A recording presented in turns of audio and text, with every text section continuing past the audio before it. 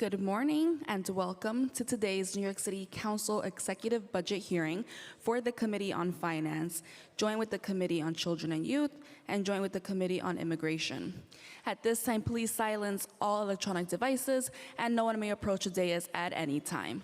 Chairs, we are ready to begin. Great. Okay, wait, got a gavel. Always forget that part. Good morning and welcome to day 3 of the fiscal FY27 executive budget hearings. I'm Councilmember Linda Lee, and today's hearings will begin with the Administration for Children's Services, followed by Department of Youth and Community Development, and the Mayor's Office of Immigrant Affairs.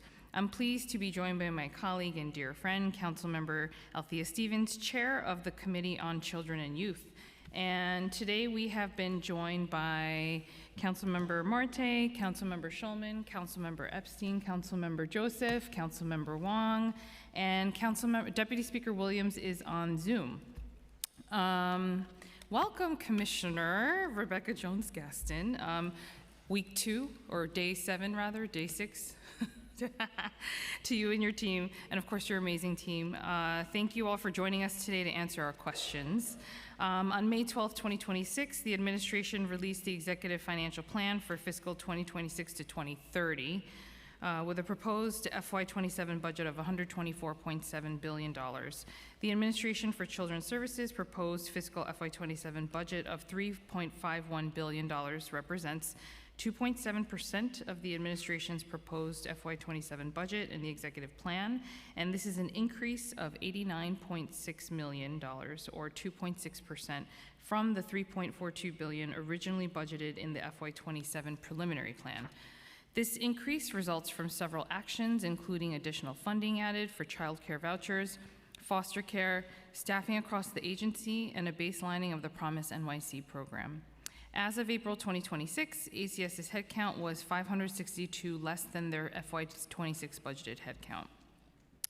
In the Council's preliminary budget response, we called on the Mayor to apply for the state waiver that would allow the city to apply for reimbursement of its expenditures across fiscal 2019 to 2026, related to the implementation of the state's Raise the Age Act. Further, in our response, we called on the administration to continue to invest in child care vouchers by baselining the Promise NYC program. In our preliminary budget hearing, we encouraged the administration to explore ways to end the waiting list practice for child care vouchers, which now stands at approximately 25,000 children. While we were pleased to see the Promise New York City baselined and some additional funding added for child care vouchers, I hope to see progress made in reducing the voucher wait list and ensuring these families are able to receive the vital child care services that they need, whether through ACS or other agencies. I look forward to hearing from our new commissioner on how ACS plans to address the urgent challenge of providing child care and continue to equitably serve families amid citywide savings requirements. My questions today will largely focus on areas in which ACS was able to realize savings, the agency's process and methodology in identifying these savings, and updates on the nearly $200 million in state funding designated for at-risk youth. And I now want to turn it over to my co-chair for this hearing, Councilmember Stevens, for her opening statement. Good morning, and thank you, Chair Lee. My name is Althea Stevens, and I serve as the chair of Committee on Children and Youth. For this first part of our hearing this morning, I look forward to discussing changes to ACS budget since the preliminary plan. The executive budget included investments in several areas, including child care vouchers, detention facilities, and staffing across the agency.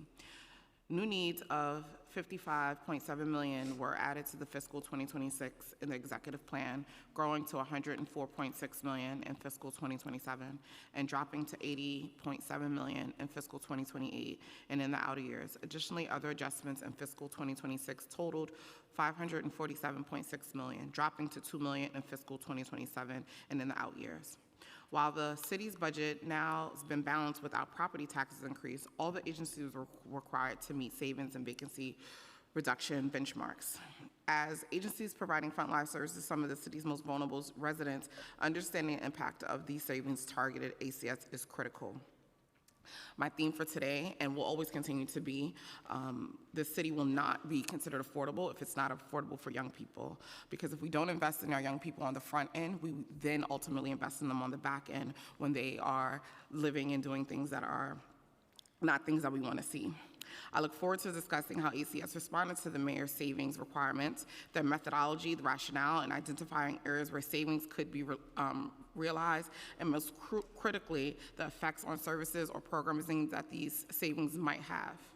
I'm also interested in understanding how the agency is working with the state partners to maximize the funding in vital services such as child care vouchers, preventative services, and programming. I'm also really curious to hear about the plan for the money that was allocated from the governor, because in our preliminary hearing, that plan still had not been discussed with us, and want to make sure that the money that was allocated for youth services and the Raise the Age that we are thinking about, and also would like to hear if we're going to put in a hardship application.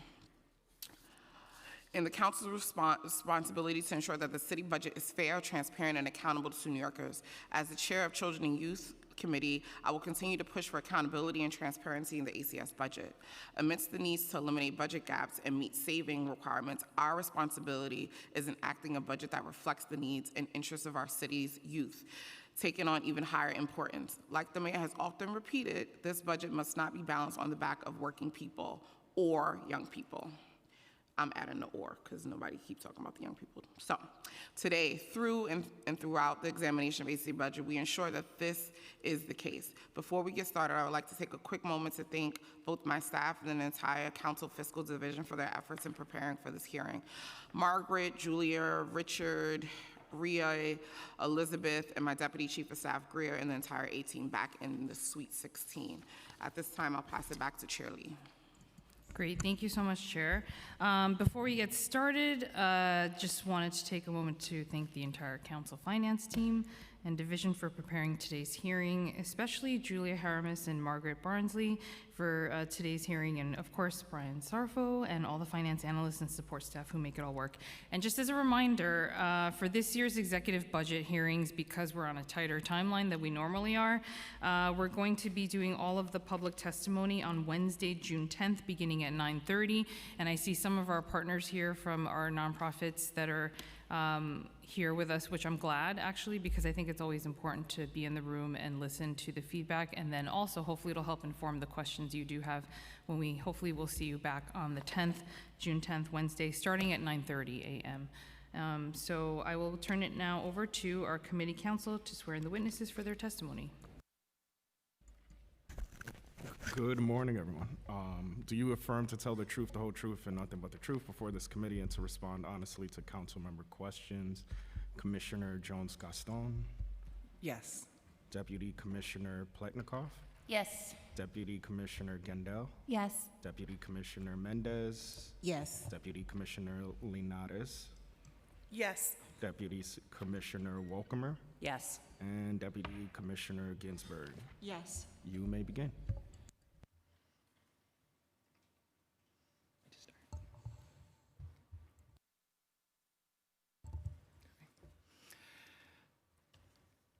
Good morning. My name is Rebecca Jones-Gaston, and I am honored to serve as the Commissioner for the Administration of Children's Services. I'd like to thank Chair Stevens, Chair Lee, and the members of the Children and Youth and Finance Committees for convening today's hearing on the executive budget for City Fiscal Year 2027. I am joined by my colleagues, Deputy Commissioner for Financial Services, Margaret Pletnikoff, Deputy Commissioner for External Affairs, Stephanie Glendale, Deputy Commissioner for the Division of Youth and Family Justice, Nancy Ginsburg, Deputy Commissioner for the Family Services Division, Luisa Linares, Deputy Commissioner for Family Permanency Services, Ina Mendez, and Deputy Commissioner for the Division of Child and Family Wellbeing, Elizabeth Volkamore. Before I begin, I want to acknowledge Melissa Hester for her steady and compassionate leadership as interim commissioner. During a period of transition, Melissa guided this agency with care, integrity, and deep commitment to children and families. And I want to thank her and congratulate her on her new role as Executive Deputy Commissioner of People, Operations, and Technology. I often say that I was born into the system. Child welfare is not simply the work I do, it is personal to me. It has shaped my life, my sense of purpose, and my understanding of what children, youth, and families need, not only to survive, but to heal, grow, and thrive. Because I know personally what systems can mean in the life of a child, I approach this role with both urgency and hope. My professional journey has taken me from the frontline practice in child protection and foster care to leadership roles at the state and federal levels, including serving as Commissioner of the Administration on Children, Youth, and Families during the Biden-Harris administration. Across every role, every system, and every community, one lesson has remained constant. Meaningful and lasting change only happens when we remain grounded in the voices, experiences, strengths, and hopes of the people most impacted by our decisions. That belief will guide my leadership at ACS. I also recognize that this work does not happen in isolation.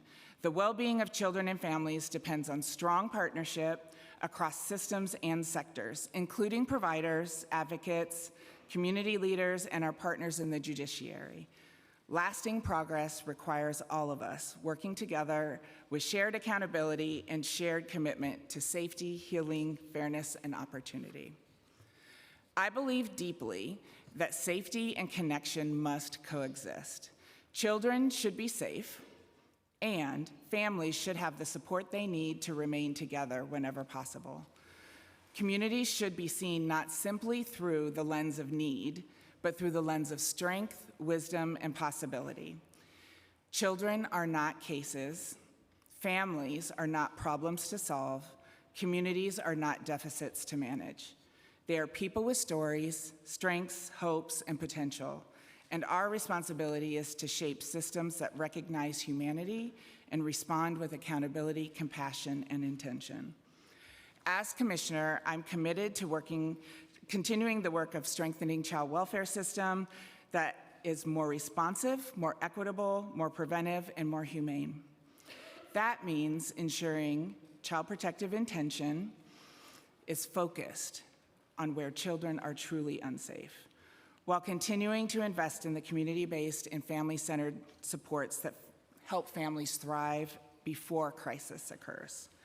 It means listening closely to young people and families with lived experiences and recognizing them as partners in shaping the solutions.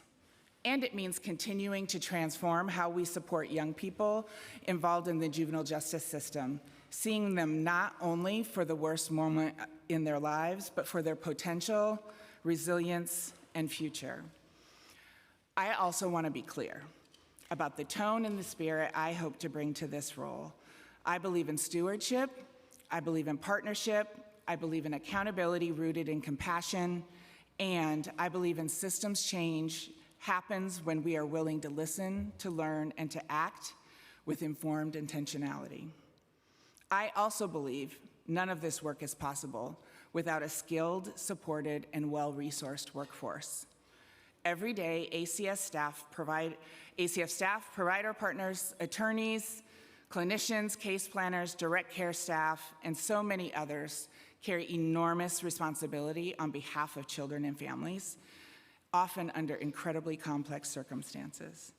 If we want stronger outcomes for children and for families, we must continue investing in the people who make these outcomes possible. I look forward to building an honest and constructive partnership with this council as we work together on behalf of New York City's children and families. Today, I'll provide an overview of the FY 2027 executive budget, which is projected to be $3.51 billion, including $1.4 billion in city funds.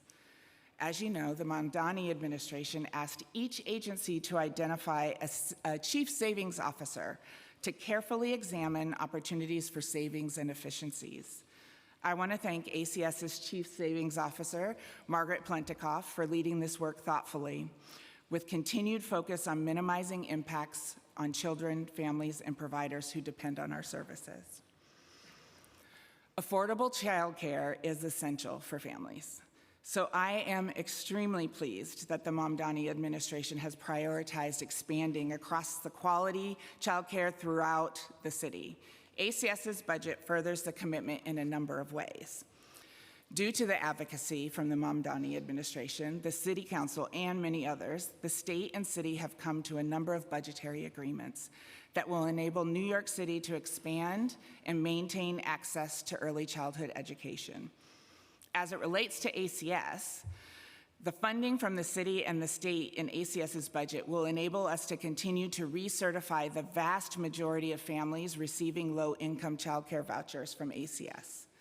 The funding will also allow the city to support the growing need for child care vouchers among families on cash assistance who are served by the Human Resources Administration.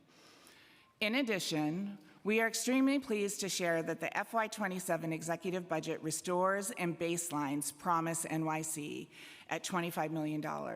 This funding will enable ACS to maintain city-funded, community-based childcare. This funding supports approximately 1,000 slots. Historically, Promise NYC was funded for 1 year at a time. Baselining the funding for this crucial program creates certainty and stability. I have dedicated my career to identifying ways to support and uplift families and communities so that they can be safe and thrive. As I take on this role, I remain committed to lifting up family-centered, prevention-driven solutions that improve outcomes and transform how systems support children, families, and communities. I am committed to keeping children safe by providing ACS child protective staff with the tools, supervision, and training they need to make sound decisions. And I am committed to ensuring ACS helps to provide families and communities with the support they need to succeed. ACS will soon announce the providers recommended for the 11 community partnerships across the city. Community partnerships are neighborhood coalitions that enhance child and family well-being through strategies responsive to each community's specific wants and needs.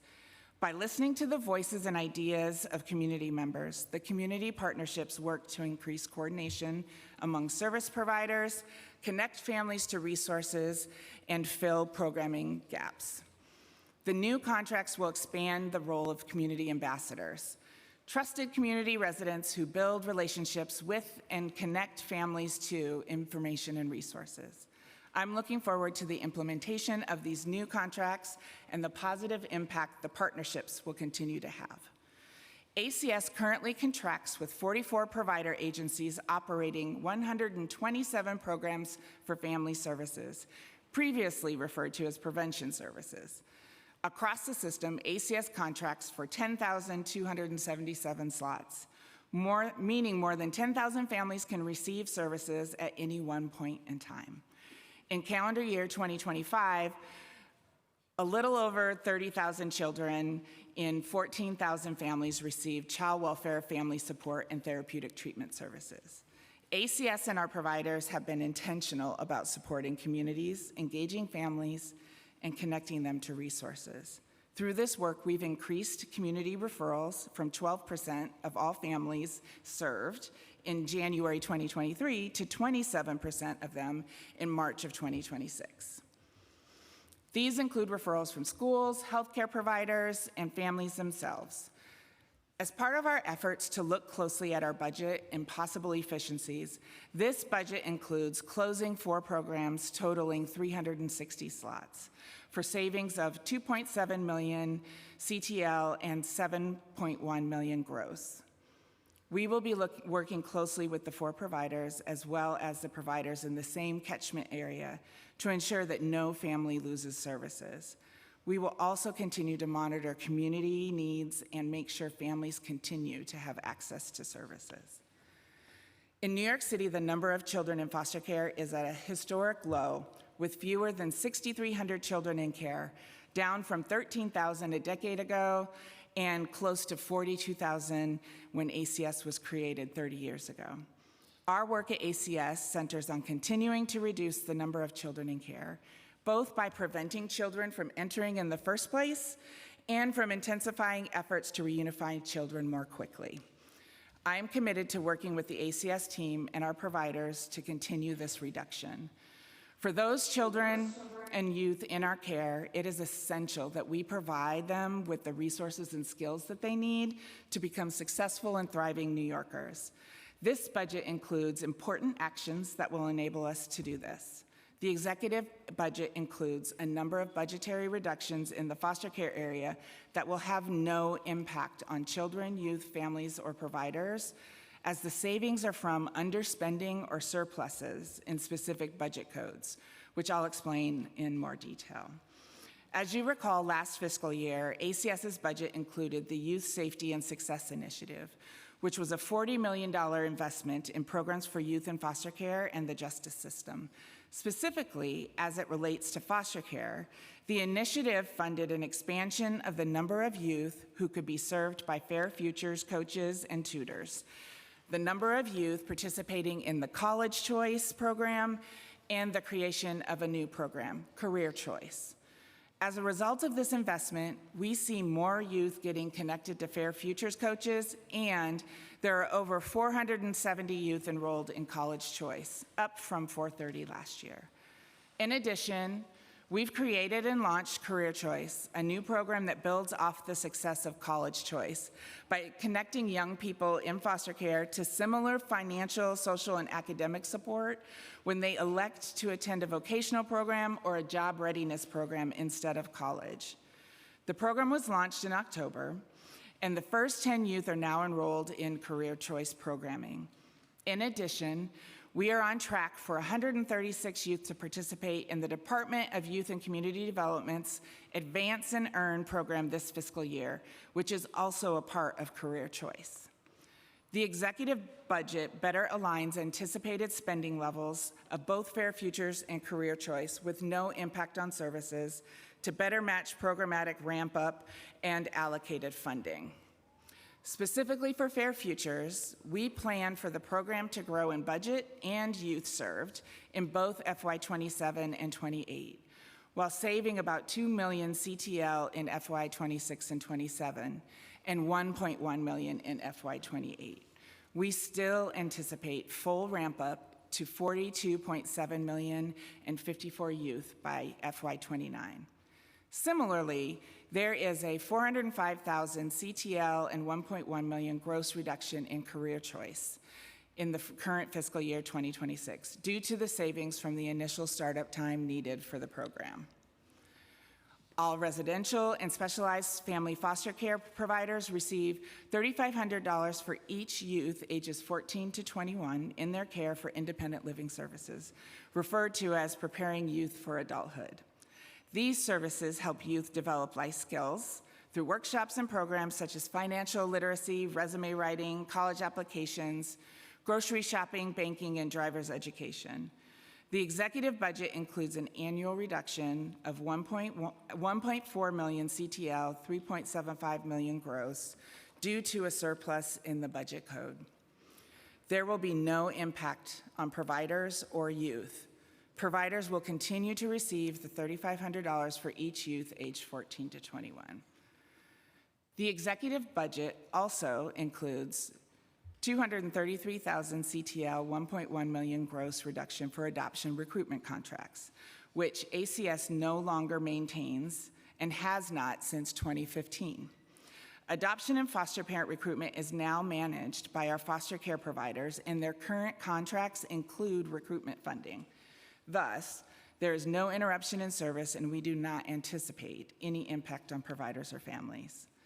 The executive budget includes $97.5 million in CTL funding to address the Title IV-E budget gap the ACS has been carrying due to the way the federal government reimburses for foster care. Specifically, while federal Title IV-E funding for foster care is a federal entitlement, it is only an entitlement for those children and youth who are federally eligible. While there are a number of eligibility requirements, family income is the one that causes most children to be ineligible for federal reimbursement. To be eligible, current income of the child's family must be such that they would have been eligible for AFDC, which was the predecessor of TANF, in 1996. This has never been adjusted to inflation, nor the current public assistance program. There was a period of time where the gap was being filled by federal government funds through the 4E waiver, but that ended in 2018. This additional federal funding, this additional funding fills the baselines, the gap ACS has been carrying. The executive budget also includes $1.6 million for immigration legal services and fees for children and youth in foster care. Since at least 2006, ACS has been working with legal service providers to assist youth in care by obtaining special immigrant juvenile status. ACS is extremely grateful to these providers who have helped countless youth in care get green cards, all pro bono. Given the increasing demands for immigration legal assistance, ACS will now be able to provide attorneys handling these matters with $2,000 per child. In addition, the Trump administration recently created new fees and increased existing fees for various immigration relief applications, and this additional funding will provide reimbursement for those fees. ACS continues to focus on meeting the needs of the increased number of youth across our juvenile justice continuum. As of May 13th, 2026, there were 362 youth in secure detention, 66 youth in non-secure detention, and 128 youth in close to home.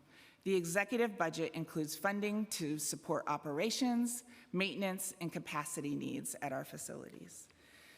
The budget includes $6.3 million baselined for juvenile justice facility needs associated with the creation of the exercise pavilion at Horizon, including the additional funding needed for maintenance repairs and operations of the existing space. This funding will also be used for additional supplies needed for the population of youth in detention, such as uniforms, toiletries, bedding, and food services. Finally, a portion of this initiative is additional funding needed to support the conversion of a 6-bed non-secure placement facility to a 9-bed non-secure placement facility to help with the increased close-to-home census. The executive budget also includes additional capital needs for our juvenile justice programs, including funding for the Horizon Annex, HVACs at Horizon and Crossroads, as well as our other repairs and IT equipment at Horizon and Crossroads. So in closing, I believe this executive budget reflects an important investment in children, youth, and families and communities across New York City. And it represents an opportunity to continue shaping systems that are not only effective, but also compassionate, responsive, and grounded in partnership. As I begin in this role, I do so with humility, urgency, and hope. I know the responsibility that comes with leading this agency, and I know the profound impact our decisions have on the lives of children and families. I also know this work cannot be done by any one agency or system alone. It requires partnership across government with providers, advocates, communities, and with our partners in the judiciary, and most importantly, with young people and families whose lived experience must continue to inform and shape our work. At the same time, we are navigating a period of significant change and uncertainty nationally. Federal policy shifts and broader pressures on social service systems continue to impact child welfare and youth serving systems across the country. But even as systems adapt, transform, and respond to those pressures, our responsibility must remain clear. Children, youth, and families must be at the center of every decision we make. This moment calls not only for responsiveness, but for intentional transformation rooted in equity, community partnership, accountability, and the belief that every child and family deserves dignity, support, stability, and possibility. I believe deeply in the power of connection and intentional action. I believe children, youth, and families deserve systems that see their humanity, honor their strengths, and create real pathways to healing, stability, opportunity, and belonging. And I believe our collective responsibility is not simply to respond to crisis, but to help create conditions where children and families and communities can truly thrive. That's the work ahead of us, and I look forward to doing it in partnership with all of you. Thank you, and I welcome your questions. Thank you so much, Commissioner. Before I go into my questions, just want to recognize we've been joined by Councilmember Morano on Zoom, Councilmembers Osei, Councilmember Felder, Councilmember Jay Sanchez, and Councilmember Mealy. And thank you so much, Commissioner. We have two former nonprofit leaders up here, which really greatly appreciate the work and the portfolio that ACS has. And so I know that you are in charge of a lot, and there's a lot on your plate. And so one of the things I hate are silos in government, and so whatever we can do on the council, we've always tried to champion ways to make sure that the agencies are also talking to each other in ways that we can play a helpful role in that as well. So thank you. And just wanted to, I have a few questions before I pass it on to the chair. So in terms of the savings exercises, I know that every agency had a target goal for the FY27 executive plan. How did ACS determine which savings to include in the executive plan, and what was the process in terms of what metrics were used to make the assessment? Sure, good morning. So as part of the Executive Order 12, all agencies were required to identify recurring savings opportunities across their entire budget and review agency operations using a data-driven approach focused on operational efficiencies, program performance, and long-term sustainability. At ACS, we focused on aligning the budget to reflect our projected revenues, took savings from sunsetting programs and contracts, and we also looked across the entire agency budget and evaluated contracts based on performance and agency need. I want to stress that these decisions were difficult, and we approached them very thoughtfully. Our focus throughout the process was to find savings and efficiencies that would not eliminate services for children, youth, and families. Okay, because I know that when we talked about savings on the council side, and I know the speaker has said this as well, we really wanted to emphasize that we want to make sure that services are not cut. And so, you know, just wanting to make sure that that was actually the case, because you said sunsetting contracts and looking at other programs. And so which programs and services, if at all, were included in the savings measures, and will any direct services or programs see a decrease in funding from the savings exercise? Sure. So the majority of our savings initiatives actually came out of maximizing revenue. So more than half came through realizing additional fringe that we were able to receive, as well as additional miscellaneous revenues out of audit. In terms of programs that were sunsetted, we sunsetted some administrative contracts. We made reductions for IT savings based on underspending in our Xerox contract. We had some programs that had already sunset, including Esperanza. We also looked at,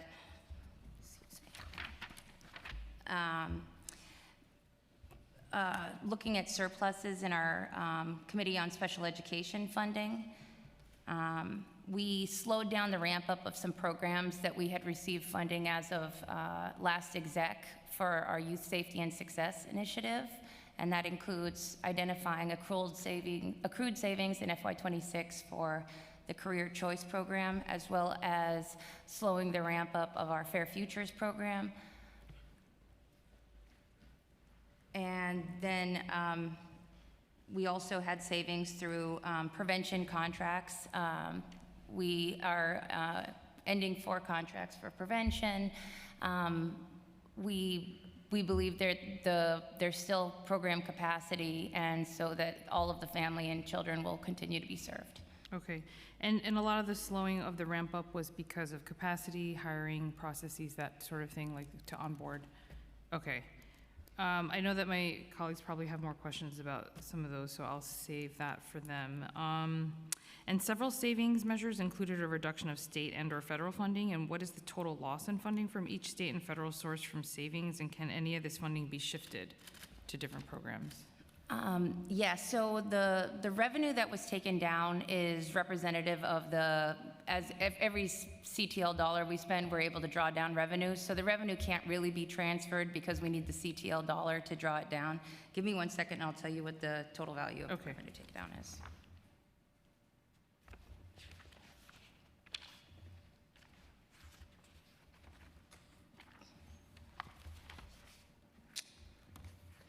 Give me 2 seconds. Oh yeah, no worries. I can get it for you. Okay. I'm mostly focused on CTL, so I apologize. Okay, no worries.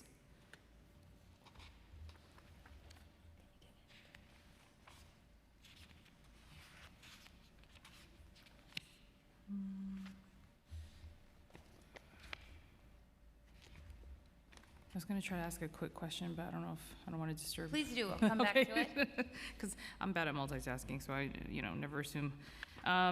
So were you able to hit the target of the savings rate this year for the targeted amount, 1.5%? It was more than that, right? The savings that we achieved was At the target? not at the target, actually. Okay. And the total revenue takedown for FY '27 is $29 million. 29 million, okay. And the second part of the question was just about whether any of the funding could be shifted to different programs, and no, okay. Okay, I'll probably have follow-up later on that, but moving on to contracting and procurement, my favorite topic. Contracting is an issue across the board for a lot of city agencies, as we know, and what is the average timeline for reimbursements to providers at ACS? So the average processing time for Health and Human Service invoices is 7.7 days, which is much lower than the average across the city for Health and Human Services agencies, which at the close of the year was 17. 7.7 days from the time they submit the invoice, but then if there's questions about the invoicing and there's back and forth, like, is that, how long does that? And this is We don't- assuming the contracts are registered. We also lead good we to also go. lead agencies in timely contract registration, so we're very good there. We don't actually, I don't have a way to measure if there's back and forth in terms of questions that might come up if something is submitted incorrectly and it has to be resubmitted or sent back to the provider. We don't have a way of measuring that. Okay, if there's some way to measure that, that'd be great, only because we've been hearing, and I say this also as someone that used to contract with DYCD, DFTA, DOHMH, and a lot of other city agencies, but I know that the timeline it takes usually for the reimbursement, once you submit the voucher, is usually a bit longer, so just wanted to know if you have any information or on that, that would be great. Not to brag, but ACS is really good at this. Oh, yeah? Okay, so you guys So are like I think A+. it really is 7.7 days from when in total. Okay, that's why I'm skeptical a little bit, because from our nonprofit background, it takes a lot They longer. actually do well. Okay, that's good. We want to know why other agencies aren't doing what they do. Yeah, exactly. And how has ACS dealt with and responded to challenges related to if there are any contracting issues or procurement issues on the process? And what are major concerns or areas of concerns for providers in terms of the contracting process? Have you heard of any and gotten feedback? My understanding is that we have close to 100%, if not 100%, of all of our contracts registered on time on the human service side. So Okay. I don't think we've been hearing those types of things. Okay, so then once it gets awarded, Schedule C comes out and the contracts get procured, usually in a couple months, it's usually registered with ACS? Okay. Yeah. Okay. Okay, moving on to raise the age waiver. At the prelim budget hearing, we urged ACS to apply for the state for the hardship waiver because this is money that has been owed to the city, I think, since going back to 2019. So since the preliminary budget hearing, have you had any conversations with OMB regarding applying for the waiver or pursuing state reimbursement? Yes, we have had those conversations. We appreciate the council's commitment and interest in New York City getting the funding from the state that it should get from Raise the Age. Back in the day, both Nancy and I advocated for Raise the Age and for the city to get reimbursement. And we've had those conversations with OMB. The decision about whether or not to seek a hardship waiver would not be up to ACS. It would be up to City Hall and OMB. And the funding for Raise the Age would be bigger than just ACS. Right, so, okay, that's kind of leading to my next question, which is, are you able to share information regarding how the expenses, I know like you just mentioned, it wouldn't be just with ACS, but would you be able to share any information regarding where the expenses would be directed? So in theory, ACS, probation, MOCJ are all agencies and probably a couple others. NYPD and law. Yeah, okay. Okay, and do you know if the mayor's office or if ACS would be able to share any of that information in terms of the funding? Sure, we shared a chart which I can send to you as Okay. part of our response on to the preliminary budget. And Okay. it's in-depth chart, so I can send that to you. Okay. separate. And can you state for the record just how much you estimate the agency has spent on the implementation of Raise the Age from fiscal 2019 to date, which I'm assuming is quite a bit? Yes, we estimate that we have spent, going back to FY19, $549 million in expense and $133 million in capital. Okay, perfect. Thank you. And for at-risk youth funding, we had asked at the preliminary budget if you had details regarding the $194.5 million in baseline state funding provided, which was part of the total of $300 million added across several agencies that the state had given. So since the prelim budget hearing, have you received any further guidance or clarification from the state? We have not, although we're hoping it will be imminent, because I believe the Yes. governor's probably signing the budget while we're sitting here. Right. But it did finally pass legislature last night, so hopefully we'll be able to get more details soon. Perfect. And if you could let us know which programs and services it'll fund, that would be great for follow-up. And the $300 million is definitely a significant portion of funding for the new fiscal year. And have you developed any plans for how it will utilize the funding for FY27 and beyond? Have those conversations happened? Not yet, not to my awareness. Okay, so for follow-up, if you could let us know which programs you're thinking of expanding, reworking, adjusting, that would be great. Right, my understanding about the 300 million is it's not meant for expansion, but meant as revenue. Revenue, okay. If you could, yeah, either way, that'd be great if you could follow up. And I think that's it for now, but I'm going to pass it over to Chair Stevens. Before I go, Councilmember Osei asked if he could ask a question, because he had to run, so if you ask your question. Thank you so much, chairs. Good morning. Nice to see you. There are members of my district who are concerned about the issue of non-mandated childcare vouchers for working parents. These are vouchers for low-income families who do not qualify for benefits but do not earn enough to afford childcare. Because they were told the city has no more funding for these vouchers, parents and families in my district are concerned because these vouchers are crucial for them accessing childcare. I would like to know, what are the administration's plans for funding these vouchers? And if there is a funding gap, what would be the alternative for these families? Well, first of all, I'll just acknowledge that childcare is absolutely a critical priority for the Mamdani administration and for us. I would hope so. It'd be crazy if you said otherwise, right? I would actually like to turn it over to Deputy Commissioner Volkamore to be able to give some details about what the plans are. Thank you. Yeah, absolutely. So you're right, and as Stephanie said, we understand the budget is being finalized as we speak, so we're eager to see what is in the state budget because it is state funding that supports those low-income vouchers. It's true that currently we are not able to issue new vouchers, though we continue to recertify families that have vouchers. So the vast majority of families using vouchers are able to hang on to them. As soon as the budget is finalized, we will analyze what that means for how we can move forward in terms of when we may be able to move the wait list that we are maintaining. Families, depending on age, have a few options. New York City Public Schools for children 0 to 5 do have open seats, and of course that depends on location and what families' preferences look like. And DYCD also has after-school programming, and we are regularly reaching out to families that are on our wait list to make sure that they are aware of those opportunities and can avail themselves of those. Thank you. Thank you, Councilmember. Thank you for being here. And as I'm was listening to your testimony and going through some of the things, one of the things that probably to me is very glaring as of May 13th, 2026, that we have 362 young people in secure detention. This is really alarming for me. And so I think for me, my question is, and this is why I say it's so important for us to invest in our young people on the front end, because now we have 362 young people in secure detention.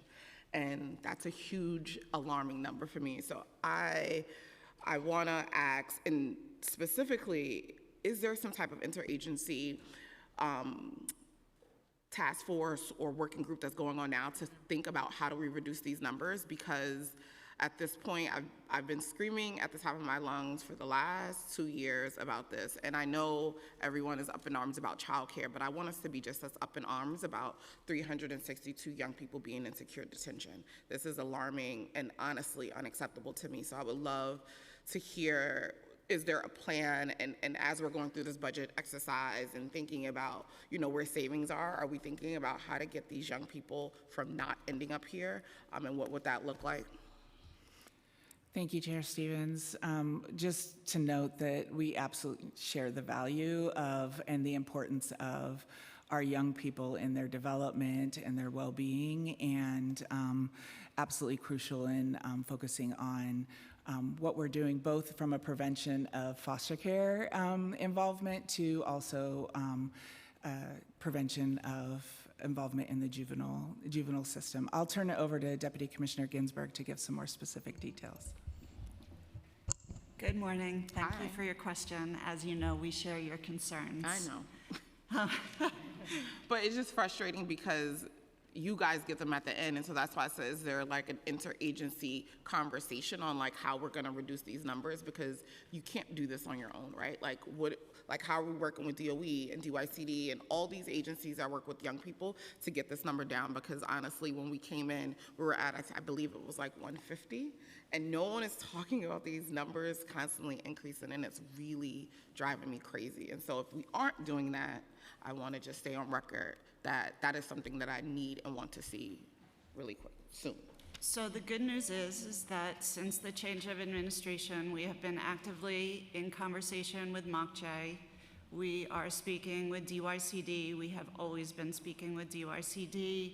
As you are aware, DYCD funds many of our programs in the facilities and also funds programs in the community, so when young people leave us, they can continue with some of that programming as supports in the communities in order to prevent them from coming back to us. Oh, I know. Well, we're seeing them later at 1, so they'll be getting the same question. That's why I have you guys all here, because I want us to make sure we're looking at this in a holistic perspective, because this is a huge concern of mine. So definitely want us to keep talking and thinking about how are we looking and being intentional about getting these numbers down, because this to me is unacceptable. Another thing in the testimony that was kind of glaring to me and was like something that I think is also connected to even the savings, I see now that some of this money is going to be around securing a nine-bed non-secure placement facility for close to homes. This is also super glaring and frustrating to me, because when we did the RFP, we were right-sizing this program, and I remember providers screaming from the top of their lungs that we are not right-sizing and that these numbers are going up and we shouldn't be closing any of them. And they also said that it was going to be really hard, like once they close, that they would now have to say, to get a facility back up and running, it takes a lot, and we know that it's not something that can be done overnight. So this is frustrating that now we're building another facility, and this is a case where we should be listening to providers, and I get it. Yes, we have to have savings, but it cannot be in areas that young people are impacted. And so I need to understand, how do we get back to a place, if we were right-sizing, now having to build a new facility? I wanted to say, first of all, you are correct.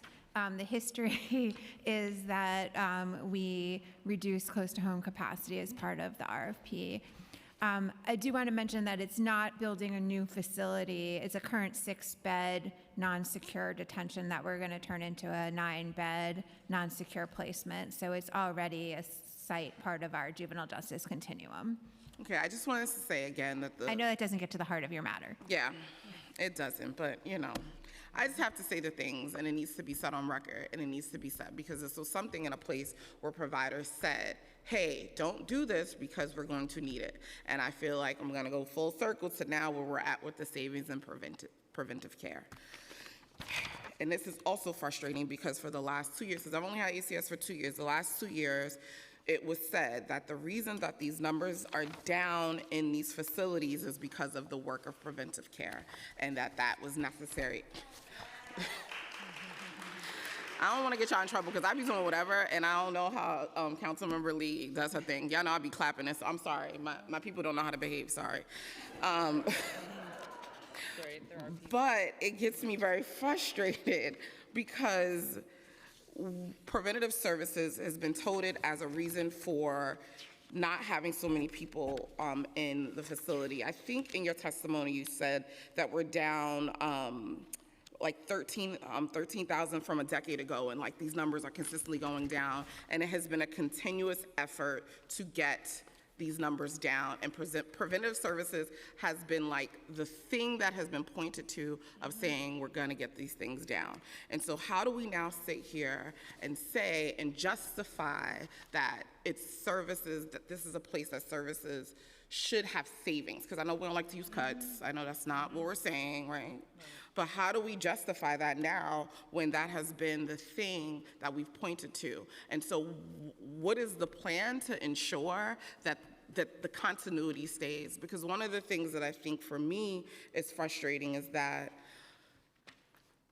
I've heard things like, well, there's still slots. And so if I'm a young person, well, if I'm a family and there's slots in the Bronx and I live in Queens, and I already don't like the system, because let's be clear, and I already have issues, I'm not going. So I'm trying to understand what the justification is, what's the plan, and how this is going to look in actual time for these families. So I'll stop chatting. So I'll start out with, and this might be my own artificial separation. And welcome. Hello. The close to home related to the work of trying to support young people that are involved with juvenile justice and those placements, and then the prevention services connected to preventing foster care placement are kind of aligned but different sort of. Yeah, they're all funding different. streams, right? But the point I was just trying to make was like, we need to listen to providers because they said this, and now again we need to listen. Absolutely, to providers. and the partnership of providers is critical, and you heard that in my testimony. And prevention services are critical as well. The entire continuum. We also, as an agency, have to have responsibility for, fiscal responsibility and aligning resources in ways so that we are investing and utilizing the resources we do have. And the decisions to eliminate slots is a really difficult decision. And I'm happy to turn it over to Deputy Commissioner Linares to talk a little bit more about the prevention programs that I think you're referring to. Good morning. Good morning. Good morning. Chair Stevens. So I share your sentiment.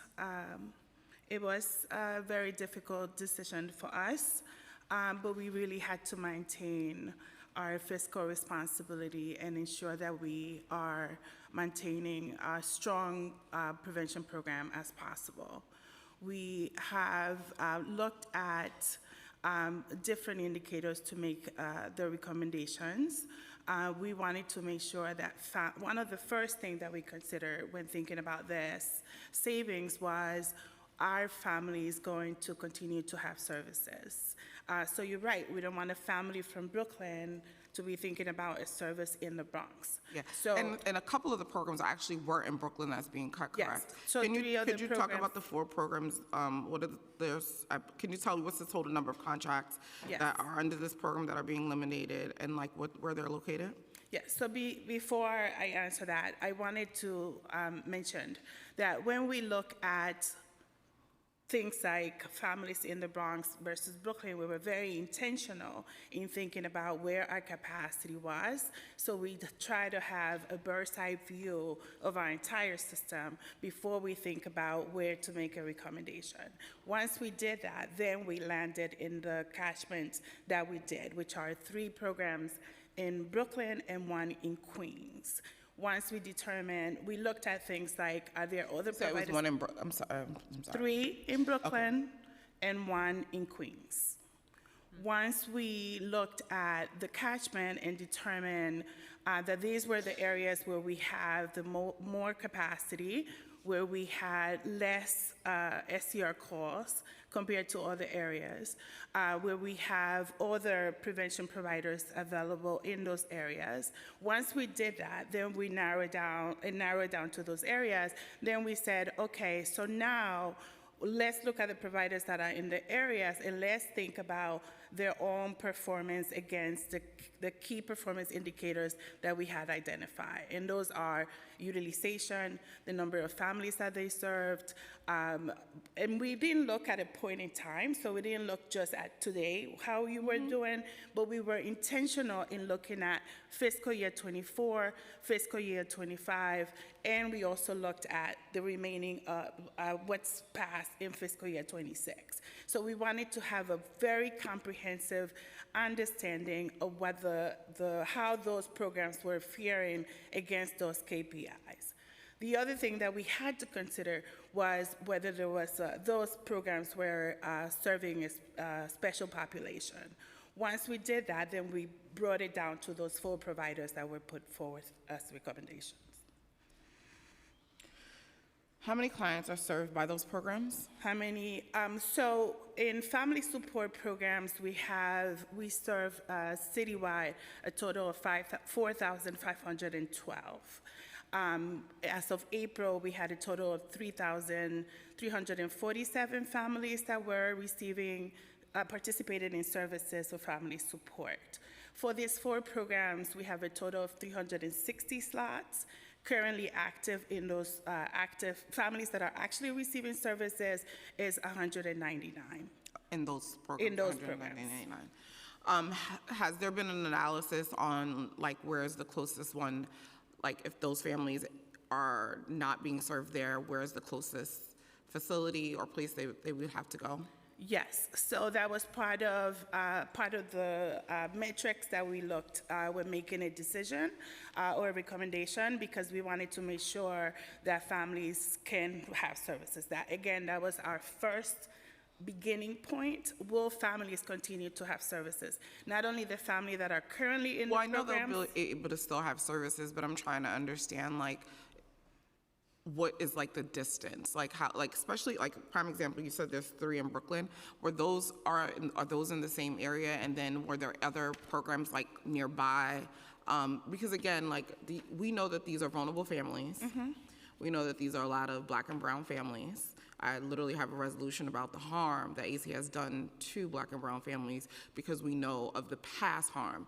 And so this to me is a disinvestment in those communities because we know we don't want to criminalize poverty. And a lot of these cases are often around poverty. And so like if I'm already struggling and now I have to like travel and have a burden, like I'm trying to get an assessment of like, what's the closest facility that they are gonna have to go to?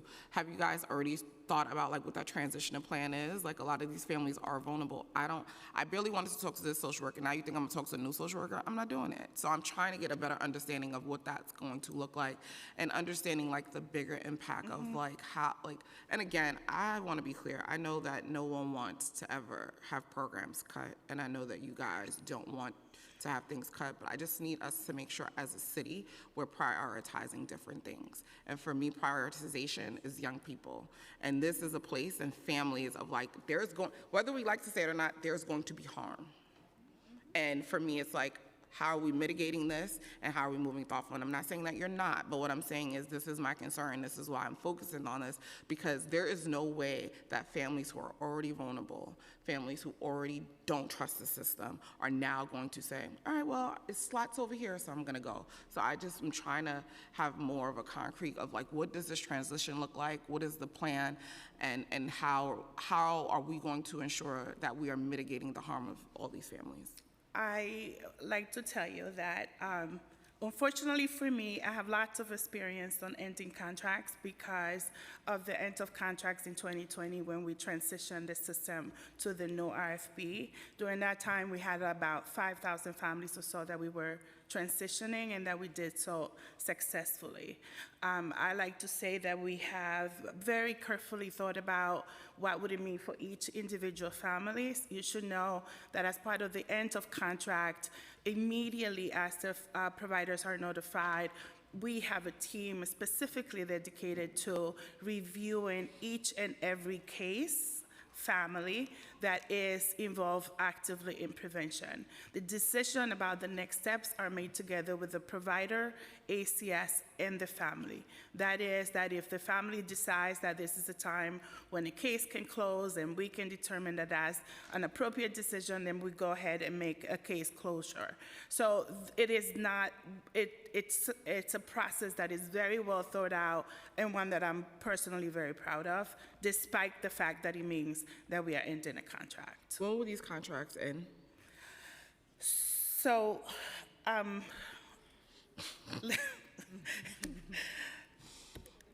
going to ask Margaret to help me with that question, because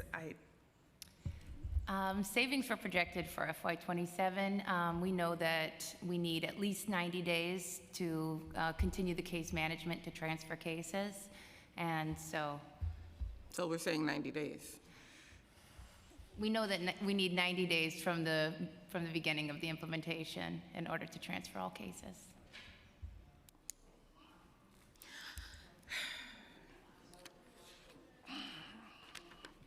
I should say that we transferred 5,000 families in a 6-month period during COVID, and we did so successfully. So while 90 days seems like a very short time, I do believe that we have a dedicated team that will make sure that every family and providers get the support that they need to make this transition. I mean, yes, the families is also a factor in this too, but 90 days for folks who are now out of a job is also a huge factor. Yes. So we can't Agree. pretend like that's not part of the conversation. Like, I don't, Agree. it kind of felt cold, so, yeah. It's not. I'm sorry, guys. This ain't my hearing. Don't worry, when we go back across the street, we'll buy crazy, but sorry, guys. But that's kind of upsetting, and, you know, this budget isn't complete, so my hope is that we come up with a better solution than 90 days of thinking about the transition of families and figuring out a better way to have savings, because, again, everybody's talking about an affordable city on both sides. And that don't sound like we are thinking about workers, right? I feel like we've passed multiple bills around workers in this council, so my hope is that my colleagues get all on board for us to fight to make sure that these workers are also protected, because the human service sector keeps getting hit. So, you know, I hope other, you know, folks get on board with this, because that is kind of heartbreaking to think that people will be losing their jobs in 90 days. I'm going to transition to some other questions around Fair Futures. I'm going to do some questions and I'll go to colleagues and then we'll come back. The executive plan included baseline savings of $4.9 million from the city and state funding, stating that fiscal 2026 related to Fair Futures programs. After speaking with OMB, understood that the savings should only been reflected in fiscal 2026 through 2028. That is expected to restore the funding in fiscal 2029 and 2030 in the future fiscal plan.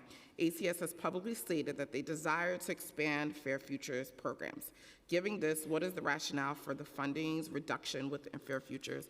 And this is, and I bring this up again, this is another program that ACS has been raising the flag about and saying how great it is and all the things. So I get that we are in savings, but it is mind-boggling that the programs that we've talked about for the last 2 years since I've been here and pointed to the success of getting these numbers down and foster care and transitioning, that this is where we're finding savings. So I just gotta say it.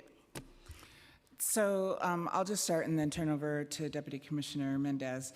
You know, I think these programs are exactly what you're referring to when we're talking about focusing on youth and well-being and our responsibility to helping them develop and become successful adults and understand how to navigate the world as best as possible. And our commitment to that continues, and you'll hear from the Deputy Commissioner that it actually is not a loss in services, and the investment is intended to be used in full.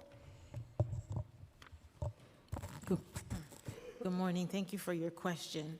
So regarding Fair Futures, You may recall in fiscal year, I believe it was 23, we baselined $30 million, the city baselined $30 million in the program. We were allowed to expand up to 26, serving children in care and out of care. And then with the Youth Safety and Success Initiative, we received additional funding because we wanted to make sure there were additional resources, because as we support the kids in care, even though that number is going down, as children are leaving, we wanted to continue. So there was a plan, a robust plan, to take these additional dollars and have the agencies quickly ramp up to serve. I think the original plan was 5,300 children starting either in fiscal year 27 or fiscal year 28. So what we're doing is we're still expanding.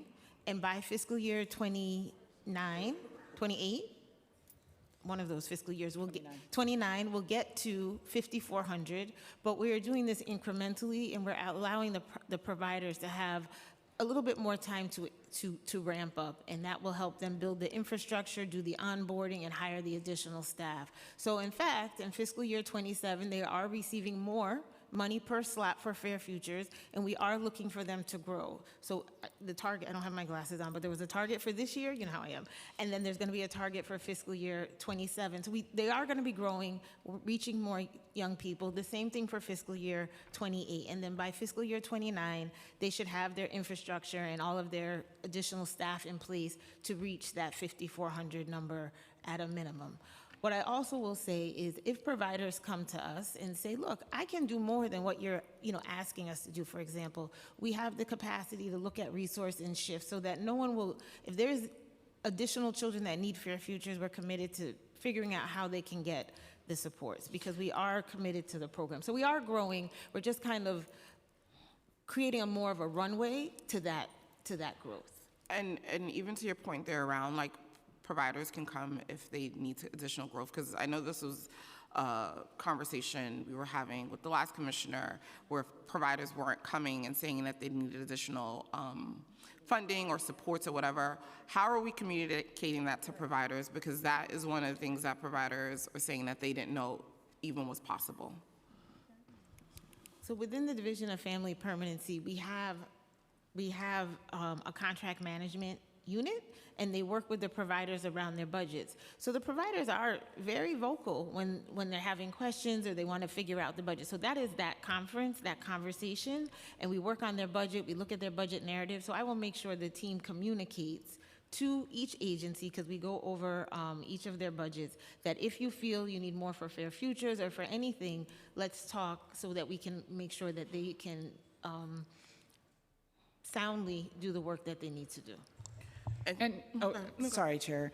I just wanted to add, in my role, I intend to have different mechanisms for being able to spend time and have conversations and hear from providers in a variety of ways, in addition to each of the various programmatic areas and their relationship and contact on the nitty-gritty of the contract. That is one of the commitments I've made.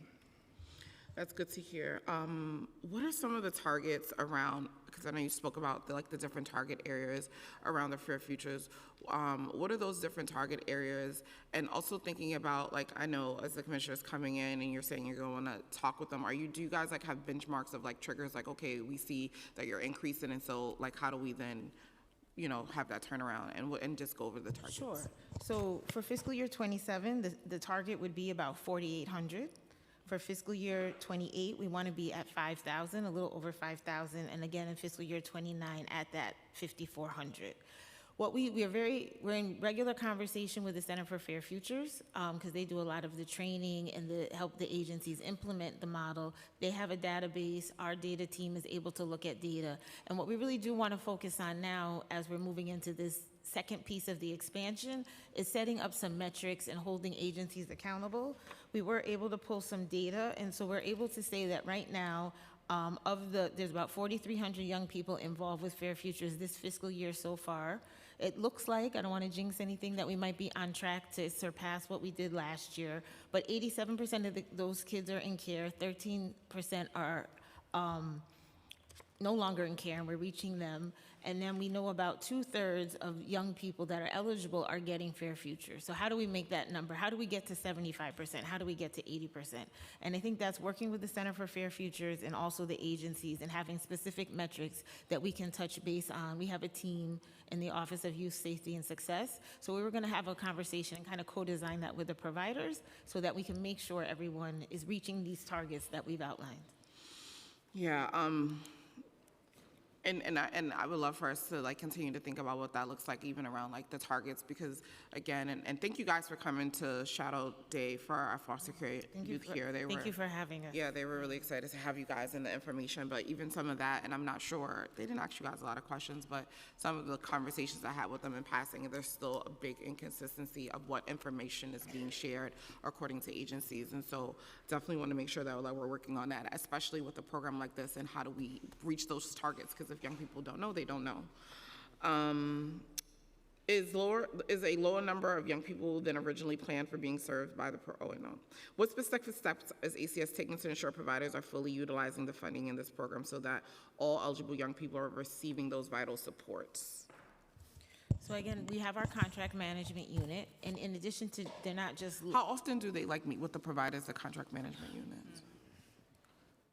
I would need to get back to you with an exact, often, but like, you know, invoices come in monthly or, you know, within a certain, like a few times a quarter, and there's a lot of conversations with those, you know, the finance teams at the agencies. Now, agencies have their allocations, at least for enhanced family foster care and specialized family foster care. We're going to be looking for them to submit the budget, so there'll be a lot of conversations now. So I'll get an exact number. I can get back to you. I think I forgot your question, though. What did you ask me? I know. Your original question. We were just asking about like the utilization of the program. Oh, yes. So they submit, you know, and so we're able to look at the tracking and like basically on what they're submitting. So let's say, you know, they're budgeted for X, and then so far they've submitted a number, you know, much lower. We're going to have conversations about what's happening. Is there like a trigger where if it's like, okay, you don't see a number and you guys can reach out to say like, what supports do you need? Exactly. So that's the role of the contract management team, is to look at like, hey, you haven't submitted invoices. Are there vacancies? Are there staff turnover? Are there difficulties? I think we want to refine and hone in more around the qualitative piece, not just look at like the monetary piece, but like the qualitative piece and how are you leveraging that information. And then I think our partnership with the Center for Fair Futures will help intensify, because they're working with the coaches regularly. So it's really just about expanding and making sure new staff come on and they say, oh, you're this age, you should go to Fair Futures, let me make a referral, that type of thing.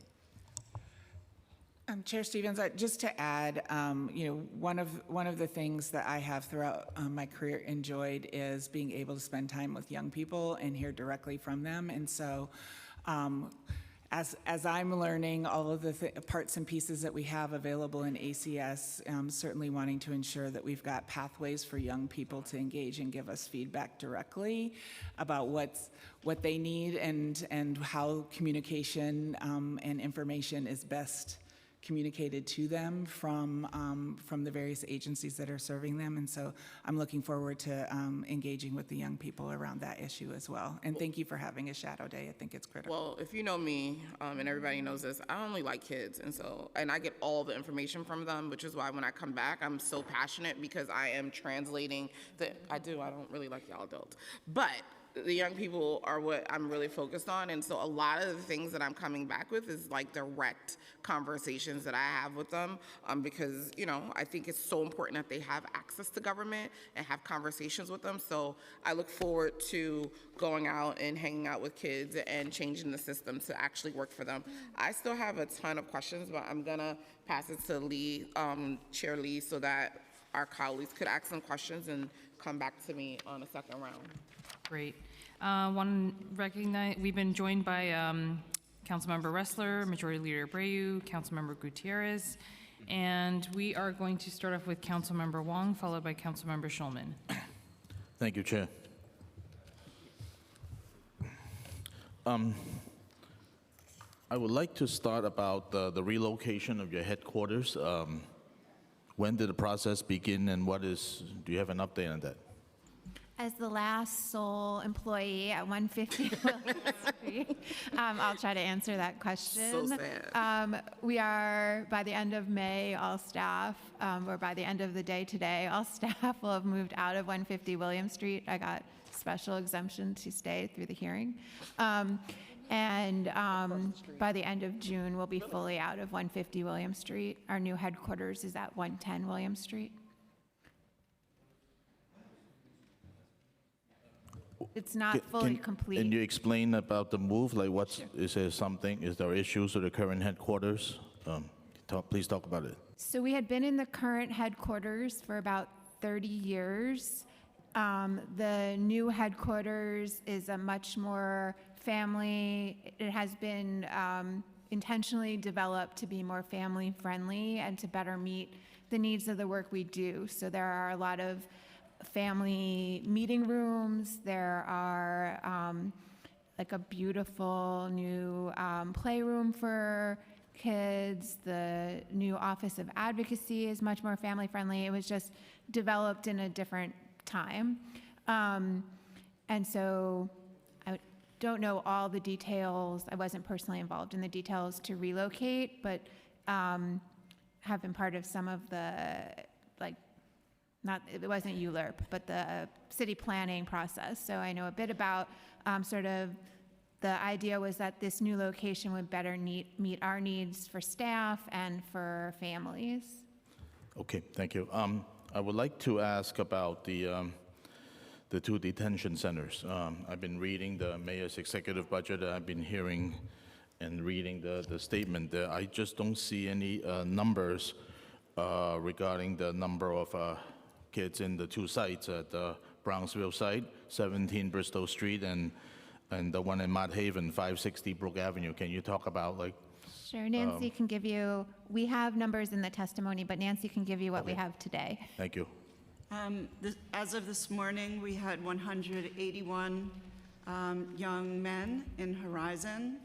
In Crossroads, we had 186 young people. 11 are young women in that facility. Okay. Last year, there's a report from the State Comptroller de Napoli regarding both sites, and I'm going to read that to you. The report was dated in April 2025, and it mentions that the absence rate, school absenteeism rates for ranges anywhere from 13 to 73% days absent. Can you talk about what's been done to improve that? Yes, I can talk about that. That report covered the period of COVID. It was a period of 5 years, mostly that predated the Adams administration. That's what it was looking at. The current attendance rate, according to our DOE partners, in both sites is about 72 to 74%, which is close to the attendance rate in the community. Can you talk about the number of days the child spends in a detention center on average before they get to leave? Give me 1 minute.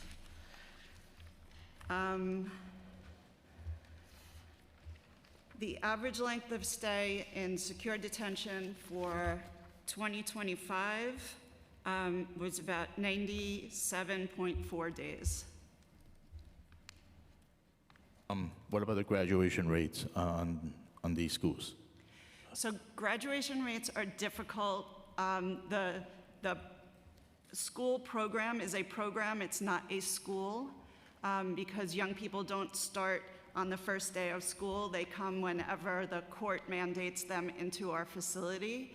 We have graduated about 150 young people over the last 3.5 years.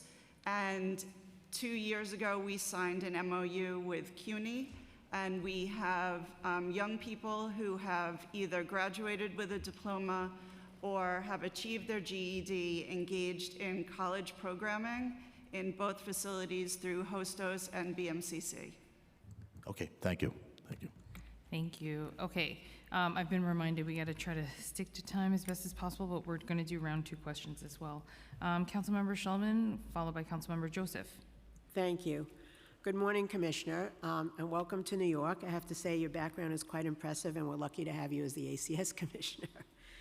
Since 1999, the number of children removed from families by ACS has dropped more than 80%, thanks to preventive services programs such as the one in my district at Forestdale, a 135-year-old organization that is the largest and most effective social services agency in the borough of Queens. However, the families helped there are now at risk because of these proposed cuts.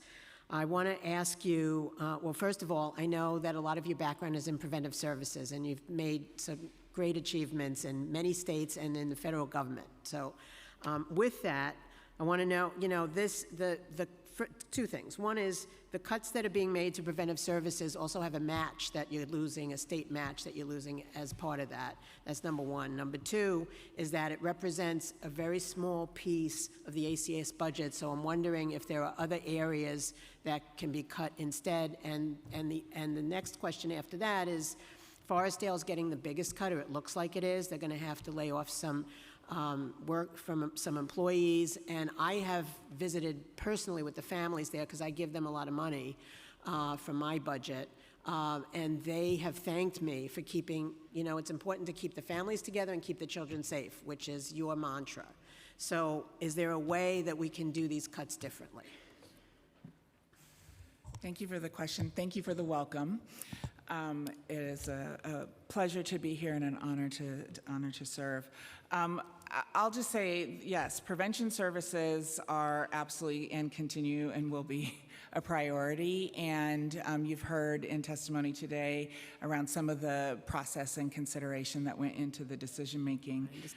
I haven't had a chance to visit any of the providers yet on day 6, but look forward to getting to get out and meet with the providers, their teams, the community members, and the families that are being served.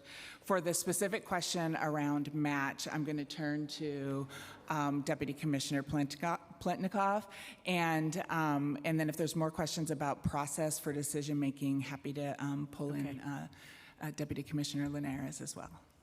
Sure. Thank you, Chair Member. So the cuts are actually pretty even across all 4 contracts. It's 1.76, 1.75, 1.75, and 1.81. So it's approximately the same at all providers. The reimbursement is 62% that we receive from the Child Welfare Services state funding. Yeah, and I'm asking, because the total amount of the cut for the preventive services is a small piece of ACS's budget. So were there any other areas that, especially since it is so important to have preventive services, and we've seen the outcomes from preventive services. That's number one. And number two is that if you cut and then you have to do remediation on the other end, that's even more expensive. So that's what I'm asking here, if there's a way to do it differently. I know you've made I know the admin has made a decision. I get that. The mayor ran on working with vulnerable families and also those that, and the family unit. And so I think it's just important to really push and ask that question. Yes, and I understand your concern. We did look across the entire agency, look to maximize revenues, look to find areas of underspending, and really kept our focus on the least impact to children, youth, and families. We want to note that there are over 1,000 vacant slots in this program. I understand. There are reasons for vacant slots depending when the contract gets paid, depending on a whole bunch of stuff. Commissioner, you were a social worker. You know what's involved sometimes with families and everything else.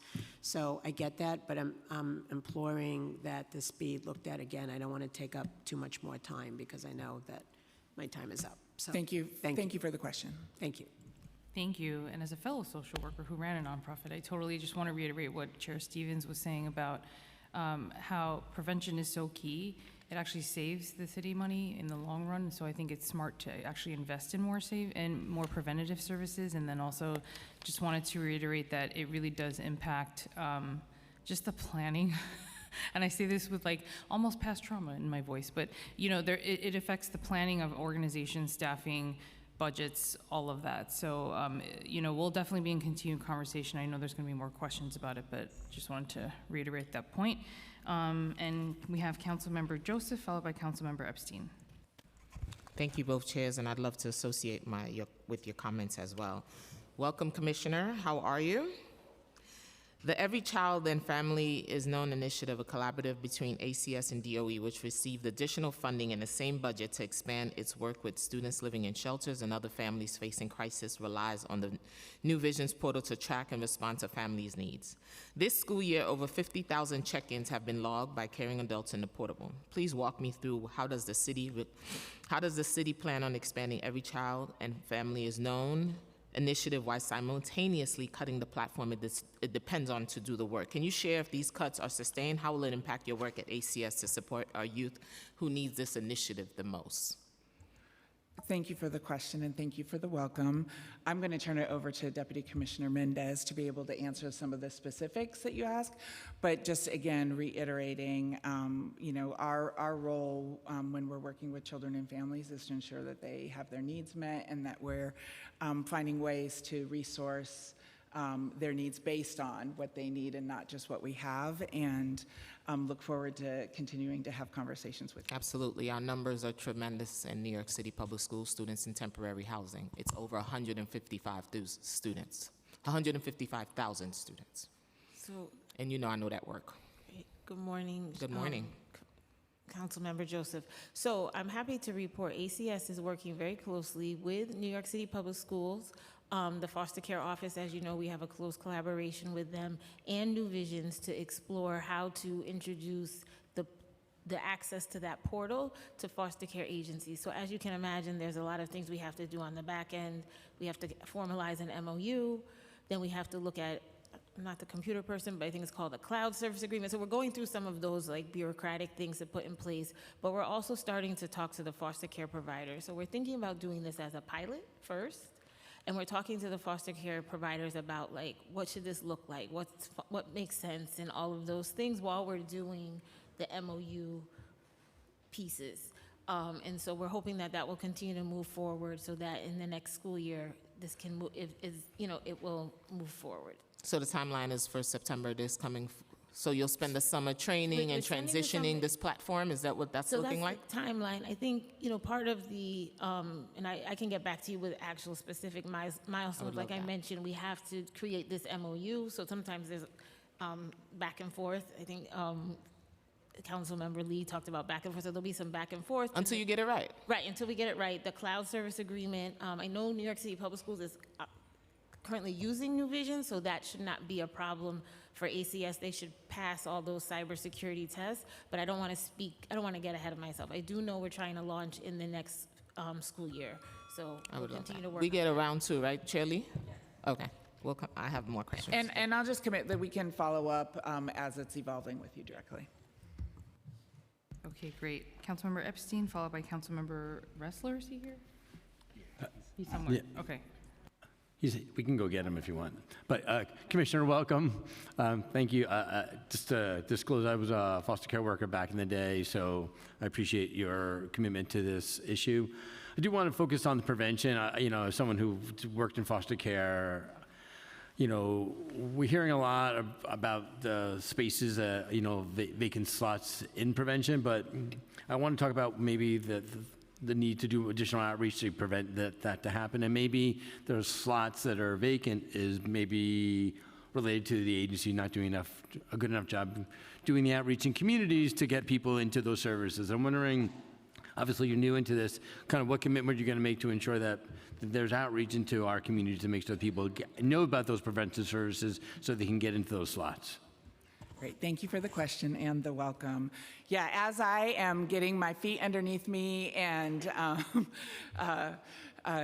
learning all the acronyms, One of the things I'm committed to is looking at all of the programs and processes that we have and really find ways that we can continue to improve, and outreach and how people know about what's available and our relationships with providers and community are really, really critical to that. Yeah, I would encourage you to do that and to work with us to ensure that happens, because I do worry that when you reduce prevention slots, then we will, obviously we've heard a lot about this, the negative impact that it'll have on families and, the cost it'll, obviously the human cost to the city and well, the human cost to those families who aren't getting the support that they need to prevent bad things to happen to their families. Absolutely, and I look forward to working with sister agencies also as collectively thinking about how are we serving kids and families as a whole. Yeah, I want to flag the Children's Center for you because this has been something, before I came to this lovely body, I was an assembly member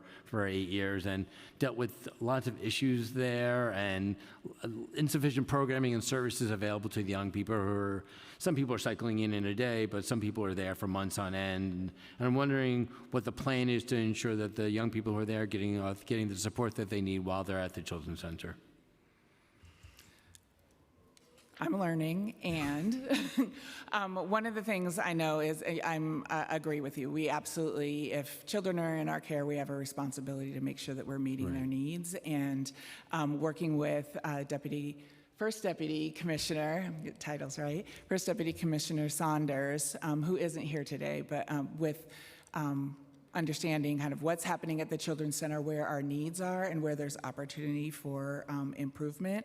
Ultimately, I would love that there's less and less need and utilization of the Children's Center, and that we have the ability to both keep children at home with their families and meet their needs, utilize kinship placements, identify family home placements outside of having to use the Children's Center, but the quality of care is critical as well. I'm going to turn it over to Deputy Commissioner Mendez if she has anything else to add. So just to piggyback on your question regarding services, I won't go into detail, we can definitely share, but there's a lot of robust service, mental health and well-being services. JCCA provides mental health support. Children's Village is working with us on our youth that may be trafficked. We have different organizations providing mentorship program. We have an 8-staff ACS staff mental health team that's based in the Children's Center. So there's a lot of programming that Commissioner Jones-Gaston mentioned that First Deputy Commissioner when Saunders introduced. I'm happy to report today there are 39 young people at the Children's Center, and we have brought down considerably the length of time children stay there. There are some, yes, that stay older, our teens, but we're working, with our foster care providers and also working with their families to see if they can safely be returned home. So we've made a lot of strides. I could go on, but Yeah, I'm happy to talk offline about that more because it's something that we've seen as an ongoing concern and problem. Yes, and we work very closely with the 13th precinct and the community district in that area on a regular basis. So I think those partnerships and the commitment, while we don't want children staying at their children a long time, while they are there, we want them to be supported and have their needs met. I just wanted to add that First Deputy Commissioner Wynette Saunders really wanted to be here today and unfortunately had a medical appointment she couldn't change. And so I just wanted to put that out for the record because I know she really would have wanted to share updated information about the Children's Center with you. As you know, we've both been longstanding members of the Children's Center and Community Advisory Board, and I'd be happy to set up a time for the three of us to meet so we can update you more fully. Four of us, sorry. Thank you. Great, thank you so much. We've been joined also by Councilmember Brewer, and we'll go on to Councilmember Ressler, followed by Gutierrez. Great. Thank you. Congratulations, Commissioner. It's good to see the ACS team this morning. I will just note, building on Councilmember Epstein for a second, the CAC in Brooklyn is moving. We've received no communication about that, so would appreciate a briefing on what's planned and where that's going. It's in our district, it's an important location, and we really want to make sure that that is handled thoughtfully. And with that, I'm going to switch the topic that your team knows I'm going to ask about, which is vouchers. Building on Councilmember Osei's questions, just to affirm, there are 25,000 children currently on the voucher waiting list? So, first of all, absolutely commitment to follow up related to the CAC question that you have, and then I'll turn it over to Liz. Yes, based on the report from last Friday, 25,600. 25,600 children desperately in need of childcare who do not have it today, and with no plans right now to provide any funding to the families on the wait list. I want to be clear. I obviously share your concern and want to get care to as many families as possible. However, there are families on the wait list that are actively engaged in care, especially with New York City Public Schools. We keep those children on the wait list because if and when we are able to offer them a voucher, we want them to have the choice of type of care. So you mentioned earlier that your team and others across the administration are doing outreach to folks on the wait list to connect them to 2K seats and after-school programs. Have you quantified how many families have been successfully connected from the wait list to other child care options? No, we don't have a way to quantify that, but I can say that there are about 6,000 children that are enrolled in CCBG-funded New York City Public School seats. There may be children in other New York City Public School seats, meaning funded by other funding streams, and we don't have currently the ability to do a data match with DYCD. So without a data match, we know that there's tens of thousands of children who are in desperate need of support. And while we know this is a major commitment for Governor Hochul and Mayor Mamdani, we're in the lurch. These families are left in the lurch. So just to understand, it certainly seems that there is, with the historic investment in the state budget, there are resources available for this fiscal year to pay for additional vouchers. Without concern about future years, can you confirm that's accurate? As you know, the budget is either being signed or signed potentially while we're sitting here. But the child care funding was determined 5 months ago. We all know what those numbers are, and we've known them for 5 months. The mayor and the governor did an announcement on like the 5th day in January, and the numbers have not moved. So just to affirm a simple question, for this fiscal year coming up, FY27, do we have funding for additional vouchers? Not for future years. I understand there's a major liability there. Well, I do want to say that I haven't had a chance to look at the final bill, so I'll take your word for it, but the language is complex and we do need to look at that, and we would be remiss if we didn't to ensure that it is exactly the same as the executive budget. However, we are always looking at where we are on spending and enrollments across the 3 agencies that use this funding, HRA, ACS, as you know, and New York City Public Schools. And so now that the state budget is final, we will need to look at and analyze how and when we will be able to move the wait list. I can't confirm today what that time window looks like. So where I'm going with this, and if chairs who I adore, who I didn't say anything nice about you at the beginning of my comments, I apologize. I do. Two quick ones. I'm sorry. I do adore them. That was very sincere. I say that to all the chairs, but I really mean it today. So just to ask, I understand that we have an enormous responsibility. We significantly increased enrollment for these non-mandated low-income childcare vouchers during COVID with an expectation of federal funds lasting forever, and we're not there. And we've been successful for 2 years in a row with tremendous advocacy in Albany to maintain that every family who has a voucher is able to keep it. That's an enormous achievement. You guys deserve credit. Everybody involved deserves credit. God bless. But we do have a 25,000 person waiting list. The suggestion I want to make to you on the record here is that we do SCCF vouchers again. This was the model we crafted during the de Blasio administration. It can be funded for a single year. We don't make a in perpetuity commitment that this child is going to have a voucher until they're 13 and age out, but that we add childcare capacity for this coming fiscal year with the resources we know we have today. And I think that is the approach we should take in this moment to help reduce the waiting list and and help more families connect to care now. And if we can get more money from Albany in the future, then let's enroll people in the vouchers in the future, but let's do more today. Last question, if you want to respond to that, you're welcome. Anything you want to add? We note your recommendation. Thank you, I appreciate it. I'm not shy. Last thing, I am deeply disturbed by one policy that didn't make it into the state budget, which has to do with OCFS's policy around hours that parents work and access to child care vouchers. Basically, OCFS has regulations that require parents that only allow for a child to have a voucher during the precise hours that a parent is working. So if a parent works nights, then they don't get a daytime child care voucher. If a parent works Mondays and Tuesdays, then the kid can only go into the child care center Mondays and Tuesdays. If this policy is going to be imposed on the city, it would be profoundly disruptive. It would lead to child center closures, because how can a child care center that has 100 kids have a different policy of what hours every 100 kid is coming in? You can't hire teachers that way. We will see enormous enormous disruptions to our childcare system.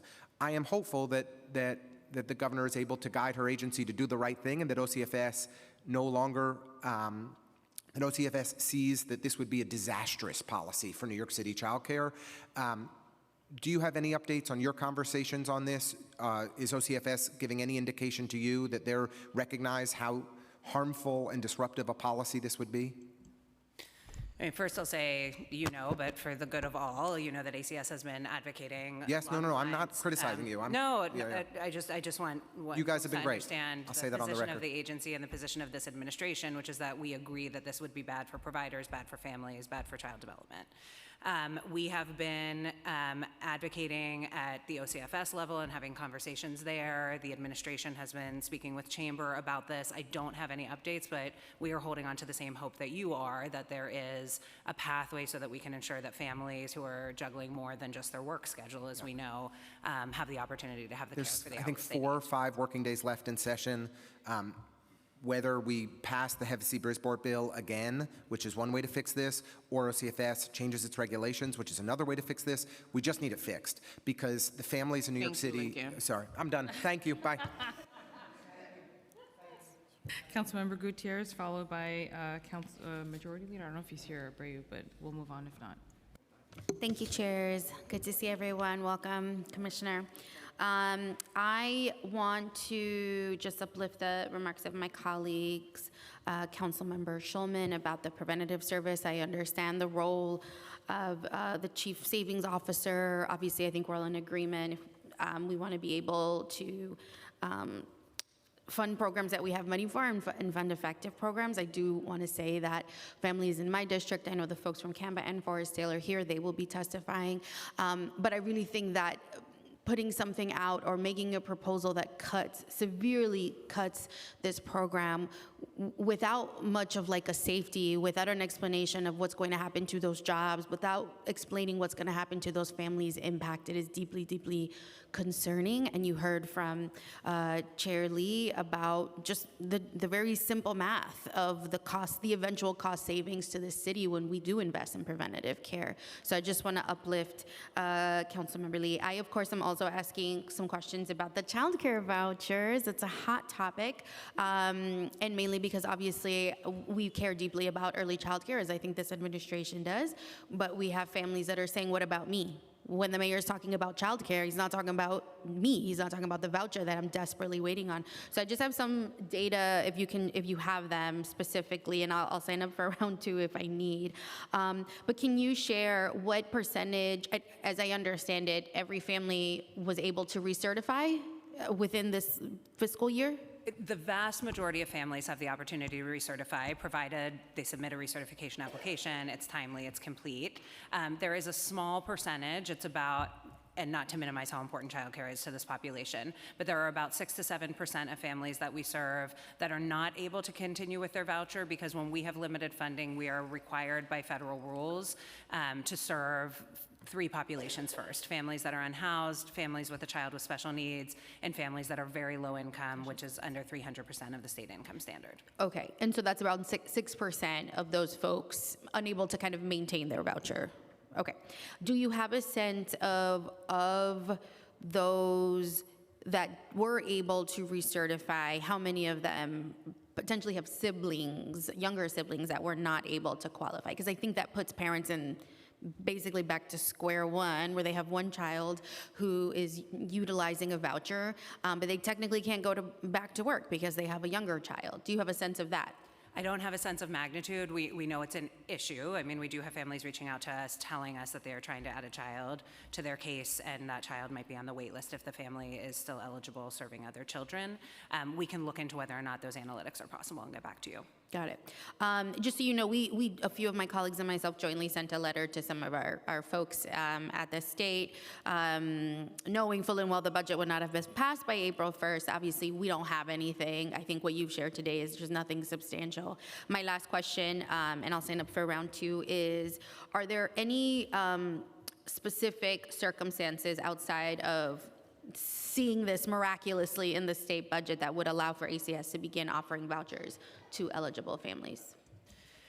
Well, I want to be clear that we will be looking at what is in the state budget, which is a substantial increase in funding that is allowing us at baseline to continue the policy that we to allow have in people that place. have to recertify, Yes. which is not nothing. I Which is hear not that. nothing.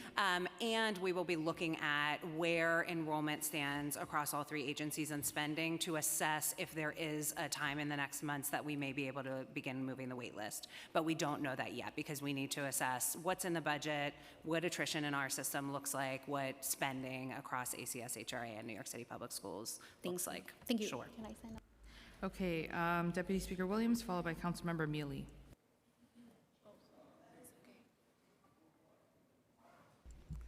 Good morning. I'm just going to ask a few questions about the racial equity plans. I'm asking all the agencies these questions. We're super excited to have the prelim plans and want to make sure that as we talk about the budget, that we have a lens of racial equity.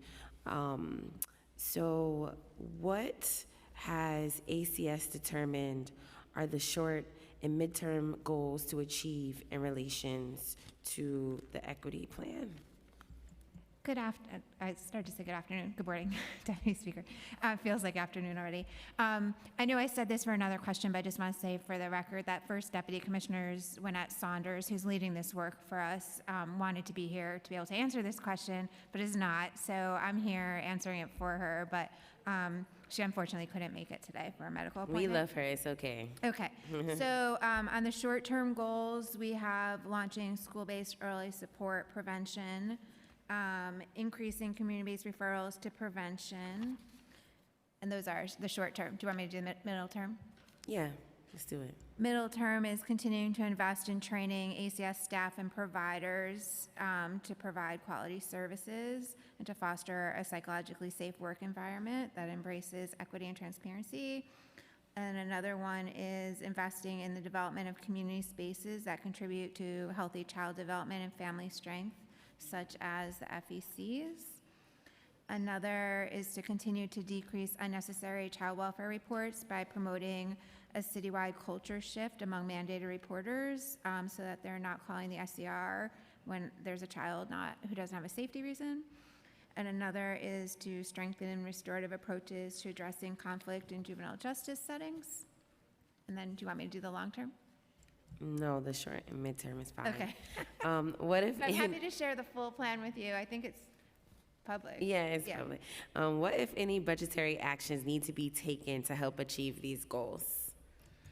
Well, before Deputy Commissioner Gendale jumps in, I just want to also just kind of chime in here.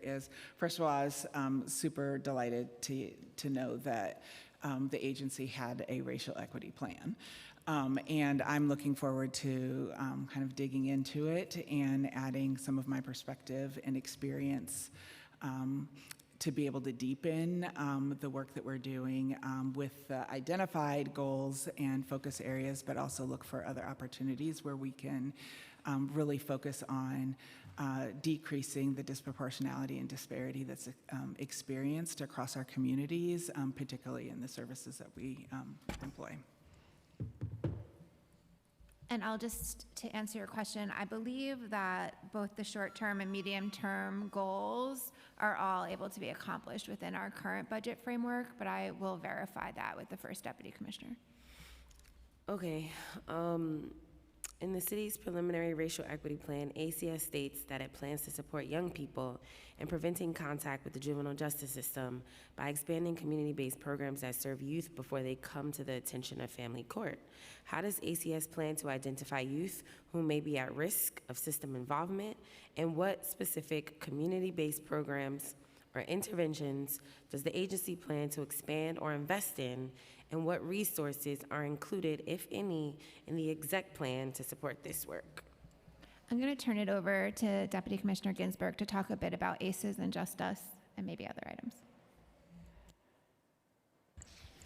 Good morning, nice to see you. Thank you for your question. As you are aware, we engaged in a large expansion of both ACEs through the CASES program and Girls Just Us in the last year and the upcoming years. in FY '26, that budget, there will be 24 additional young women who will be served via this expansion. It's a program that started in Brooklyn and is going to be expanded to Queens and the Bronx. FY '27, there's also 0.8 million CTL being added into that budget. ACES, which is a program, it's the only ROCA program that exists in the city. It's an extremely important program for heavily street-involved young people. It's one of the only of its kind in the city. We have expanded that program so that 400 more young people will be able to take part in that.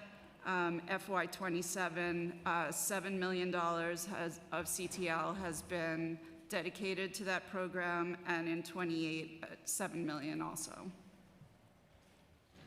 Before we move on, Councilmember Lee, could we correct something for the record from Sure. one of your earlier questions? Sure. Yeah, I apologize. When you'd asked me about the revenue impact, I rushed and I misstated.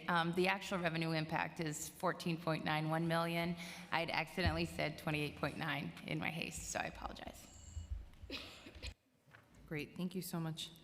Okay, Councilmember Mealy, followed by Councilmember Brewer. Yes, congratulations. Thank you, chairs, for this great hearing. I want to concur with my colleague Juan in regards to juvenile. You said most of this funding will support administrative and operation costs, including supplies, maintenance, and repairs that are not capitally eligible at the Crossroad Detention Center in Brooklyn. A portion of these funds, at least $500,000, which is baseline now in fiscal 27, will support 3 additional beds in non-secure detention facilities. I'm glad to hear that the $500,000 is going there, because I have to now, I put funding in with Ready, Willing, and Able to clean all around that detention center. I think y'all have to look into that to see when they're gonna be moving the cars and make sure that area is neat. I'm making sure that area is. And I just was there last year in regards to the last administration. I was gonna put in about $5 million this year, and the last administration had some from Albany to build a whole new bedding facility there. And now I'm hearing you're only doing 3 beds in a non-secure. We had the contractors there. We was taking one of their courts, because they have at least about 3 courts in it, and we said we could take one of the courts to make sure that our young men are not sleeping on the floor, in which I went myself walking through. Numerous of our young people are sleeping on the floor. And now to hear that y'all put money in, $1 million, to put it in for some of the classrooms, to 20 to 40 classrooms, isn't this kind of a mix-up? Yeah, I think we can explain some of it, and then I'll turn it over to Deputy Commissioner Ginsburg. So the plan so first of all, I want to state, first of all, no child, young person is sleeping on the floor. I was there myself. Some young people have temporary beds, but nobody is sleeping on the floor. They have chairs. They put the chairs together to sleep in. No. No, they are given We should do a walkthrough really soon. We'd be happy to do that, for sure. Sometimes it's at major capacity, and that's why they don't so that have part's enough correct. beds. So that's why we was putting more money in, to make sure that no one is. And I gotta say, Crossroads sometimes have more employees than our young people in there. So it fluctuates, but recently it's been almost 90%. So we are building a temporary structure at Crossroads. 3 beds. No.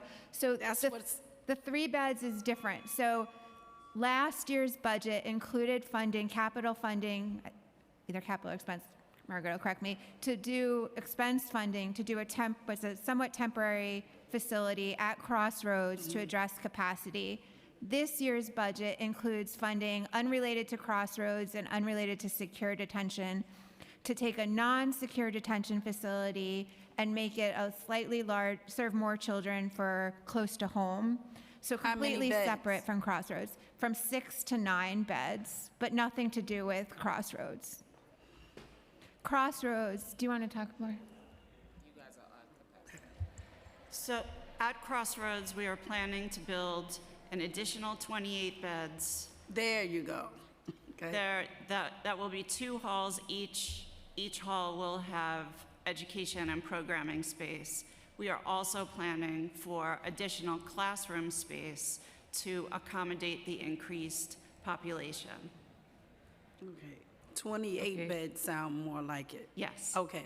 Thank We're you with so you, much. and we appreciated your visit, and you're welcome to come back anytime. Please think about the maintenance around the facility. It's an eyesore on the community because they never move the cars. The 73rd precinct is right next, across the street. Yes. They don't move their cars, so I have to put funds just to make sure that the community look nice. We appreciate your partnership on that.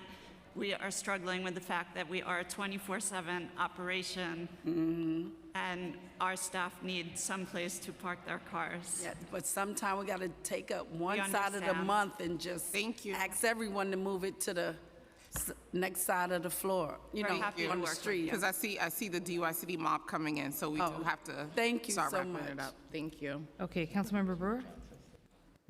Thank you.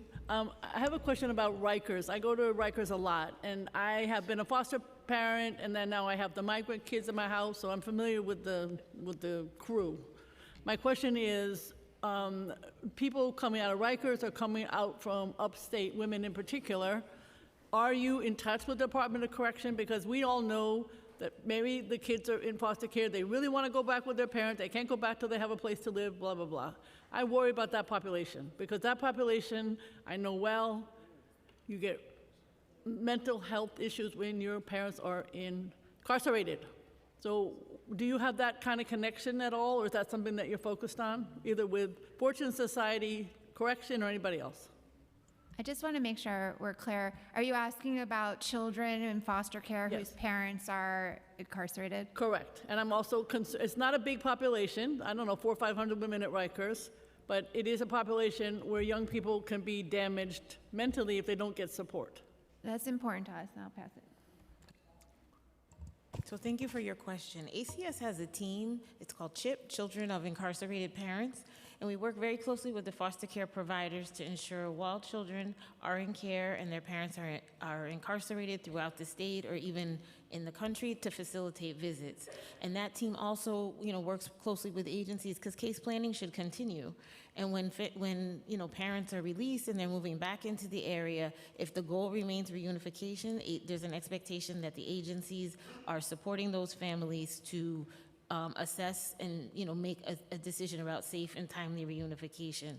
To your question about like a formal agreement or partnership, we don't have that now, but we can definitely take that and I would like to see, I think, look at that. Obviously, the new DOC commissioner is phenomenal, known him for 40 years. And the fact of the matter is, I think he would be interested in it. We're trying to reduce the population. This would be one way to do it. You know the issues. I don't know if there's funding allocated to it. I don't know what the numbers are, but I'd love to see some data as to how many women could be reunited. You can know where this is going so that the families are in better shape, the women are in better shape, and they get support. Is that something that you could get back to us on? Yeah. Okay, number two would be... I get in trouble when I say I'll look into that. So yes, I think so. Yes. It's a really important population, and they're going to end up in recidivism if that issue is not addressed, in my opinion. Well, and I'll remove her getting in trouble and say, yes, we'll absolutely follow up, and I look forward to meeting the commissioner. Thank you. The second issue quickly is between Fair Fare, a wonderful program, and the fact that True Colors and others are trying to deal with young people coming out of foster care, becoming adults, et cetera. So what are the numbers on that? In other words, because we don't want people to end up in shelters. We want people to have a life after foster care. True Colors helps, others help. I just want to know what the numbers are and what it says here in this question that there's money allocated toward coming out of foster care, et cetera. So what are the numbers and how are we doing on that topic? Because there are people, unfortunately, in shelters who I don't think should be there. No, agreed, absolutely. So for calendar year 2024, we had 420 young people non-permanency discharges. That number is down in calendar year 2025 to 383. We work very closely with the foster care providers who do a wonderful job engaging young people and preparing them for transition. So there are independent living skills that are provided prior. We have our Fair Futures. We work very closely to understand and assess the child's needs post foster care. Will they need supportive housing? We work, with our with HRA and HPD to make sure that if they need supportive housing, they can go there. We work closely with Anthos, and we have City FEPS vouchers, so young people get City FEPS vouchers. Laura Lazarus, yes, keep going. And the Anthos does aftercare, so they help with the stabilization after, because we know that once you just get your keys, there's more to maintaining I'm aware, an apartment. I'm very aware. Fair Futures, I think is up to 26. For those that decide to leave care prior to turning 21, we have a team called Supervision to 21 that does their best to track these young people, providing them supports, connecting them to services, and then if need be, we'll hold a conference to see if they need to come back. So I say all that to say, we do try as much as possible to have a net around these individuals to support them. So the organization that you mentioned will make sure that our providers are aware to connect the young people to that organization, and also the Center for Fair Futures as they're working with the coaches. Okay, I guess my question would be not right now, but is there extra funding or are there extra resources despite all the amazing work that you, Fair Futures, Laura, and everybody else is doing? That would be my question. You always can use more money, but in this case, this is a really important I can group take that back and look into that. I would See, appreciate it. I don't. This population is recidivism if you Absolutely. don't address it now. Right, and that's why the partnership with Anthos is so critical, because Yes. they provide that year of stabilization, and so we're hoping No, that will continue. I know Laura very well. So 383 is what? What is that number? I'm sorry. So that is the number of youth non-permanency discharges. So Not if I'm correct, those are young people that left care, not to adoption, reunification, or keep Ones gap. who need help. Okay. Thank you very much. Thank you, Councilmember Brewer. I'm going to do a lightning round just because I know that there's a couple of folks who still want to ask a few questions. I guess my first question is just around the preventative services contract. Have we notified that are being cut? Have we notified those providers in writing yet? And have they received the date of when those contracts will be ending? And if not, when will that be going out? So, and I can be corrected, we have not notified in writing yet. I did have an opportunity to touch base with each of the organization's leadership yesterday, and we are waiting for kind of final approval on the budget, and then we'll move forward with written communication and then the timeline of the 90 days as stated earlier. Okay, thank you. The executive plan includes a budget headcount of 385 for protective services areas. How many vacancies are there currently in this program? I'm going to do a couple of questions. Were any vacancies in this program area eliminated as part of the mayor's savings? If so, how many and why? I'm going to turn that over to Deputy Commissioner Linares. Hi again. So we have the contract capacity for family support model, again, is 4,512. Know that that's about 44% of our total capacity, which is 10,637.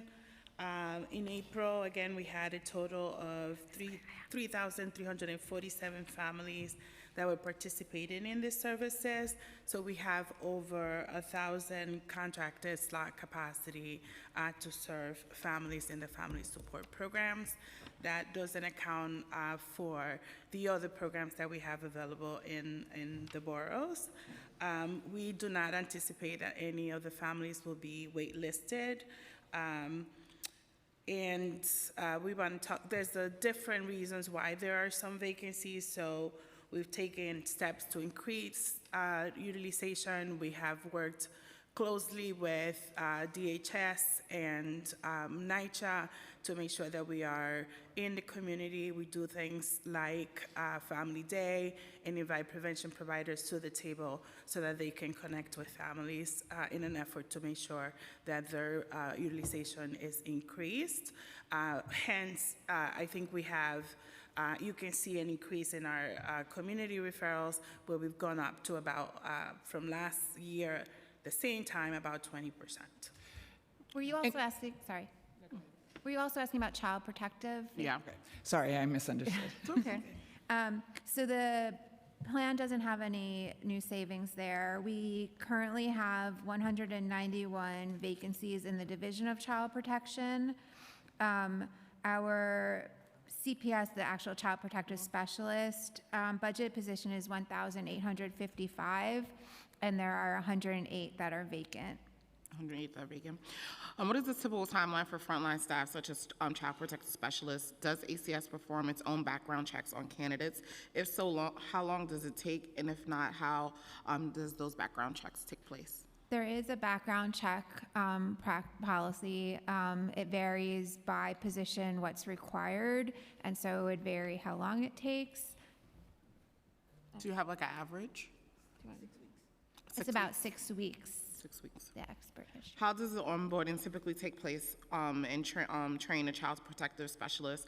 And what is the percentage of CPS candidates provided job offers actually complete the hiring process and onboarding? What difficulties has ACS faced in hiring those workers, and what is ACS doing to address those issues? So we have a very extensive training program for new CPS. They spend several months at the Satterwhite Academy, and that also includes, we have a simulation site where part of the job is practicing what it's like to go to court, what it's like to go to home. And then they go into a training unit in their offices where they have a small caseload and less complicated cases. And then they go back to training in the academy because they'll have had a better sense of what the job's like when they've done a few cases, and they go back to the academy. So it takes several months, and I think about 75, like about 3/4 complete. Is that right? Sorry. Closer to 70%, sorry. Those are all the questions I have now. I still have a number of questions. We'll send them to you in writing because I know we are kind of pressed for time. And so just want to remind our colleagues and you guys to try to be as succinct as possible because DYCD is in the other room waiting, please. Thank you. Thank you. Okay, round two. We got Councilmember Joseph, followed by Councilmember Schulman. Thank you, chairs. Just wanted to ask a quick question. How many young people we have at Crossroads and how many at Horizon? Real quick.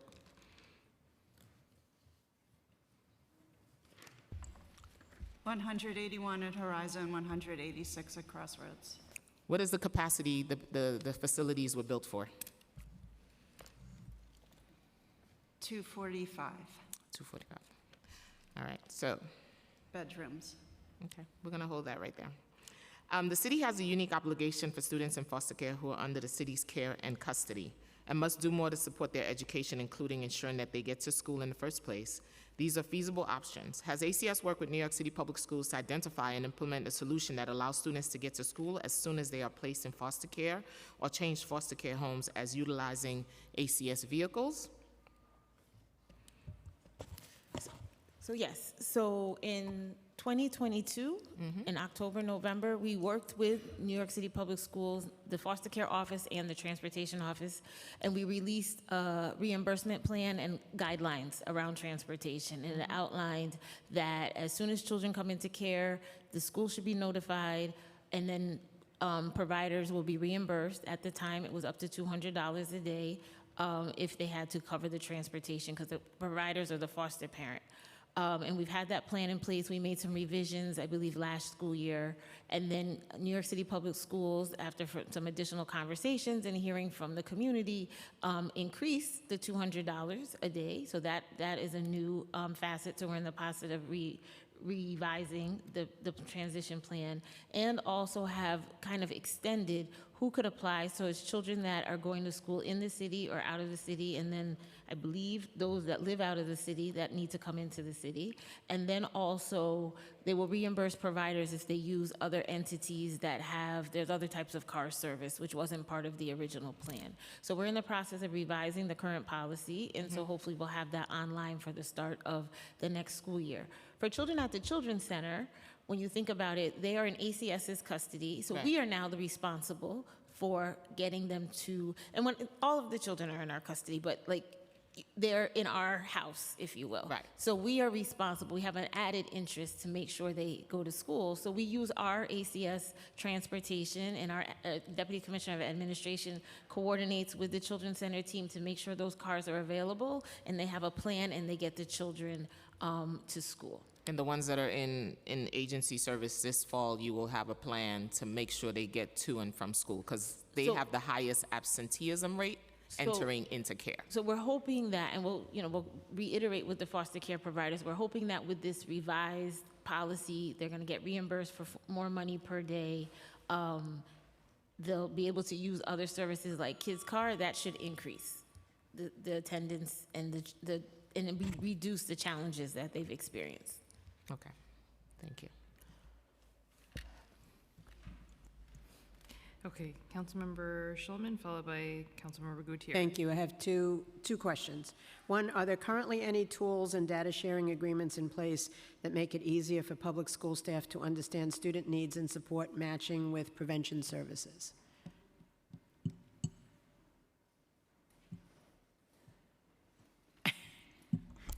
Hi, thank you for that question. So, as you may know, because of social service laws, we will need, for prevention services, we need consent forms to get information about the education of the children. Okay. So we don't have a data agreement where we can exchange data aggregately. However, if a provider is in need of specific information about a specific child, as long as they have a consent form, we are able to work with them and get them the information that they need. But unfortunately, because of service laws, we need a consent. So there's been some conversations in turn to try to figure out how to do that. Okay, But great. we will continue those conversations and try to figure out how to do it in a way that obviously keep the confidentiality of the family safe. Great. Now, keep us informed. And the other is that should these cuts go through for the preventive services, I would like a briefing on how that's going to affect particularly the agency in my district. Yes. That's a yes? Okay. Yeah, of course. Thank you very much. Okay, Deputy Speaker? Yes, I'm back. So back to the racial equity plans. So ACS pledged to expand Fair Futures to provide justice-involved youth with coaches, housing specialists, and educational services. Given the reduction in funding in fiscals 2026 through 2028 for Fair Futures that was included as a savings in the exec plan, does ACS still intend to achieve this expansion? Will any slots that were earmarked for the pledges in the racial equity plan be eliminated due to this reduction in funding? And how many additional youth does ACS hope to serve if it does expand the program? When can we expect to see this expansion, and how will it be funded? We are continuing to expand Fair Futures, and it is in both on the juvenile justice side and on child welfare. The budget action slows the growth, but the growth that by fiscal 2029, we achieve the same end number of 5,400, which was the goal. When we get to fiscal 2029, if we feel that's not sufficient, obviously we can have conversations about where to go from there. Okay, great. And back to Councilmember Joseph. Thank you. Real quick, 2 more questions. Over the past 5 years, how many youth have aged out of foster care annually, and what percentage of those youth are enrolled in college? So I don't have the past 5 year. I can give you, we had in calendar year 2024, 420 non-permanency discharges, so those are youth leaving foster care. And in calendar 2025, we had 383. So I'll have to get the other information and then also crosswalk that with our college choice data. We do know that when College Choice launched in 2022, we had 200 young people, and I believe the spring semester of 2026, we had 471 youth in college. But I will have to crosswalk the exits with who was in college at the time. No problem. For foster youth with foster care, for students with foster care experience who did not complete college, what academic career re-engagement supports are available for them for re-enrollment or transition into employment pathways? So for young people that are in college specifically, we work very closely with New York Foundling. They do our college support services program, and they provide, in addition to supporting around the financial issues, the wraparound academic advisement. So for those that are maybe struggling, let's say they're on probation, they're providing additional support. If they do have to leave school, they still, if they're in care, still have their case planning team, they'll have their Fair Futures coach, and then we have a team at ACS. So we do work to re-engage. There have been young people that have been in the College Choice program, discontinued, and now are looking at our Career Choice program, which launched this fiscal year. So maybe they're gonna take a different path. Thank you. Thank you, Chairs. Okay, great. Chair, do you have any more? Okay, I think we are good. So thank you so much for joining us. We're just going to take a quick break. Wait, how was it? Oh. Were we nice? Yeah. Are you okay? Did you survive? It was great, thank you. Thank you. All right.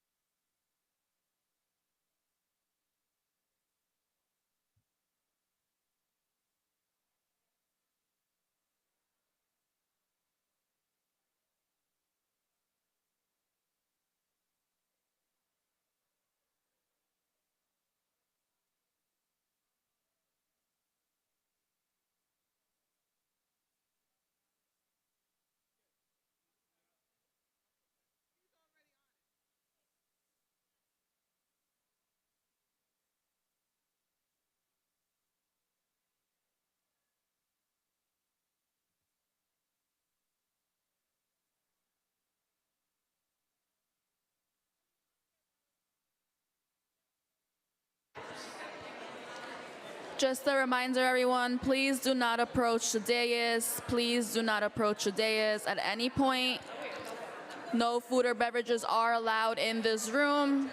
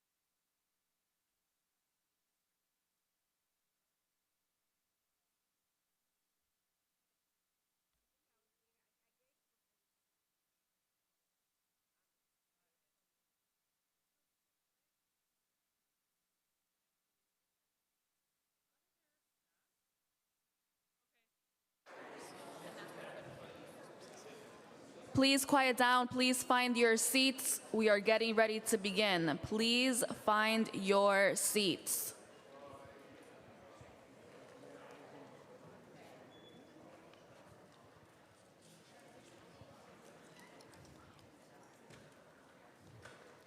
Just a reminder, no one may approach the dais at any time, and no food or beverages are allowed in this room. Sorry. I have my snacks.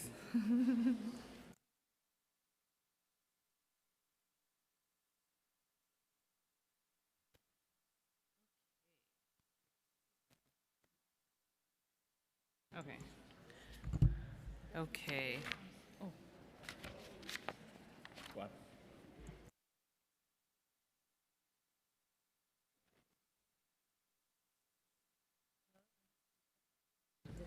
Are you guys ready on your end? Thank you.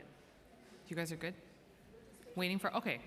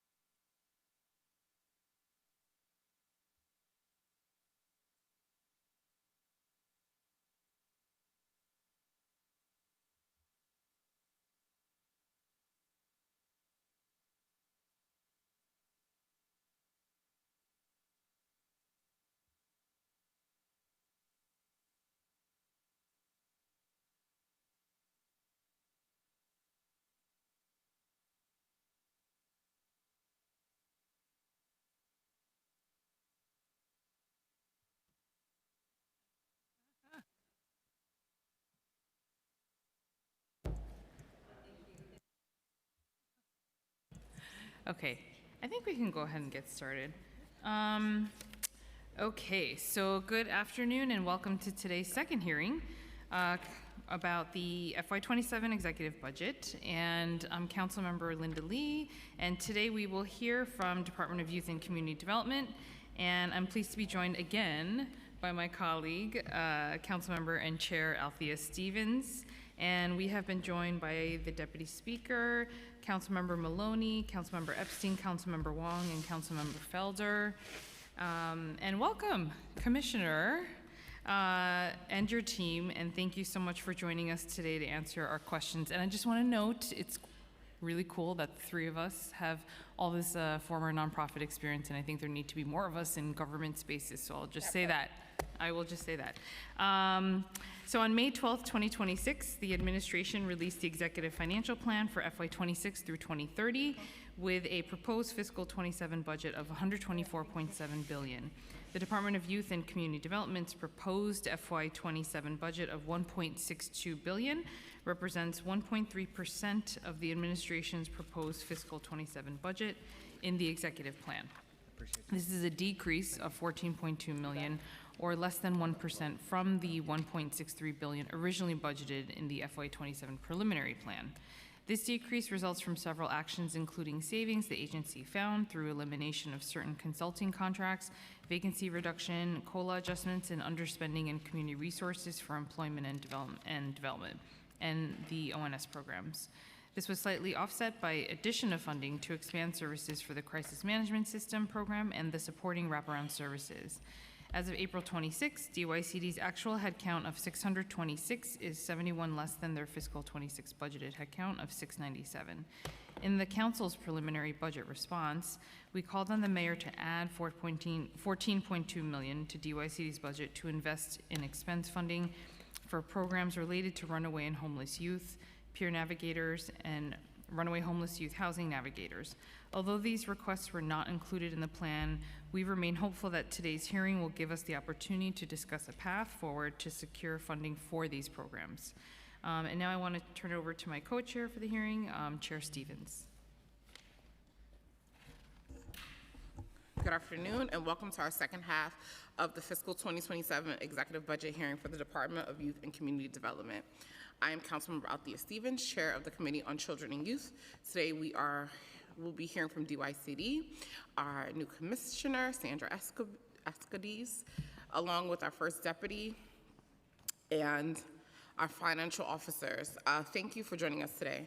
We're here to discuss the agency's recent release of executive plan, which includes a budget of $1.6 billion for fiscal 2027. This funding includes $66.2 million in personnel services to support and a budget headcount for 704 positions and a total of $1.55 billion other than personnel.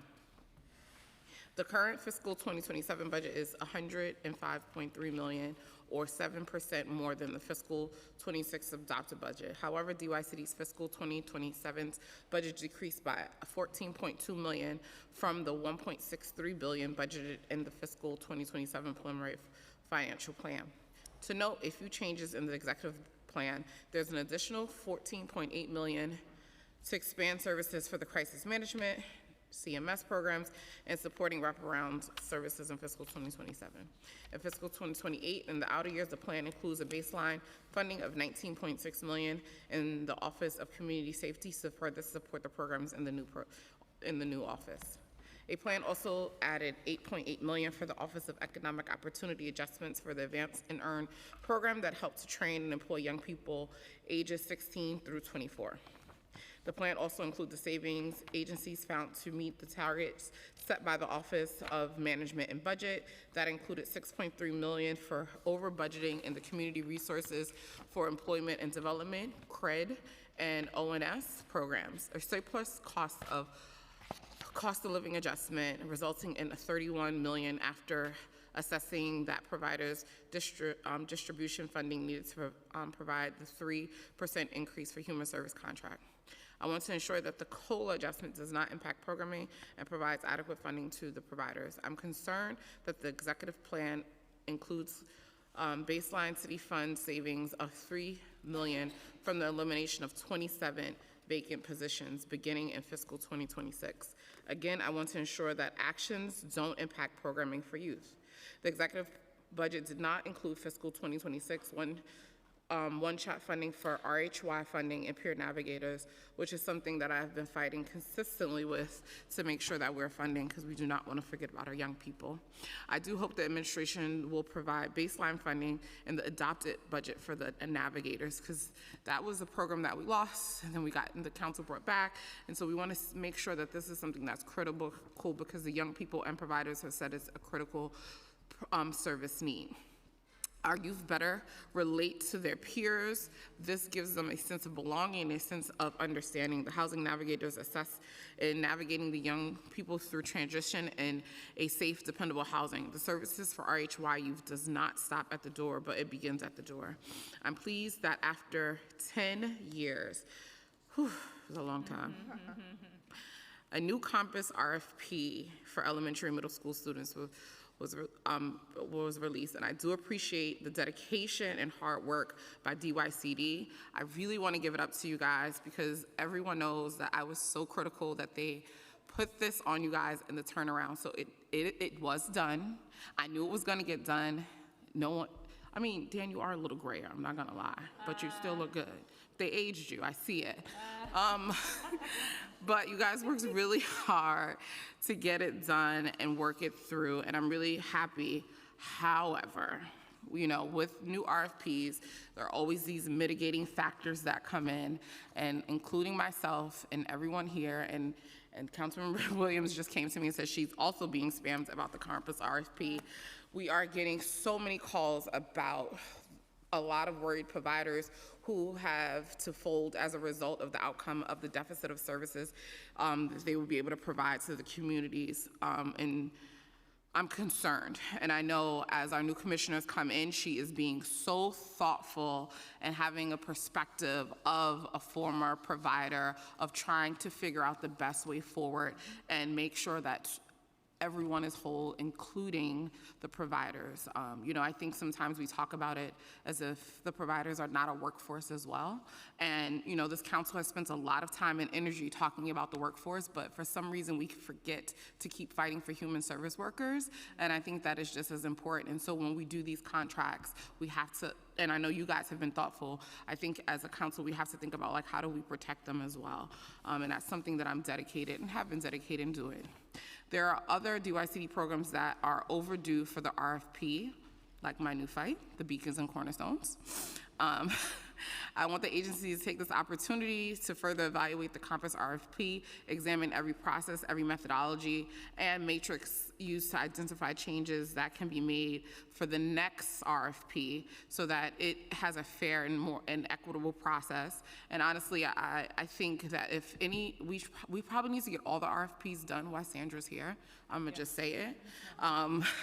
Because I just have a feeling that with that provider background, it'll look a lot different than this one did. So I'm gonna be pushing for a lot more RFPs, just so we're clear, so we could have a nice, stable programs so that when I'm gone, we'll be in good hands. And so I'm excited about that, and so I'll be pushing for that.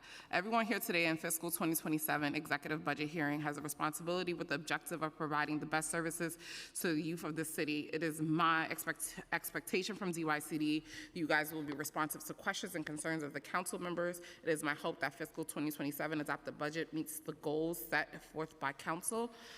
We want to ensure that every youth and adult program provides the essentials, necessities, including adequate funding to meet the everyday needs. I would like to recognize, I've recognized most of my staff already, but I want to recognize the fiscal staff, Sandra Gray, our senior fiscal analyst, Aaliyah, assistant director, and I don't see Isha on here, but also Isha, shout out to her because I've been driving her crazy as well. So with that, I will turn it over to Chair Lee. Thank you. And just as a reminder, really quickly, we're having all of our public testimony for all the agencies on Wednesday, June 10th, beginning at 9:30 a.m. So Wednesday, June 10th, beginning at 9:30 a.m. is when we're having a long all day. We're gonna have so much fun, all day of public testimony hearings. So please make sure to sign up for those. Okay, and then oh wait, hold on. We've also been joined by Councilmember Jay Sanchez. Everyone's going to start thinking his first name is Jay. Justin Sanchez, sorry. Councilmember Ressler, Councilmember Wilson, welcome, our newest council member, and Councilmember Joseph. And with that, I'll turn it over to committee counsel to swear in the witnesses for their testimony. Good afternoon. Do you affirm to tell the truth, the whole truth, and nothing but the truth before this committee and to respond honestly to council member questions? Commissioner Escamilla Davies? Deputy Commissioner Haskell? Deputy Commissioner Mulligan? Chief Financial Officer Bailey? Chief Accountability Officer Catalini? And Associate Commissioner Guillen. You may begin.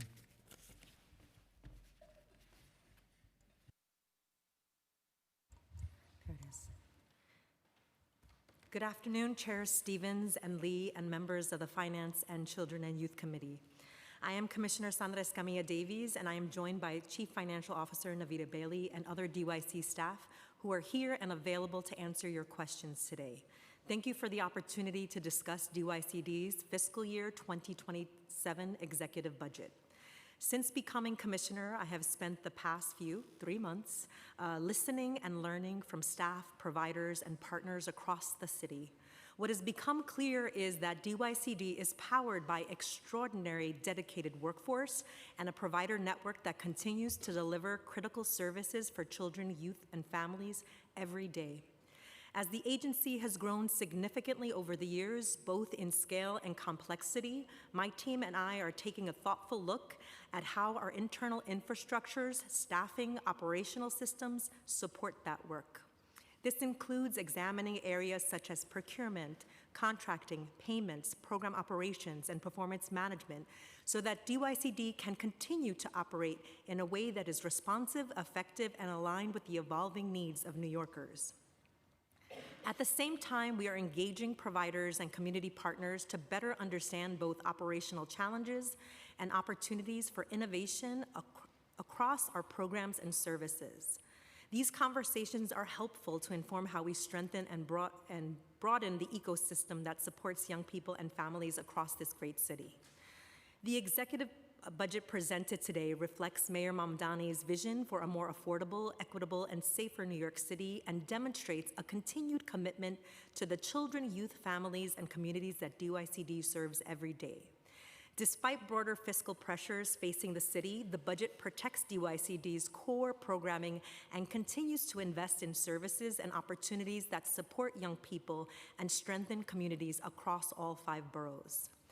DYCD proposed a series of savings totaling $10.9 million in the current fiscal year, $34.8 million next year, and $32.7 million in the outer years.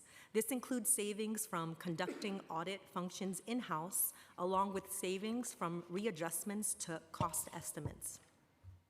The budget stands at $1.619 billion compared to $1.633 billion in fiscal 2027 preliminary budget.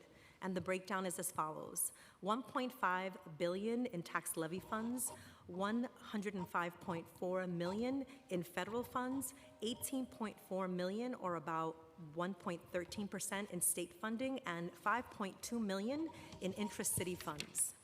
These resources support a wide range of investments across the agency's portfolio. While not an exhaustive list, I want to highlight several key initiatives that reflect how these funds strengthen services for young people, families, and communities across the city. First, I'll start with the Compass request for proposals. Compass is the nation's largest after-school system serving elementary and middle school students across New York City through Compass Elementary and schools out New York City. The release of the Compass Center-Based and School-Based Awards marks the very first major reprocurement and modernization of after-school contracts in more than a decade, and that is just so exciting. This investment reflects what families, schools, and providers have consistently called for: expanded access, stronger program, quality, workforce stability, and greater equity across the after-school system. For fiscal year 2027, the city committed to $727 million in Compass funding. This investment supports the additional 20,000 new elementary school seats, over 3 school years and increase the price per participant rate to better support provider stability, staffing, and high-quality program for children and families. DYCD announced, and I want to highlight some of the things from this RFP, 121 center-based awards representing 7,840 seats, 806 school-based awards representing 95,841 seats, expansions into 71 new elementary schools across 32 high-need community districts, 8,621 additional citywide seats, and 52 new community-based organizations joining the Compass portfolio, including at least one in every borough. This RFP also introduced an updated program model designed to better reflect the evolving needs of young people and families, including strong expectations around social-emotional learning, career exploration and future readiness, expanded inclusion supports, enhanced program quality standards, and greater alignment between the after-school programming and broader youth development goals. The increased investment in Compass represents an investment in stability for the sector by supporting stronger staffing structures, better wages, more sustainable programs, models, and expanding access for children and families across New York City. We are proud of this expanded access, strengthening program models, and new investments reflected in these awards. It really is noteworthy. Yet at the same time, I want to recognize that there were providers who were not awarded contracts through this process. For some organizations, this transition may have significant financial and operational impacts, particularly for providers that have served children, families, and school communities for many years. We do not take that lightly. I do not take that lightly. Those contributions, relationships, and years of service are meaningful and worthy of recognition and respect.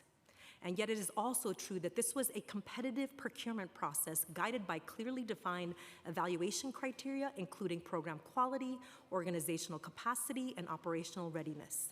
In partnership with New York City Public Schools, the process also incorporated principal input for school-based programs. As implementation moves forward, we are committed to focus on supporting thoughtful transitions, maintaining continuity for young people and families, and working closely with schools, outgoing providers, incoming providers, and communities to help open strong in the fall. The second program that I want to highlight is Summer Rising. The Summer Rising 2026 application portal opened on March 3rd and closed on March 27, during which time more than 150,000 applications were submitted by families across New York City. Using a data-driven understanding of enrollment, patterns, and demand, the city extended approximately 127,000 offers to families, and this is an increase of 3,500 offers compared to last summer. Available seats will continue to be offered to families throughout the summer. To support expanded access, New York City Public Schools opened 19 additional buildings, bringing the total of Summer Rising sites citywide to 379. DYCD and New York City Public Schools continue to work closely together to strengthen and expand high-quality summer enrichment opportunities for young people. This includes deeper collaboration between principals and community-based organizations, strengthening supports for students with disability, and enhancing program opportunities such as field trips, enhanced activities, and career exploration. The next program I'd like to highlight is Runaway Homeless Youth. We are so thankful for the early mayoral commitment to continue the critical role of housing navigation, peer navigators, and financial coaches as part of the services offered youth in our RHY Drop-In Center in FY27. The budget process is ongoing, but we are pleased that the city recognizes the importance of these supports for runaway homeless youth, and providers have the opportunity now to better plan the delivery of service for the upcoming fiscal year. We're in the thick of summer youth employment. Mayor Mamdani officially launched the 2026 summer youth employment on January 20th, marking the earliest application opening in program's history. This program received a record 230,000 applications from young people across New York City. Funded at $246 million, SYP will once again serve more than 100,000 youth this summer through paid work experiences, career exploration, skill building, and supportive opportunities. As one of the nation's largest youth employment programs, SYP continues to be a critical pathway to economic opportunity and future readiness for young New Yorkers. And this year, DYCD is expanding Career Ready programs to 260 schools, up from 230 in 2025, while continuing high school credit and Career Ready CUNY Reach so that more students can earn high school or college credit through participation. The program also continues to prioritize young people facing barriers to employment, including NYCHA residents and youth living in priority precinct communities. In addition, DYCD is continuing initiatives launched in previous years, including SYP Pride, in partnership with the Mayor's Office of Equity and Racial Justice and the New York City Commission on Human Rights, which offers providers and employers training, supportive work experience, and professional development opportunities for participants. And finally, the Fatherhood Program. To date, DYCD Fatherhood Program has engaged more than 500 fathers, supporting them as they navigate co-parenting, custody, and other complex family challenges while strengthening parent skills, family stability, and long-term father engagement. Through workshops, trainings, and supportive resources, these programs help fathers build connections with their children, families, and communities. Last month, DYCD hosted its second annual Fatherhood Policy Symposium, convening more than 100 leaders from government, academia, and community organizations to highlight the critical role fathers play in well-being of children and families, and to advance father-friendly policies and practices across the city. On June 25th, DYCD will host its 5th annual Affirming Father convening at John Jay College of Criminal Justice to further elevate the importance of father engagement, leadership, and community connection while continuing conversations about how systems and institutions can better support fathers and family across New York City. And if I had more time, I would tout all of the other wonderful programs that this investment will yield for us, as well as this extraordinary staff that I have behind me and working on the field right now that are doing everything they can to provide quality support to the network of providers that serve young people every day. Thank you again for the opportunity to discuss the fiscal 2027 executive budget, and we're looking forward to answering any questions you may have. Great, thank you. We've also been joined by Councilmember Brooks Powers. And I'm just going to dive right, Councilmember Wong. Oh wait, I think I said it the first time, sorry. Here we go. Sure, Councilmember Felder. For the second, such a riot. Okay, so I'm going to just dive right in so I can pass it off to my colleagues. For DYCD's FY27 budget, in the executive plan, when comparing FY27 budget and the executive plan to FY26 adopted budget, we see that there's a reduction of $107.6 million in community development programs, of which $103.9 million is contractual services. So why is there a reduction in contractual services for community development programs? And also, what is the reason for the reduction of $1.6 million in full-time salary positions? Sure. Good morning, Chair Lee. Nice to see you. Nice to see you. So the original reduction that you're referencing regarding is within the city portfolio, and that's adult literacy, and that may be attributed to the one-time funding that we get annually for that portfolio, the restoration. Okay, so, and then was the funding moved to other programs? No, because it's a one-time restoration that we typically get from the council for the adult literacy portfolio. Oh, it's one shot, yeah, okay, got it. And then in terms of the vacancy reduction, a reduction of $3 million in FY26 to FY30 for a headcount of 27 in each fiscal year. Which programs will see a headcount reduction, and what is the amount for each? At this time, we have not identified the locations where we'll have the reductions. We were just notified of it, and as you know, the agency has all their hands full with the implementation of these new initiatives. Yes. And so we intend to, in short order, start to look at where we will apply these reductions. Okay, if you could keep us updated on that, that'd be awesome. Sure. And is this just a reduced vacancy for each of the programs? If so, what is the remaining vacancy for each of the programs and the overall percentage? I know you're still working this out, but just some of the questions in terms of the alignment of where we're going. And then also, will this headcount reduction impact services provided by the agency? Hopefully the answer is no.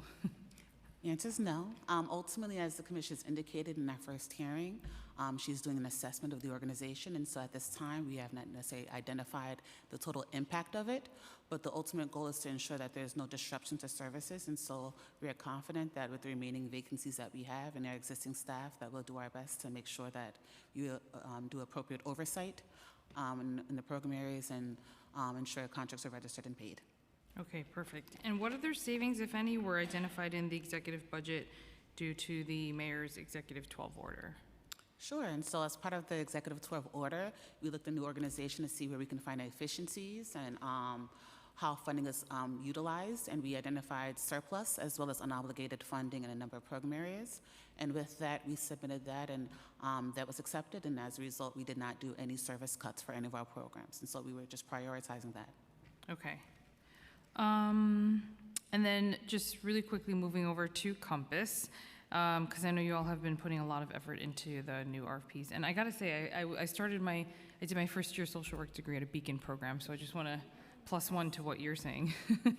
But I know you said there was $727 million total for the RFPs, and so what's the breakdown with the school-based versus the center-based budgets?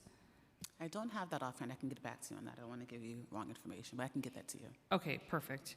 And now that you have provided the list of new providers who will be entering the Compass system, does the agency feel there's enough time to, process the contracts by the beginning of the FY27 school year? I know that's a challenge that you guys are trying to push through, so just wondering if you could speak to that. Thank you for the question. We are committed to ensuring that the contracts are registered on time. We have a team that's dedicated to moving with the providers. We've had sessions with the providers to ensure that they are clear on the documents that are needed. We're working very closely with MOX as well as the Controller's Office to expedite registration. We also know that the timeline is very, very tight, and we're planning to, the biggest thing for providers is cash flow, so we are making sure that we have a plan in place for those that may not be registered on time. So we are definitely committed to getting them registered as quickly as possible. Okay. And you got to include OMB in that conversation too, and the Comptroller's Office, because we got to get those contracts registered quickly. And what is the target date for completing the new contracts, and does the agency foresee any obstacles in meeting the target date? I know you just mentioned some of those things, but what's like the final sort of deadline that you guys are hoping to complete? So, Currently, for our timely registration, we have about at least 50% of our contracts already in our PACE department for registration. For Compass, for center base, about 30% are already getting processed. So we're confident that we're moving forward. In the next week or so, our school-based awardees will start getting their contracts in the next couple of weeks. So we're doing what we can, and we're hopeful that by a month or so, all providers will have their contracts and we'll be moving forward. Okay, great. And what was the final number of applications received for both the center-based and the school-based providers? I'm going to defer to our youth services team to provide that information.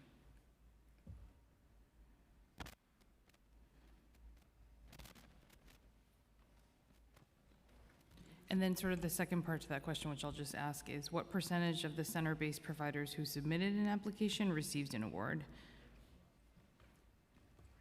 So the first part is just total number of applications received for both. Thank you, Chair. I think it was roughly 209 center-based proposals, forgive me if I'm a little off, and we had proposals from roughly 3,500 if you consider each of the individual schools. Because we had a community district competition, it was many fewer than that, and we can get back to you. Okay. And then, okay, so 209, and then how many of those that submitted were awarded for the center-based? 121. Right, 121, okay, out of the 209. Okay. And what percentage of school-based providers received an award? So 3,500 applicants, and then it was, sorry, what was the number? We made 806 awards in the school-based competition. Yes, and then there were, as you said, 3,500 that applied, right? 3,500 individual school proposals, but Got it. many fewer if we count them by the community district proposals. Okay. Just to add, sorry, it's for school-based, it was 228 providers, unique providers that applied, 147 were awarded For school-based. for school-based. Okay. Thank you. And then what was the criteria used to score the Compass RFP applicants, and what was deemed as an unviable score? So the criteria was organizational experience, service requirement, staffing, community partnership, approach, and budget. Those were the criteria that we looked at, and the minimum score was a 70. Minimum was 70, okay. Okay. I know there's going to be a lot more questions on that, so I will leave it to my colleagues. Chair Stevens? I will jump right into it, and I know we are like kind of pressed for time, so I just ask that the answers be succinct because we want to make sure we get to as many people.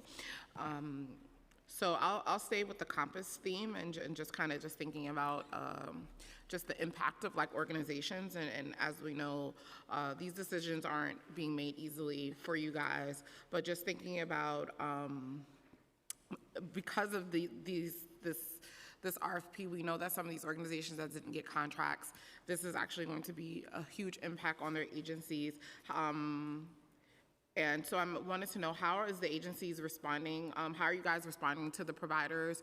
What supports have you been giving them? What has this transition been looking like? Especially for those we know that it's going to have big impacts where they didn't get any awards.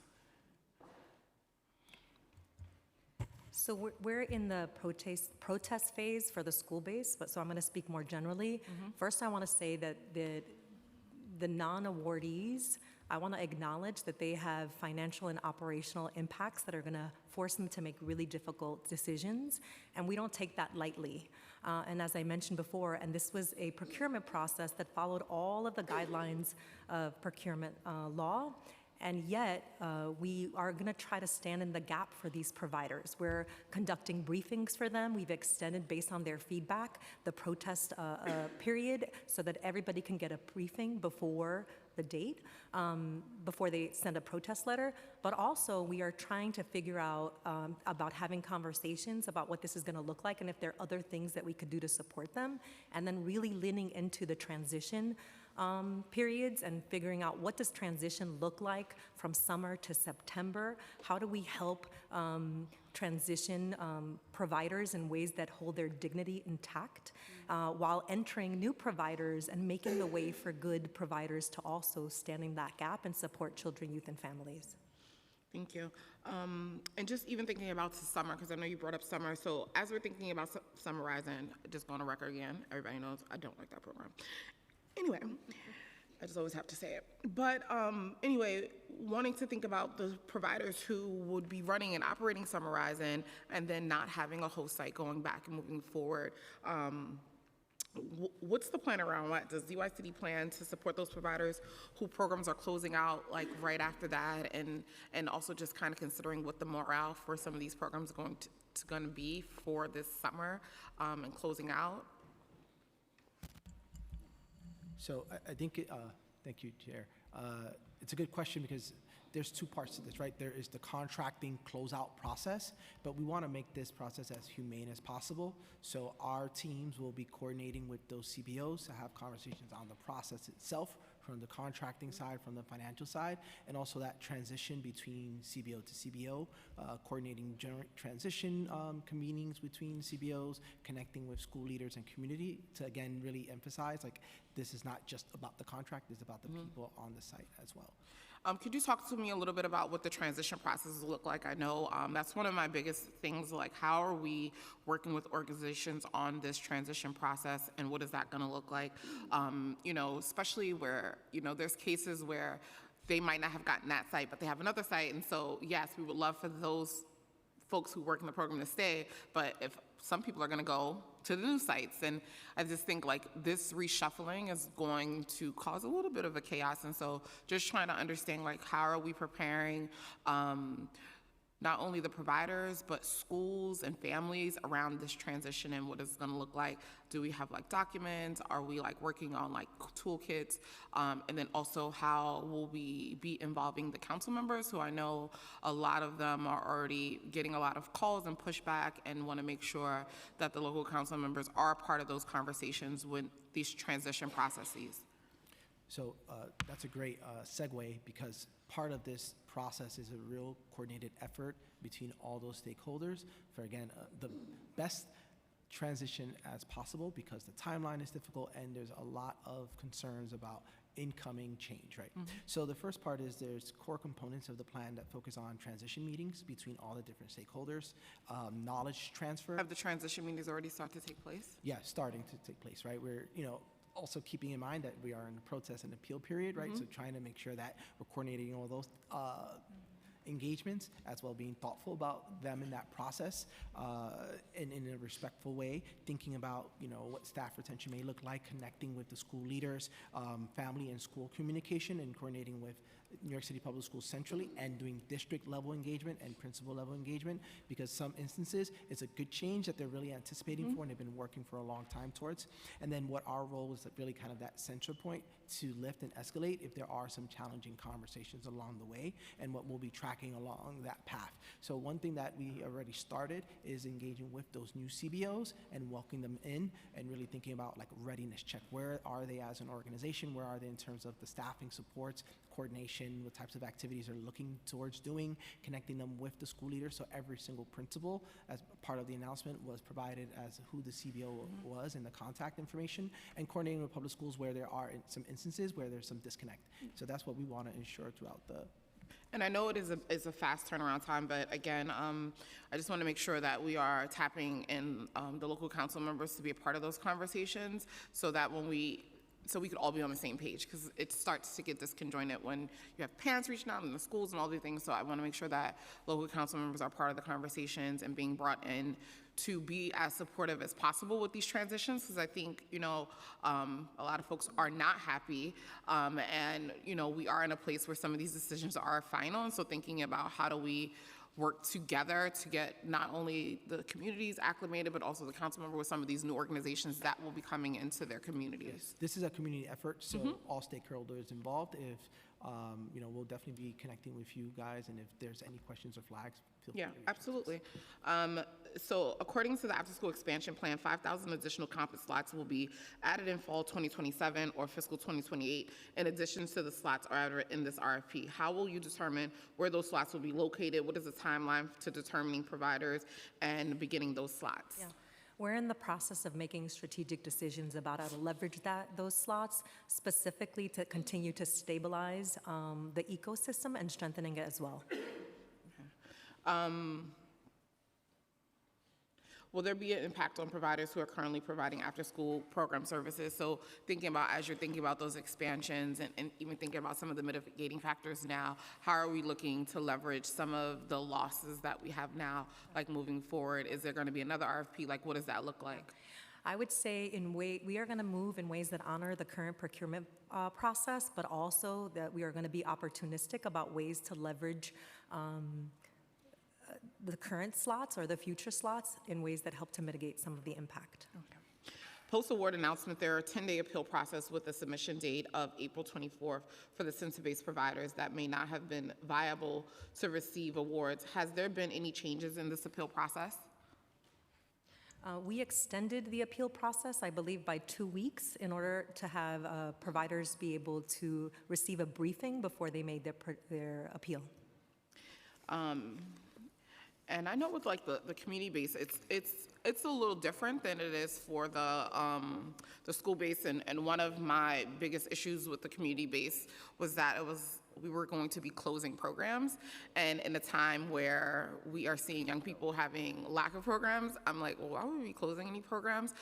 So can we talk about what that process was? And I know you guys have been really thoughtful of thinking about creative ways of trying to work with different providers, but especially with community-based, I think in a moment of trying to close any center in this moment sounds crazy to me, especially going into the summer. So I'm just trying to get a better understanding where we are with that and how do we move forward. We're in the process of looking at the impact and making strategic decisions about how we move forward. Because we're in the process of investigating that right now and looking into it deeply, I don't have a formal strategy to share right now. Okay. Has there been any additional funding for OMB to fill the gaps for these community centers? I think there were ongoing conversations that the commissioner just mentioned, recognizing the impact of the most recent awards, and we are looking into how we can appropriately respond to the concerns of all stakeholders. Okay. And so we're in ongoing conversations with OMB. Okay, I'll join those ongoing conversations because, again, I just want to just say, like, you know, community-based, everybody knows community-based programs has a special place in my heart, and that's because they do a different type of work. And the same students that show up at a school-based program typically does not show up at a community center, and those are a lot of times are the kids we need to be reaching, right? And the community center staff are the ones that are typically out from the community, out on the ground and in there. And so for me, in this moment, these community-based programs has to be a priority, and that has been one of the biggest things that I've been pushing for. And I think, like, as we're thinking about where we need to save, and I understand that savings, we cannot do it on the back of young people. And that is one thing that I'm just not okay with. And I've been saying this, my theme today is, like, if we're gonna have an affordable city, it needs to be affordable for young people. And these are the things that we need, especially when we had ACS before you guys, and we have 362 young people in secure detention currently. And that is abysmal because when I got into office, we were at 150. And so those numbers have tripled at this point, and closing community centers just does not sound like that is something we should be doing in this moment. So I'm going to continue to advocate and push because community-based programs need to be open, and we should be expanding that work and not closing any programs. So I have a couple of questions about the appeal process for the school-based providers. Is the appeal process the same for the school-based providers that they may, if they were not deemed viable, is it still 10 days as well for them as well? Yes, so anyone that was not selected for an award, whether center-based or school-based, has the right to appeal. Okay. And it's the same process as well? And was there an extension for them as well? So for center-based, there wasn't an extension. For the school-based, we gave the extension given the volume. And a question even around the contracts, has every contract been awarded already? So for school-based, the majority of the contracts were awarded. There were 12 schools right now that currently were not awarded that we're working on getting. And what does that process look like, and why weren't they awarded? So within that competition, there was either no viable proposal or no one was submitted a proposal for that particular school. So we're right now in conversations to finalize the plan for the 12. And so what does that plan look like, and how is that going to work? Is it going to go out to is it going to go back out to procurement? Are we looking at some of the providers that are already in the pool? I'm just trying to get an understanding of, like, how do we then, like, what does the mitigation for that look like? It's still under review for consideration because our ultimate priority is to ensure that services are happening for the fall, and we want to make sure that there's no lapse. So we are looking to see what's the best interest of the city to get services started in the fall. Yeah, because I just want to go on record for saying there was a lot of providers who got multiple contracts, and so if they are the people getting additional contracts, I'm going to be upset because I think capacity is one of the things that, you know, we know that a lot of these folks will say they have the capacity, and then when it's time to produce, it starts to get watered down. So I want us to really look at some of these groups who might not have, like, been able to get awarded because there was a lot of competition in certain areas and things like that, to kind of, like, mitigate that. But thinking about capacity and being able to trying to keep some of these providers whole should, and I would like to see that be a priority.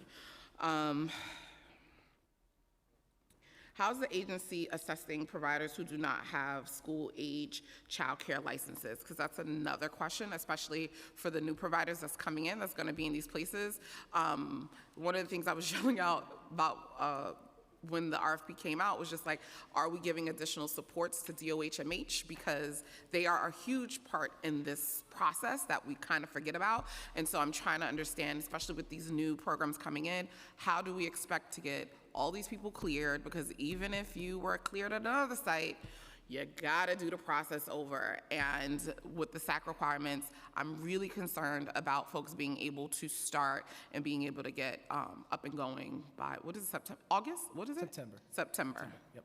So thank you, Chair. That's a great question. At the start of the RFP planning process, we've been in full engagement with DOHMH and New York City Public Schools, because there's a whole coordinated process that happens behind the scenes outside of the application process, which includes inspections, the facilities itself. So we wanted to really focus on the more trouble spots areas, and then on the application side, work with those new and existing CBOs to ensure that they are fully understanding the process itself, that we have support and technical assistance that we can provide on our end as well. What's been great is that there's only a small subset of these programs starting the fall that actually require a new license itself. So we're, how many? Right now, we're looking at just over 200. So that's a share. And again, it's also You said 200 like it was like 10. but let's be clear. 200 out of the total 900 plus programs we have. We've done this in the past when we did the Sonic expansion. I was there, and it was not smooth. It was. It was not smooth. Smoother, and right. And I was there. It was not smooth, and it was a mess. And you're 100% correct on that. And what's been great since then is that there actually is an online portal, right? We had to go from paper-based to online since then. So there's been a lot of progress. And there's a lot of hiccups in there too. And you know, I know that that's- process. And that is the process of what we do here at DYCD to make sure that we can make those troublesome spots as comfortable as possible, right? I think this is an opportunity for us to really think about these processes across multiple agencies and how we're tracking them and ensuring that we are escalating as we speak right now. We have these teams coordinating and meeting to discuss where additional supports are going to be needed, really coordinating with public schools and identifying the classrooms so DOHMH can go out and do the inspections in a quick manner, and engaging with CBOs that still need support in that process. Is there a contingency plan if they are not able to get their SAC license and up and running? Yes, there will be plans in place to So you ensure- have that plan already? Okay, so you'll share that with me? Yes. All right, great. Can the agency provide the city council with a list of current school-based providers who did not get awards a new RFP, a list of school-based programs who did not get awarded the new RFP with the old funded amount lines, a list of non-viable center-based providers, and a list of DYCD funded groups for both center-based and school-based awards and their amounts? You don't have to go through it if you guys can just get that to us. Yes, we can provide Pretty much it. I have a lot of questions, but I'm gonna pass it all. I didn't even get to any of the other sections, so I'll be back. So thank She you. will be back for round two. Okay. So we're going to move to council member questions. Councilmember Maloney, followed by Deputy Speaker. Thank you. On behalf of countless parents and principals across my district, and you're going to be hearing from other districts in Manhattan, I have concerns about the new Compass RFP, and in particular Manhattan Youth, which was discontinued at some schools, but not all schools, with limited transparency about why and limited engagement with the parents and the principals on the ground, to Councilmember Stevens' point earlier.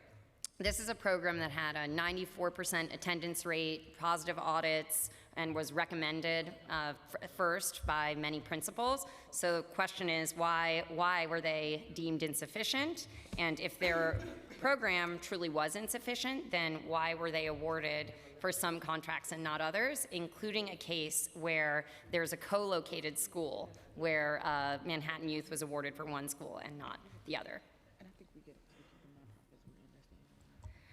I want to say that, I want to speak more broadly about the selection process, and I'm going to hand it over to Dana. But I do want to talk about this in terms of transparency and the narratives that are out there. This was a procurement process that was highly transparent. The concept paper was co-developed by the field. And in any procurement, there are winners and non-winners. And my heart goes out to all of the agencies that were not awarded. But I am really proud of the rigorous process that we engaged in and the level of care that DYCD took in making these awards. I want to speak about that, but I also want to give you the technical answer, which I'm going to hand over to Dana. And I also want to say that every single competition in every single region was competing with other providers.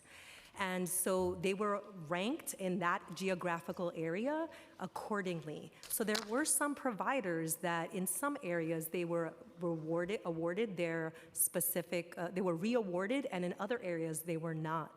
And I can tell you, on the provider side, that is, as someone who's been a provider, that is devastating, and yet it is part of the procurement process.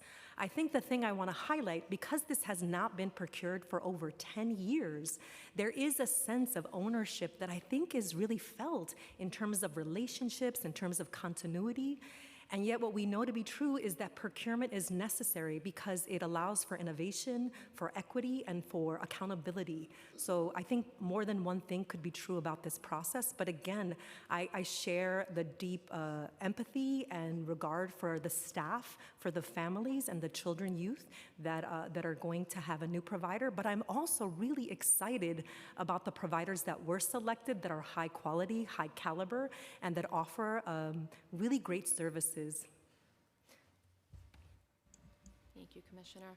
To add, I definitely want to push back a little on the fact that the procurement wasn't transparent. It was extremely transparent. We had made selections based on a basis for award where there was criteria outlined on how we were making the awards.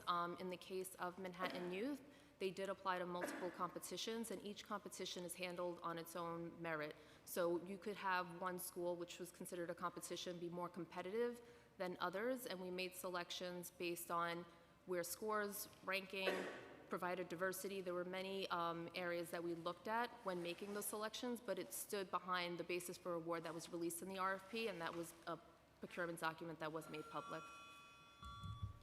Can I ask one more question? You shared what the technical factors are that you were looking at. One of them was around budget. Can you share more details on how Manhattan Youth scored against those criteria? At this time, we can't give specifics because we are in the protest period.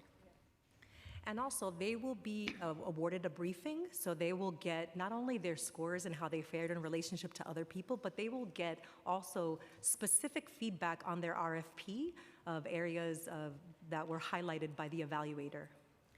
And are there instances where a school and a principal did rank Manhattan Youth as excellent and it was still not awarded again? And if that's the case, there's a process where the principals on the ground are being overruled in a closed-door process. If you could speak to that. Yeah. It wasn't a closed-door process. It was actually a transparent process that was guided by a contribution that was made by the principal. So principals' selections was weighed, but the primary selections, as Dana mentioned, were the RFP. And so I'm proud to say that over 80% of principals got their first or second award. And with principals that did not get their first ranking, we're going to be working to help that transition on the ground, to really think about ways to be a bridge and to make sure that they are centering this choice around children, youth, and families. And my last question, I know I'm out of time here, is if there's a chance to reevaluate these decisions, and we're signing up for a 6-year RFP. So if these programs are not meeting the needs of the community, for example, in this case, there are scopes of services like sports, arts, or academic enrichment that the prior provider did offer that the new provider does not, which can be very disruptive for the youth and the families, and that's who I'm representing today. What's the recourse down the line? I want to say two things. The first is that I know how resilient young people are and how adaptable they are to change. And I also know how responsive providers are to children, youth, and families, and how they will tailor their services to meet the needs of young people. Yes, it is a new process. Yes, there will be an on-ramp, but I believe that at the end of this, that there will be responsive services that center young people, and yet if they do not, like any other process at DYCD, we will take the necessary course of action.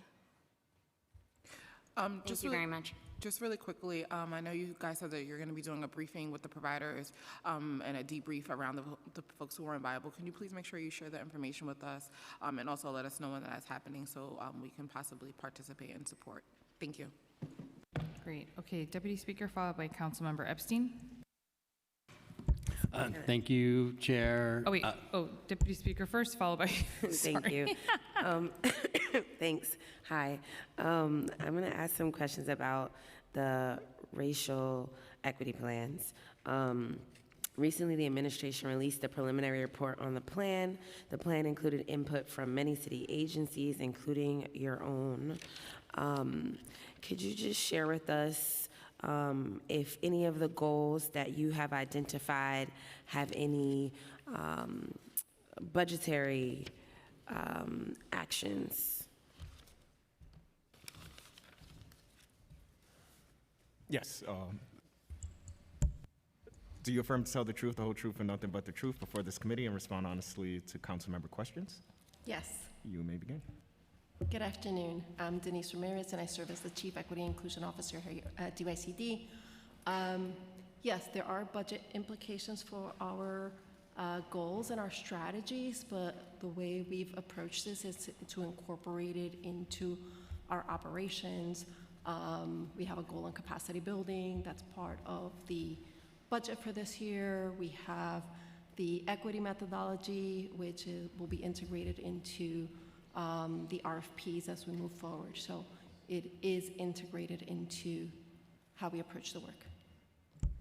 Thank you. I'm happy you mentioned the methodology. So in 2021, you began developing an equitable investment methodology that prioritizes communities with the highest concentrations of poverty. However, the city's racial equity plan states that this methodology will not be fully applied to all city tax levy funded programs until 2034. Why will it take more than a decade to fully implement this approach, and what barriers are preventing faster implementation? The timeline of 2034 is to align with what we expect to be the cycle of RFPs coming online. I will say I think the hurdles are what we've been talking about, is anytime that we are implementing change, it will take time to iterate, adapt, and integrate the methodology. So it's part of the process. I just think that's very long to do, especially considering you guys started this in 2021. So one of your long-term goals is to apply this investment methodology to 100% of the funded programs. What percentage of the city tax levy funded programs currently use this methodology? It was applied to the literacy RFP in 2024, and an equity approach was applied to the Compass RFP. So those are the two so far. Can you explain how this methodology weighs poverty data, demographic data, community violence indicators, and existing service gaps when allocating program slots?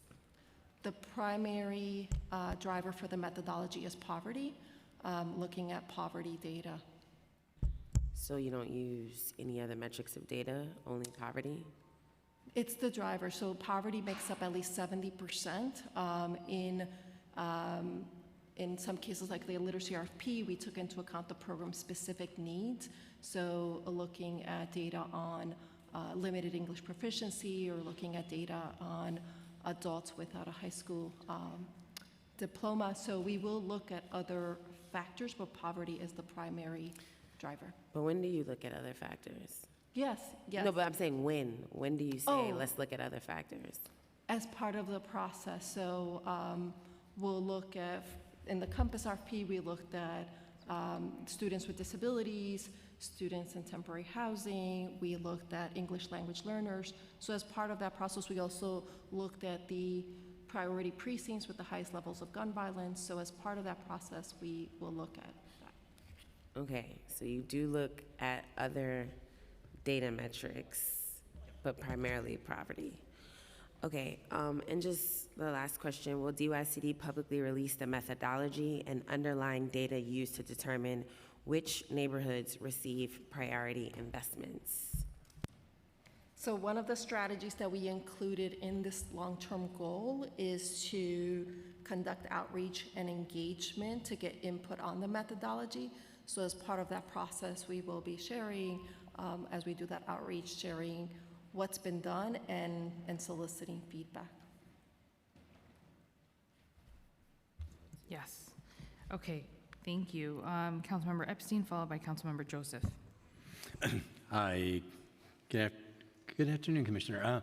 So I just want to first focus on center-based providers that lost their funding. I know we've talked a lot about this, especially, Henry Street in my district. It's got a 150-year history providing services, has a Boys and Girls Republic Center that now, how are we going to make them whole to ensure families who've been relying on that place for decades are going to be able to have services for their children there? We're in the process of evaluating a strategy to really think about strengthening stability and continuity, and so we're in the thick of that. So what's our timeline for them to hear back from you? I believe that the protesting period ends June 4th. Yeah, June 4th, and everybody gets a briefing, so thereafter we hope to be able to identify kind of some next steps. Yeah, because they have staff. Yep. And so they have staffing needs, and they're making some decisions. We need to be able to do that. And then families also have to make decisions based on that as well. Yeah, absolutely. So you think soon after June 5th, you'll be able to get back to them? Absolutely. Yeah. And just on the other providers, the school-based providers, I want to follow up with Councilmember Maloney. In some of these determinations, how much did family input play into this factor? How much did principal input play in? How much did services, like someone has a sports program, someone doesn't have a sports program, like all these factors, cost, how are these all factored in? Because, from the families we're hearing, and hundreds and hundreds and hundreds of families, they were very happy with the provider. And I understand that you went through a process, and I respect that, but it feels like they're not feeling like their input has been heard. Yeah. Dana, would you like to? So as part of the procurement process, the principals did have an opportunity to weigh in through their ranking. And when we made those selections, we did take other factors into consideration. The parents at the time of the RFP, that was not taken into consideration. However, that will be done as part of the school partnership agreement process when we're bringing the new providers in. That's when the opportunity for the parents to speak about what programming they want to ensure that the new provider is providing. I appreciate that, but I'm not sure why after the fact you would take parents' consideration in, like, why not have that involved in the application process and parent engagement, and are they happy? I appreciate the principals and the 3 schools that lost Manhattan Youth in my district all ranked them as #1. So they've already said they want them to continue. The parents said they want them to continue, but not really listening to the parents. And the second question I'll ask, because I know I'm almost out of time, is you committed to coming out to the school to talk to parents, or your team will be? We'd like to be able to get that set up before the end of the school year. I want to make a commitment now to make sure that happens in the next couple of weeks. I'm committed to speak to whoever wants to speak to me about this process. Yeah, just on the... Yeah, I also just want to add, in terms of parent engagement, we also, prior to the RFP being released, as part of our stakeholder engagement, we did engage families to build that new compass model that made it into the RFP. So parents were engaged before, but during the actual RFP process, it was really between the school principals and DYCD. And I'll just say, I think that's a mistake, honestly. I think parents are the recipients of these services, and they're the ones to best to judge beyond the paper what happens day to day in those schools.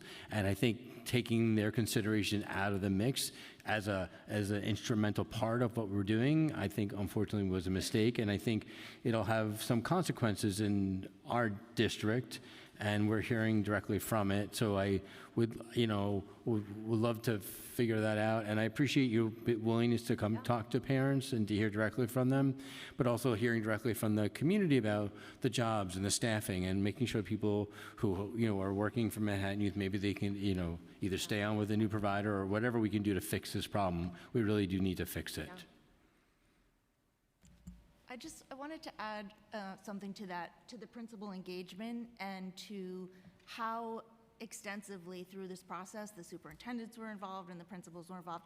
But where we are right now, having just announced these awards and finalizing the protest period, is precisely the time when families and young people and principals and superintendents can express what it is that they love about their current provider and how those programs and services could be implemented in the fall, what they haven't had that they'd like to see.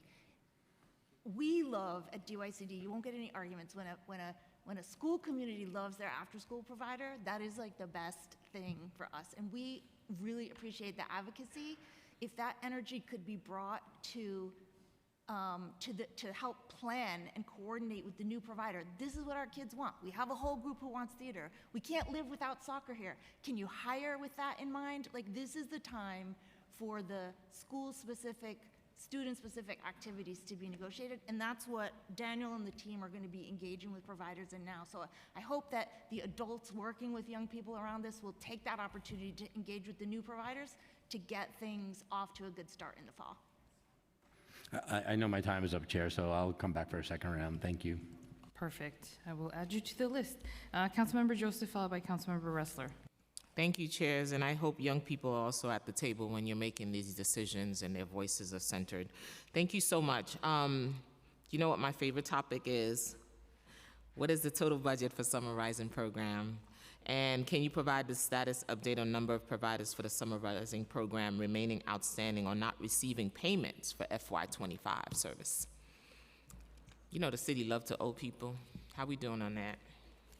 Well, hello. Hello. Hi. Hi. So summarizing, our budget for FY27 is at $151 million. We're grateful that the most recent administration did it based on restoration and the Jan plan. And so we know for this upcoming summer that funding is restored and we'll have continuity of services. What was your other question? We're hearing from providers that haven't been paid from FY25. All of our FY26 amendments, inclusive of Summer Rising, are pretty much registered. I'll just get the exact number, but for the most part, for FY27, 98% of our amendments associated with all types of increases to funding have been moved, and about... And this is FY25. They wanted to know why is there delays, and providers have been informed of why there's a delay. Do you inform the providers when there's a delay in payments? What do you say to them? For payments, usually we inform them that there's a delay, but currently there has not been any substantial delay in payments. I think what they're referencing is some maybe saying they have not received their funding, additional funding. If that's the case, I ask that they reach out to our help desk and we can look into it, but to my knowledge, all implementations for prior summers, for Summer Rising, were included in a release to providers. And so We can always talk offline and let you know who the provider is. What strategies are being implemented for pay providers faster in the FY26? What is the timeline to get funding out the door right away for providers? Well, currently, most of our providers, when we get contracts registered, we do a 50% advance to help with cash flow. After that, we essentially do reimbursements based on provider invoice submission. Now, in full transparency, we have not had as much invoice submissions, and so that may be impacting the provider's ability to maintain cash flow. But currently, we have less than 1% of invoices under 30 days. Over 30 days, so we know that there's a pretty much fast turnaround for invoice submissions. But again, if someone is having specific issues, I encourage you, please reach out and we'll look into it. But right now, about 1% of our invoices are over 30 days. And I think when I came in and looked, it was about 3, and they're at 40, and I said work on them. So I know that they're already working on them right now. And so we're prioritizing. Wonderful to hear. And if a provider's having trouble accessing the system, do you provide technical support for that provider? Yes, we have a help desk, and a lot of our staff are doing phone calls all the time, and we work closely with MOCS. Our payment team and budget team have weekly calls with MOCS to troubleshoot any issues they're having technically. And if providers are having issues, we always raise those concerns to them during those meetings. And again, we kind of provide our assistance. We have a help desk to respond to any inquiries. How many students applied for Summer Rising today, and what provision are you putting in place for students with special needs, students with IEPs? I'm going to defer to the youth services team to respond to that. So this past year, we received over 150,000 applications. So we're really excited about that. Regarding providing supports for youth and disabilities, we've been working with the Dial team in New York City Public Schools to ensure that we have accommodation plans for every single child that is required to receive those services, and coordinating with school leadership and the CBOs as well to ensure that all those supports in place for all those services throughout the program period. And a student who needs a one-to-one para in Summer Rising, Yes. one will be provided, and you will accommodate what's on the IEP. Correct. Correct? Yes. Thank you so much.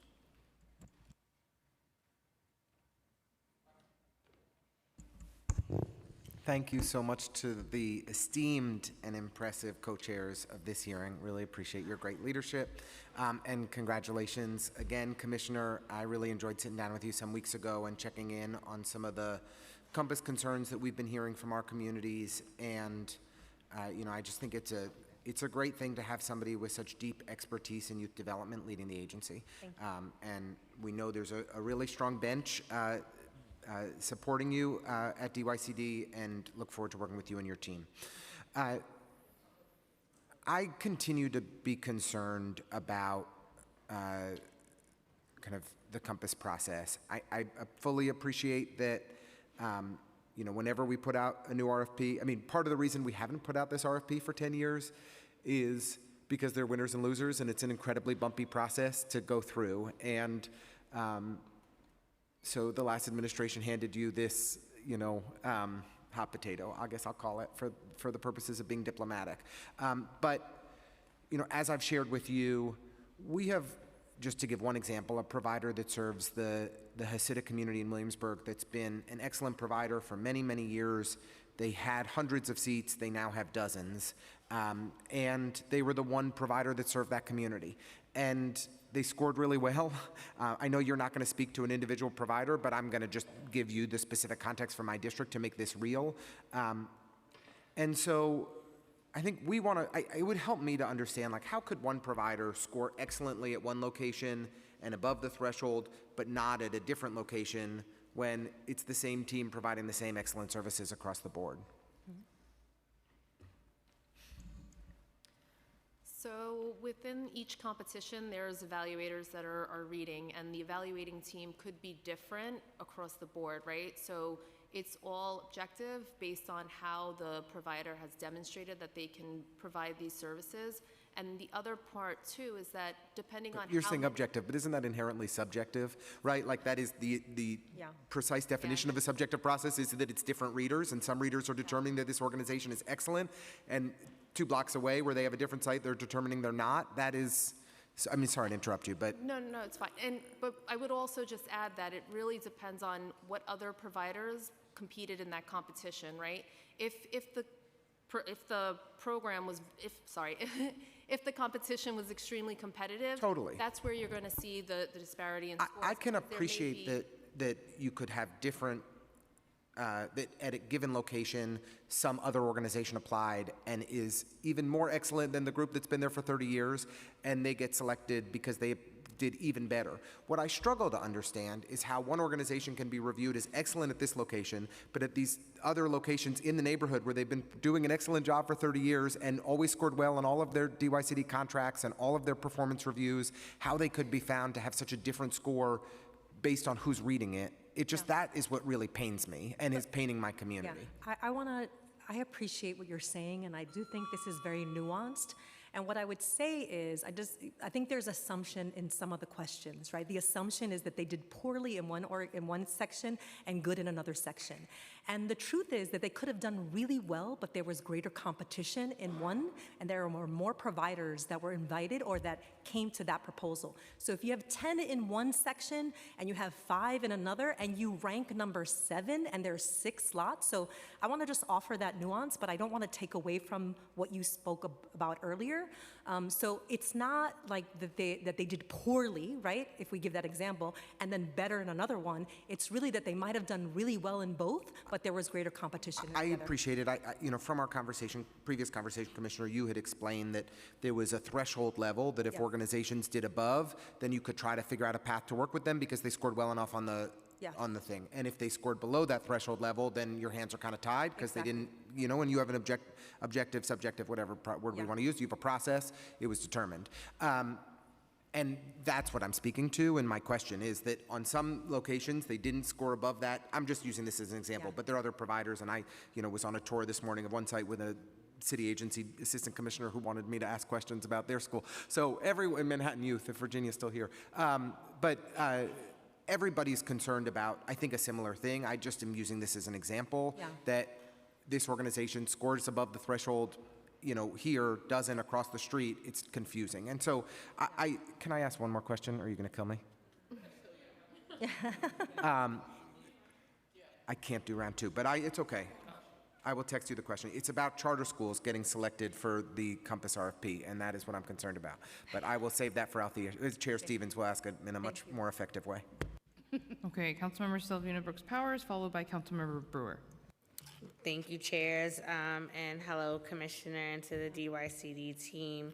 The increase of $14.8 million of city funding in fiscal 27 to expand services for the crisis management system program is welcome news.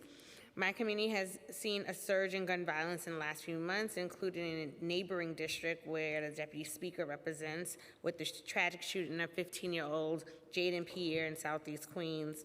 How will this new funding allocation help reduce gun violence, particularly among our youth? What CMS groups will see additional funding thanks to this increase, and how will the transition of CMS from DYCD to the Office of Community Safety impact programming and the city's administration of these programs? Because we know when it shifted from MOCJ to DYCD, it was a whole dynamic there. And then also for my CMS providers, they're often going above and beyond, going beyond the small territory they're responsible for, and the funding that they have right now is absolutely not sufficient. And the last question I'll leave you with, and I can repeat whatever you need me to. SYEP meets a critical gap for youth to seek gainful employment and stay busy during the summer months. But we have heard that youth need similar employment opportunities throughout the academic school year. What is DYCD doing to meet this need? Yeah, I'm going to start, thank you for that question, Council Member. I'm going to start with the transition of ONS from DYCD to the Office of Community Safety, and then I'll pass it over to my colleague, Daryl. The first thing I want to say is that I am really excited about the Deputy Mayor, Renita Francois, and her commitment to really seeing this program through and to making it a priority for the whole city. And so the transition is going to take place in two phases. The first is the programmatic and strategic transition has already occurred. So it is already reporting to the new commissioner and to the deputy mayor, and that has been seamless, and it has been happening in tandem with the support of my team. The operational aspects of it, the contracts and some of the operations are going to be transitioned over the next year. What I can say is that because we had the experience of transitioning from MOCJ to DYCD, we have experience in what this could look like in ways that really keep programming intact and then do not disrupt services. And so we're all committed to doing that and to continue to partner with the deputy mayor as well as the new commissioner. And then Daryl, you can speak specifically to the other question. Hi, Daryl. Yes, and I would need to be sworn in. Do you affirm to tell the truth, the whole truth, and nothing but the truth before this committee and to respond honestly to council member questions? I do. You may begin. Thank you, council member, and it's great to see you. You too, Daryl. So we are working closely with the Office of Community Safety on the additional investment of $14.8 million for the Office of Neighborhood Safety. We're working out details now on both how that's going to be either amended or procured and which groups that it's going to, but it will support the place-based work, the precision work that team is doing on the ground. So supporting the crisis management system, supporting the wraparound services, supporting the HFIP hospital program as well. And I just want to put a plug in for Hamels, an expansion to Hamels, because right now I'm using discretionary funding, which is fine, but they have not been designated an official site. And so we have King of Kings that is stretching pretty much most of the peninsula, and then the supplemental funding I give to Queens Royal Priesthood is like a stopgap. So we need to expand those, especially as the summertime comes. Got it. And then the question on SYEP. Thank you for that question. I'm really excited about it because we agree. We have our Work, Learn, and Grow program, which was created due to advocacy from the council many years ago. That program serves 7,000 young people who were in SYEP and are able to extend their experiences through the school year. And we've found that the impact of that program really is exponential on top of what they get through SYEP because we're able to engage them throughout the school year. We're able to offer college credits. A lot of the young people who go through Work, Learn, and Grow have received a college credit. over 20,000 of them in the past 5 years. And we have another 1,000 people with our Learn and Earn program, which is also a full year program. And so I would say we definitely appreciate your advocacy. There's tremendous, tremendous interest from young people for Work, Learn, and Grow slots. And so it's definitely a place that as an agency we're looking to continue investing in and looking at how we can do more. Thank you for that, and I hope it is expanded. My very first on-the-books job was Summer Youth Employment Program, and then I also worked through the school year. It wasn't back then called what it's called now, but it definitely was helpful to get money in my own pocket. So I advocate for that, and I know our amazing chair, Stevens, does as well. But thank you. Thank you. Councilmember Brewer, followed by Wong. Thank you very much. I appreciate the call yesterday that we discussed the after-school programs. I sent you a letter. I assume you got it. And we hope that that can be changed. Is it true that we could do contracting if nothing else works? The contract does allow for 30% subcontracting. 30%? Yes. Okay, that's not everything then, okay. Also, just so you know, the principals do not have a contact for the other provider. They don't know how to reach them. I obviously know, so I made the contact, but they did not have a contact, just so you know. They contacted you to get a contact. So I hope that can be changed. It's really causing a lot of challenges. Also, PS 145 is not happy. They want LEAP. I assume you know that. They also contacted me. Everybody contacts me. And so they too are upset. So you've got a lot of upset people, just FYI. In terms of contracting, we have wonderful staff. We work constantly, really almost with a lot of agencies in Manhattan, not just in my district. And the issue is constantly, I wonder what is the benchmarks or what metrics do you use to evaluate whether the contracting process has improved, and what do those metrics show compared to previous years? And also, how many do you keep track of how many get escalated to the Mayor's Office of Nonprofit Services, which is what we do. We call them and then work with them to try to get contracting addressed. Is that something, do you keep track of that?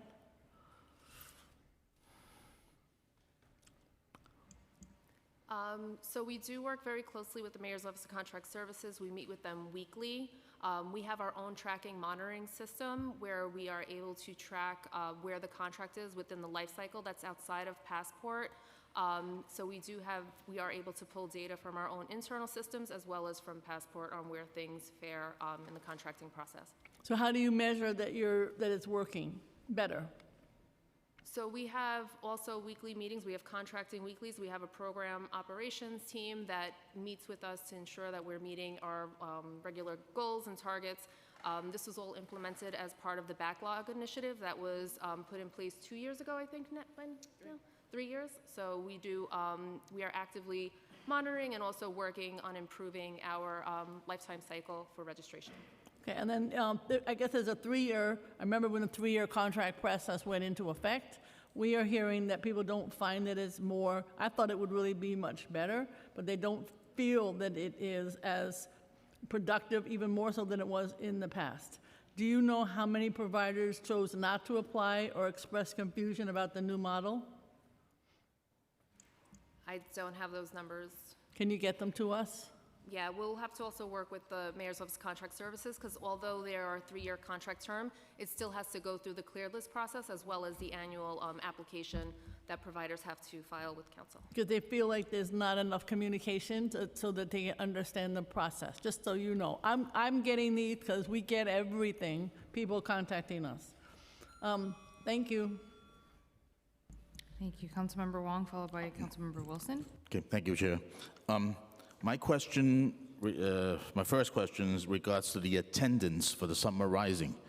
Okay, so we have over 150,000 applicants were submitted from March 3rd to March 27th. But my experience with Summer Rising is that quite often some kids don't show up, and then meanwhile there are other kids in the waiting list. They're expecting a phone call. And they never get the call. So my question is, who does the outreach, DYCD, or is the school's job? Because when I call the school, I get the runaround. So thank you for that question. I think it's important to note that this is collaborative program model between New York City Public Schools and DYCD, and ensuring that there are supports and services for all young people. And also, summer is a very different model in itself, right? It is not a requirement to show up every single day. We have families that utilize space and weeks and days differently than you would say after school, which is a year-round component. Another thing is that the wait list is also factored in with other components, such as ensuring that we are prioritizing youth that are special needs, students in temporary housing, families that will be able to have opportunity to have those seats that they probably would have never used before. And it is an extremely popular model, so we are going to see robust wait lists in certain areas, then, from one year to the next. So every year we do focus on looking at specific locations and sites where we can open up more programs. And actually this year we actually opened up more programs to kind of lighten the load on wait lists for specific schools. This past year, we opened up 40 new elementary programs where we know the demand has increased. But are families in the waiting list, are they being contacted and say, okay, we have an opening, please come?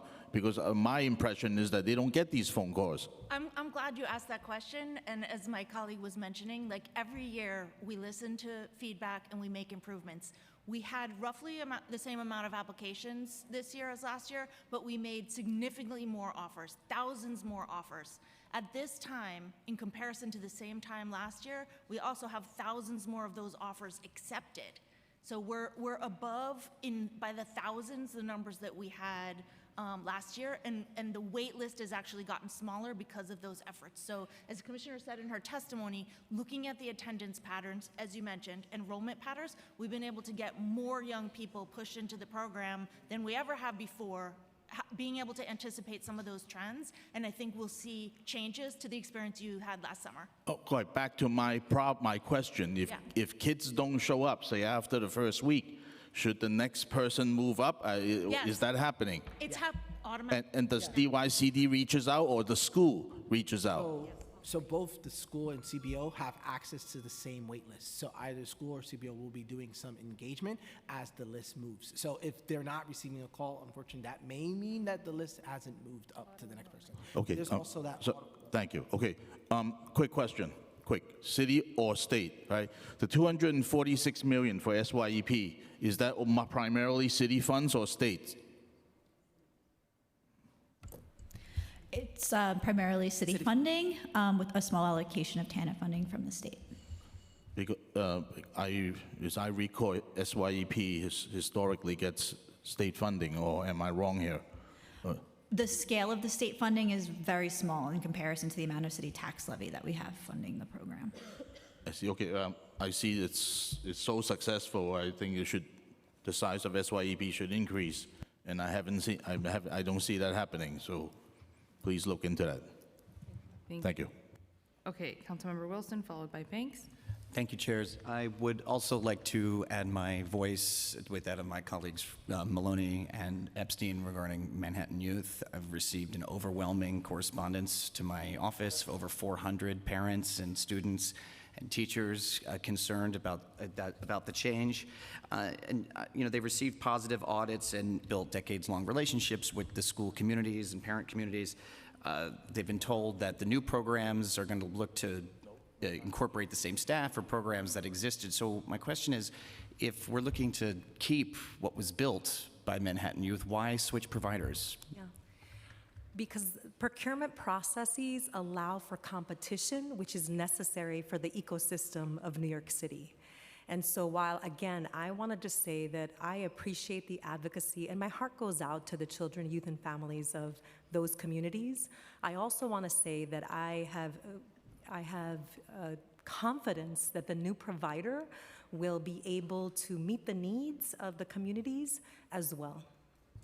The CEC 2 in my district also put out a resolution asking for them to be reinstated. And given that response from the parents and the school board, would there be any consideration to reinstating Manhattan Youth? So what I would say is that the school procurement process was different than the center-based process, because the school procurement process allowed for continuity of the slots, the number of seats in a building.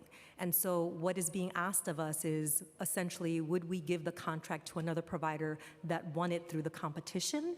unless we found something egregious in the RFP process. And believe me, I am reading a lot of these close calls to make sure. But it's really the continuity of the slots and not the provider. I want to ask about the CBO selection. So I want to acknowledge that Hudson Guild is here with us today, which is a crucial provider in Council District 3, centered in Chelsea, right next to two very important NYCHA developments and families that they serve. So, they were a reciprocant of one of these the cuts, and this leaves a huge gap in the district for after-school programming with the provider on the northern edge. That's not really going to work for parents and community and for the families, especially those in NYCHA that really rely on this. So how are we going to deal with that gap? Yeah. And how is Hudson Guild going to make sure that they have the continued resources they need to serve Manhattan and my council district? Yeah, I would say that we're in the process of thinking about continuity of services and stability of the ecosystem for center-based awards. And we are hopeful, as I mentioned earlier, to share where we land after June 6th. Can I ask one more question? Okay.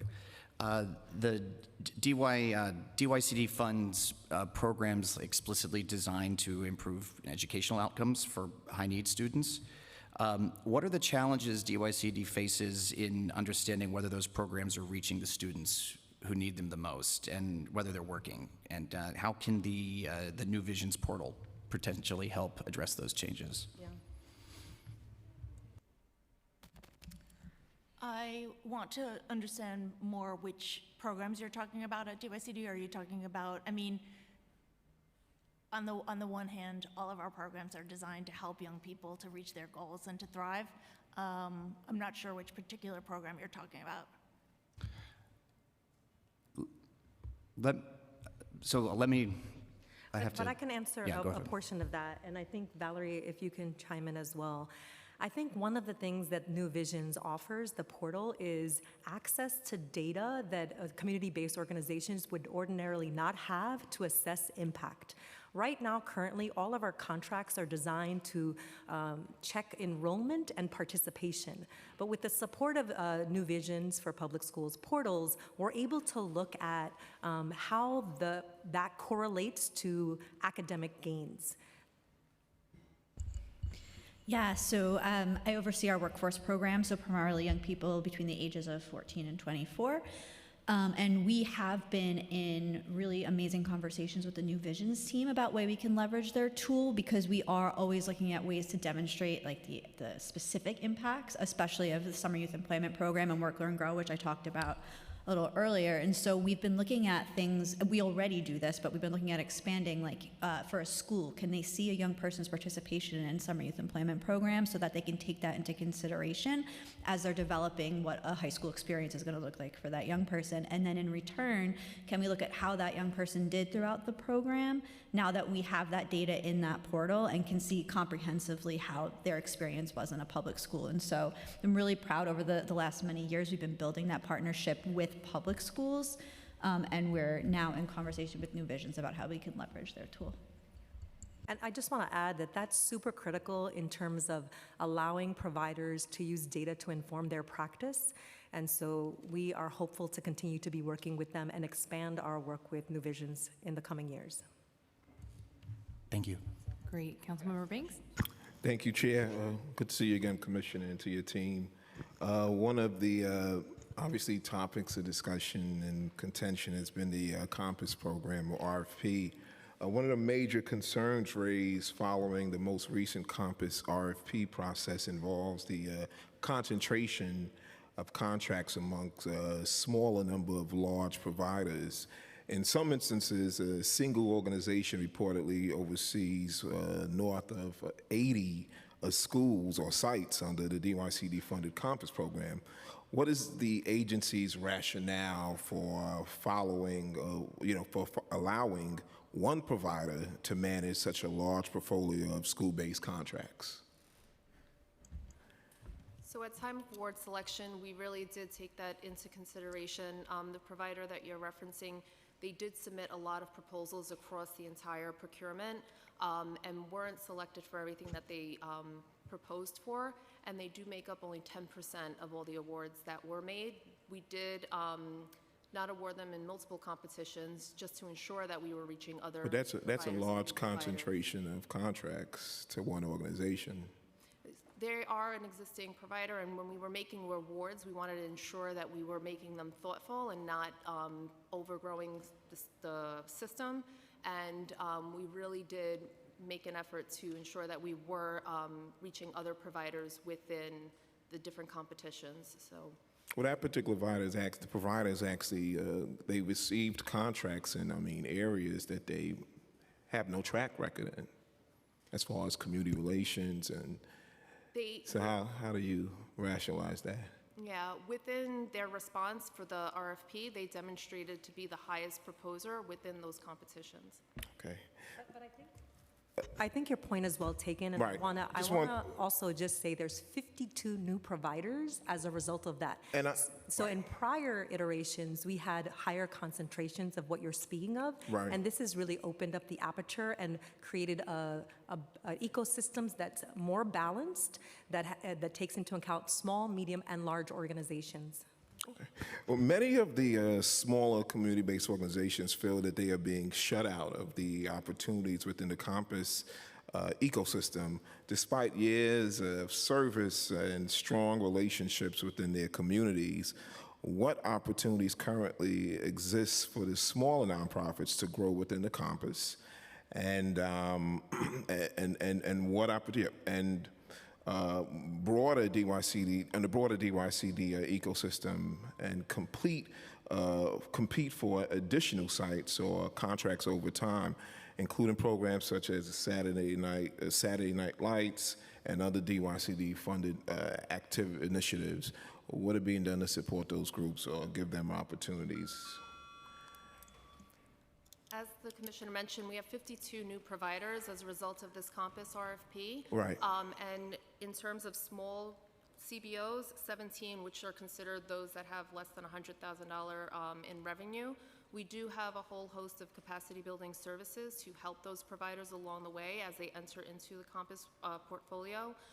In terms of new procurements at this time, we don't have anything for them to apply to, but they do have the opportunities also to serve as subcontractors that help them get into these campus programs and start building their ability to. Yeah, I have there's one organization that's been in the school for close to 10 years or so. Has a long track record in that community, and they've been surviving off of CASA monies that we've given them, and then whatever other monies that they've raised. They competed for a campus, they submitted for the RFP. And they got approved. The principal supported them.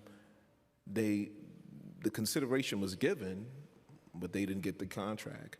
And that to me means something, because having a relationship with the community, having a relationship with the students means a lot.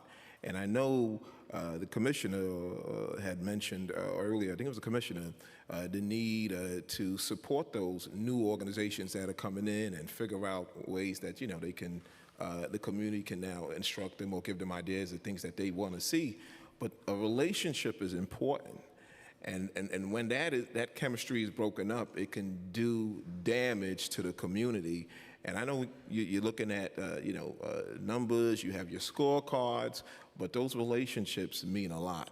And I don't want our community to be negatively impacted because of a score chart.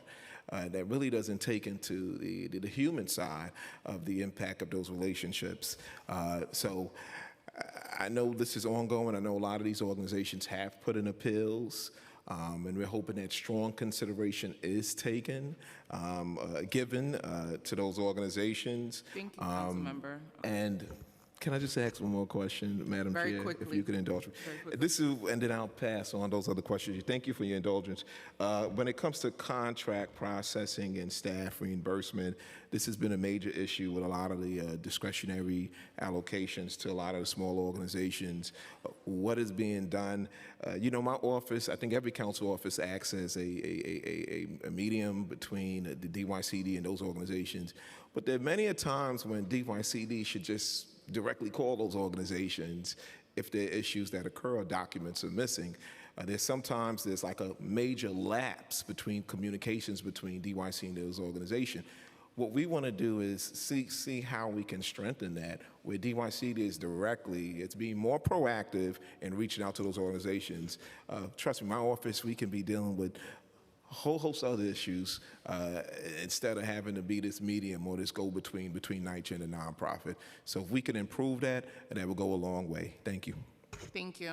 And I'm sure the commissioner will take that into consideration and add that to the million list of things to do. I'm just going to do a quick lightning round around some things because I know we do have to wrap very quickly. My first question is just around SYP. Hey, Val, there you go. Just thinking about as we prepare into the summer and go into the summer and thinking about the issue we had last summer with the debit cards and things like that. I just want to get a clear understanding of how are we moving forward this summer to ensure that that doesn't take place again and ensuring that, you know, young people are getting paid in a timely manner and other things are happening? Succinctly.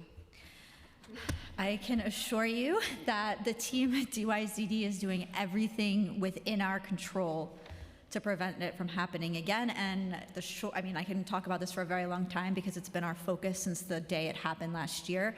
But high level, we're doing everything from engaging young people in more and more financial literacy training. Our providers have been convened at DYCD to make sure they're focused on educating their young people on the risks of participating in fraud.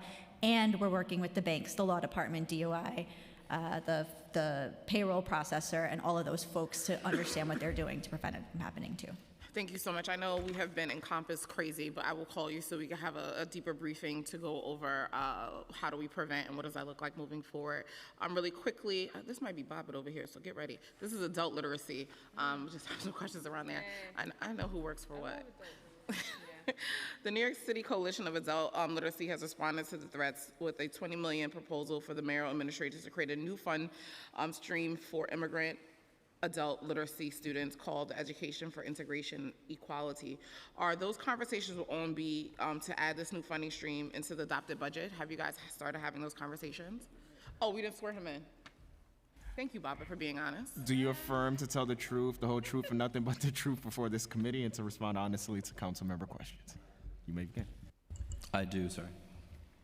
I'm sorry, could you restate the last part of the I was asking, you know, the Adult Coalition has been asking about this $20 million proposed for additional funding for immigrant adult literacy students. Have you guys started to have those conversations with OMB already around this funding?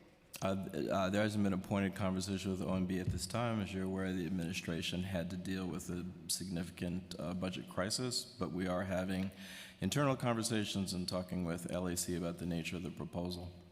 The Adult Literacy Forwarded initiative is currently funded by Council, which was created in partnership with the expertise of providers. It focuses on meeting the community needs with an innovation and holistic approach to adult literacy. Is DYCD open to adopting aspects of this program for DYCD's RFP Adult Literacy Program? We're happy to continue to support the council's pilot. As you will recall, there was a prior iteration before Adult Literacy Forward. And for our part, we believe that we learned from that model as well as a pilot that we did. That's why we increased to a significant extent the price per participant under the current literacy model. So we currently like and abide by the model that we have, and we'd be happy to continue to receive support from the council as we have in prior years to expand the number of slots made available under the model. The next question I have is just around the Fathers Initiative. What is the current budget for the Father Initiative? We did the budget. I'll defer to Navita to answer that question. And who are the providers that received the awards? And what boroughs and districts? Chair Stevens, I don't have all that detail. Oh, okay, sorry.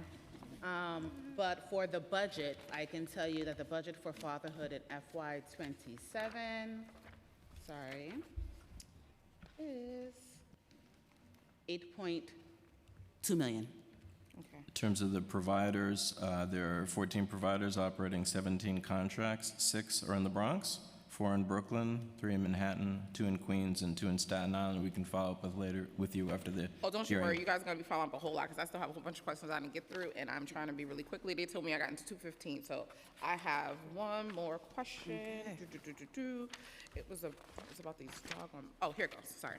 Okay, so my next question is just around what is the actual spending for the Omni cards, budgeted at $11 million for the Omni cards, and how many providers and you've received the cards? I'm I'll sorry, speak I to should the- have had you. We were really trying not to do like the shuffling. It didn't work out the way we had hoped. Can you repeat that? You're asking about the Omni What card? was the actual spending for FY26 budgeted for $11 million for the Omni cards? How many providers and you've received those cards, and does the agency receive any reports from providers on a distribution of those cards? So I will let Valerie speak more to the distribution and providers and receive, but I can tell you that in last year we spent approximately $4 million towards the Omni cards. Yeah, and that funding went to about 80,000 cards. Participants need multiple cards to get through the summer, so it was for about 40,000 participants that we purchased cards for, and they were distributed to 90 providers. And we have very tight policies around the provider's responsibility of tracking which participants get the cards, how many cards they've distributed, where they store them, and they report all of that back to us on a regular basis. And then we use that information to take into account the need for each following program cycle. Okay. Advocates have been, and this is, wait, oh, it's 2:16, I'll stop. Okay, so we are short for time and I don't want to go over it anymore, but I still have a ton of questions. We'll be sending them over to you guys. We want to make sure that we know that we're going into negotiations, but please do not let that hold up getting these questions because we really want to get through it. And so we'll be sending them over as soon as possible. And I know there was even colleagues who have questions, so we'll be sending those over, and please make sure that we're working in tandem to get this done and not let negotiations get in the way of that. So thank you guys for being here today, and I'll pass it back over to Chair Lee. Ooh, okay, I mean, you basically said it all.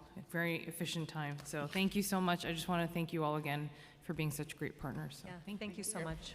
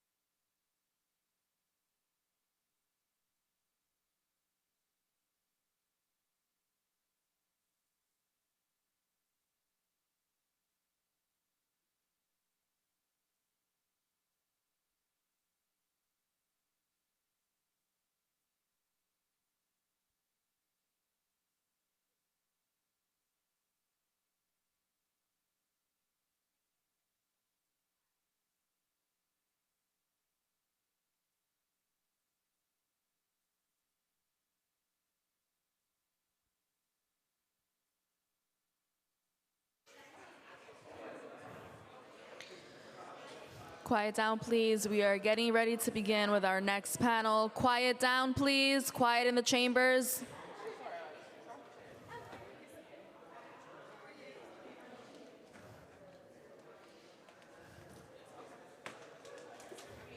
Please take your seats. We are getting ready to begin. Just a reminder, no one may approach the dais at any time during this hearing. There are no food or beverages allowed in this room as well. Please find your seats.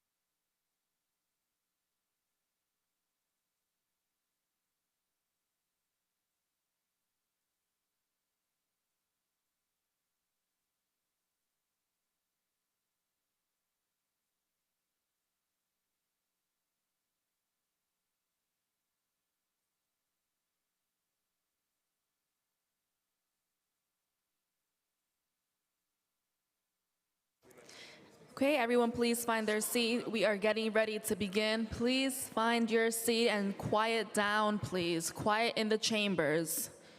Just a reminder, no one may approach the dais. No food or beverages are allowed in this room. Chairs?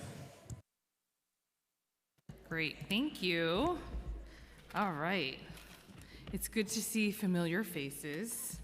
Okay, so good afternoon and welcome to today's third hearing about the FY27 executive budget. Councilmember Linda Lee, and I'm glad to be joined today. Glad to be joined today by my colleague, Chair Elsie Encarnacion, Chair of the Committee on Immigration. And we have been joined by our Deputy Speaker Williams, Councilmember Brewer, Councilmember Joseph, Councilmember Wong, and Councilmember Aviles. So welcome to a familiar face, Commissioner Faiza Ali and your team. Thank you all for joining us today to answer our questions. On May 12, 2026, the administration released the Executive Financial Plan for FY26 to 30 with a proposed FY27 budget of $124.7 billion. The Mayor's Office of Immigrant Affairs proposed fiscal 27 budget of $781,962 represents 0.00063. And I feel like that's important to note with such a sizable immigrant population in our city, but of the administration's proposed FY27 budget in the executive plan, and this remains unchanged from the originally budgeted amount in the fiscal 27 preliminary plan. As of April 26, Moya's headcount was 3 less, than their fiscal 26 budgeted headcount. In the Council's preliminary budget response, we called on the Mayor to ensure the critical and essential services we provide to our immigrant population be upheld and that we safeguard programs that may be at risk with any possible federal funding cuts. And my questions are largely going to focus on a bunch of the services around the AIPI community funding, the consolidation of all immigrant services into a single agency, of course, contracts, payment delays, which is one of our favorite topics, prioritizing access to mental health and health services, the legal support hotline, city preparing for the 2030 census, and also Moya's role in preparing for the 26 FIFA World Cup. And I now want to turn it over to my co-chair for this hearing, Chair Encarnacion, for her opening statement. Thank you, Chair. Good afternoon to Commissioner Ali and her team. Thank you all for joining us. Before we get started, I want to take a quick moment to thank the entire Council Finance Division and committee staff for their efforts in preparing for today's hearings and all of the hearings alongside the Finance Chair. I'm sending her all of my reserved energy to continue on through this budget process. I also want to start off by condemning the horrific shooting that occurred at the Islamic Center of San Diego on May 18th and stand in solidarity with our Muslim brothers and sisters to say hate and violence against our vibrant immigrant communities will never be tolerated. We offer our condolences to the families of the victims whose lives were taken. Our immigrant communities continue to be under attack. Last fall, we saw an uptick in street arrests by ICE. And recently, the news publication The City reported that 800 New Yorkers were arrested by ICE between October 2025 and March 2026. And they were not even the intended targets of immigration officers. The federal administration has threatened to increase these so-called collateral arrests in sanctuary cities like New York. Last year, the council fought long and hard to secure a historic level of over $50 million for immigration legal services, doubling the city's investment to safeguard immigrant communities. The council values the partnership through task force meetings it has formed since last year with Moya, the Office of Civil Justice, and DOE Project Open Arms in prioritizing funding and resources for our immigrant neighbors. For fiscal 2027, the council is urging the restoration of last year's budget amount and an additional $30 million to further protect and enhance our city's immigration legal services in this time of great need. I'll be repeating that number over and over again, so you don't have to write it down, no worries. Commissioner Ali, you played a critical role in securing that funding last year, and we're asking you to continue your advocacy within the administration. We look forward to an open and honest conversation today's hearing, and I will now turn it back over to Chair Lee. Okay, great. So just before we start, just a couple of housekeeping rules. So as a reminder for this year's executive budget, because we have a shorter timeline, we're doing all of the public testimony on one day, on Wednesday, June 10th, beginning at 9:30 a.m.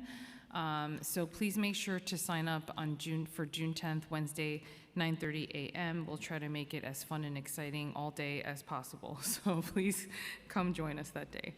And also, because we're pressed for time, because we have to be out of the space and we only have the translators for a certain number of hours, if members could keep their questions brief, and if you guys could keep the responses as brief as possible so we can get through everything, that'd be great. And if we can keep the openings to 10 minutes, if it goes over, it's okay. But yes, okay, awesome. Thank you so much. And, I'll turn over to council for swearing in. Good afternoon. Do you affirm to tell the truth, the whole truth, and nothing but the truth before this committee and to respond honestly to council members? Commissioner Ali? Deputy Commissioner Sanchez? And Deputy Commissioner Lucero. You may begin. Great, thank you so much. Good afternoon, and thank you to Chair Encarnacion and members of the Committee on Immigration, as well as Chair Lee, Deputy Speaker Dr. Natasha Williams, and members of the Committee on Finance for this opportunity to testify today. My name is Faiza Ali, and I'm the Commissioner for the New York City Mayor's Office of Immigrant Affairs, or MOIA, and I'm joined today by my colleagues Lorena Lucero, Deputy Commissioner of Programs and Policy, as well as Jasnia Sanchez, Acting Chief of Staff and Deputy Commissioner of Administration and Strategic Initiatives. As the daughter of immigrants from Azad Kashmir, Pakistan, I understand deeply the role that local government must play in ensuring communities are treated with fairness, dignity, and respect. Across the country, aggressive ICE enforcement operations have sown fear and uncertainty in immigrant communities. And in this moment, New York City must be clear. We remain committed to protecting all New Yorkers, regardless of their immigration status. At a time when immigrant families are increasingly being met with disdain or contempt and hostility, local government must be a source of stability, clarity, and protection. That requires investment, operational capacity, and sustained support to meet our responsibility to immigrant New Yorkers. Today, I will provide a brief update on MOIA and highlight 6 key areas of our work: Immigration Legal Services, the Immigration Legal Support Hotline, the Haitian Response Initiative, Rapid Response Collaborative, Language Justice and English Language Learning, and the Community Engagement Programs. During a recent visit to 26 Federal Plaza, I watched immigrant New Yorkers arrive for a routine immigration proceedings, only to encounter an atmosphere of intimidation. Hallways were filled with families lawfully seeking status, while enforcement agents moved through the building in masks. It was deeply unsettling and a stark reminder of what is at stake for the communities that we all serve. At MOIA's preliminary budget hearing, I outlined the challenges immigrant communities are facing under the federal administration's aggressive detention and deportation campaigns. ICE's recent presence at Wyckoff Medical Center in Brooklyn drew community protests and a highly visible NYPD response. Consistent with Executive Order 13's directive to continuously review agency policies and protocols, NYPD, in partnership with the Interagency Response Committee, will assess whether there are any updates to the policy and procedure to be made in light of that incident. Pursuant to EO 13, the agencies have completed their initial audit of policies and protocols with support from the Interagency Response Committee on interactions with local immigration enforcement and is updating its training guidelines and materials accordingly. MOIA remains an active participant in the ongoing work of the IRC and is firmly committed to upholding and complying with local laws. This is a moment when immigrant New Yorkers need reassurance that their local government will stand with them and protect them. Mayor Mamdani was elected in part because New Yorkers recognize the growing instability and anxiety many immigrant families face about their place in our society. It is MOIA's responsibility to help restore trust, reinforce that commitment, and ensure that there is continued access to schools, healthcare, housing, and city services for all New Yorkers. In the interest of time, I'm going to skip around in the testimony, but you do have my full statement as well.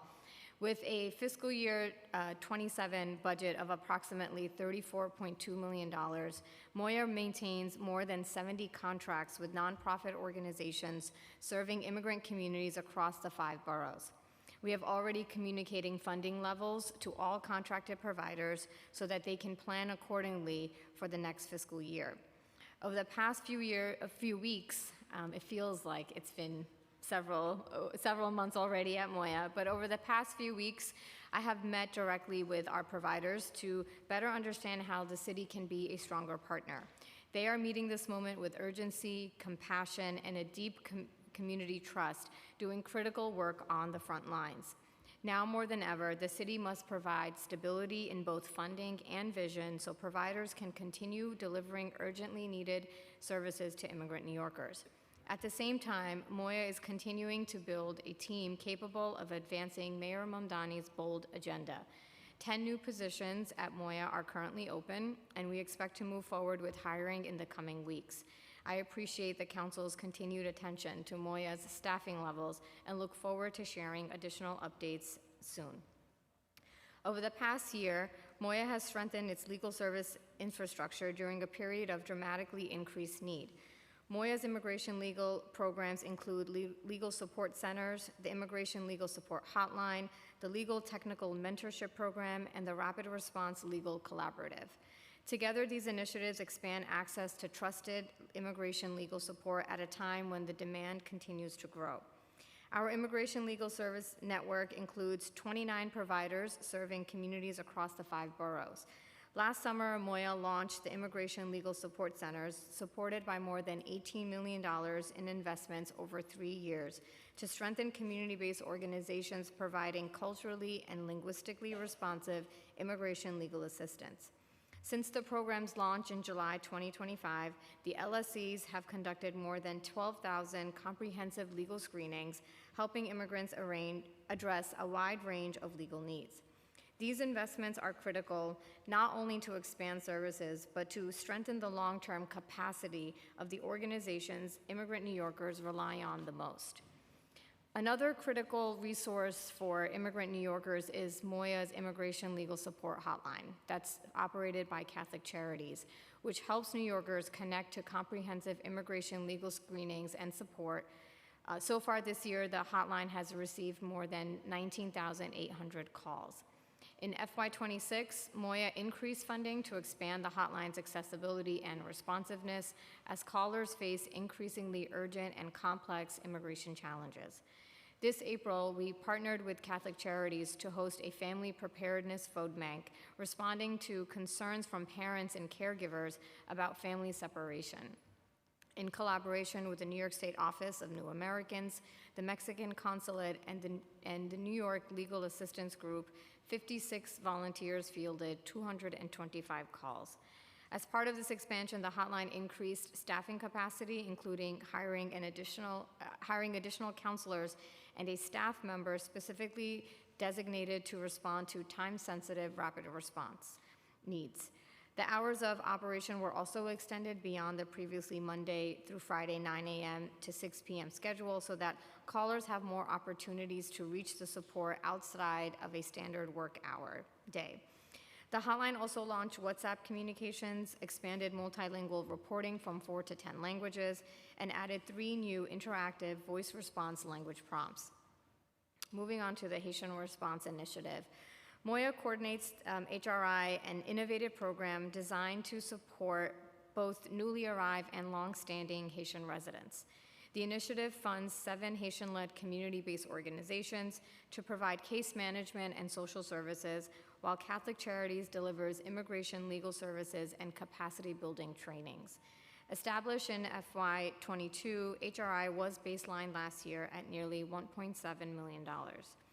HRI partners have also organized legal clinics across the city, helping hundreds of Haitian New Yorkers access legal assistance related to deportation protections, legal remedies, and work authorization.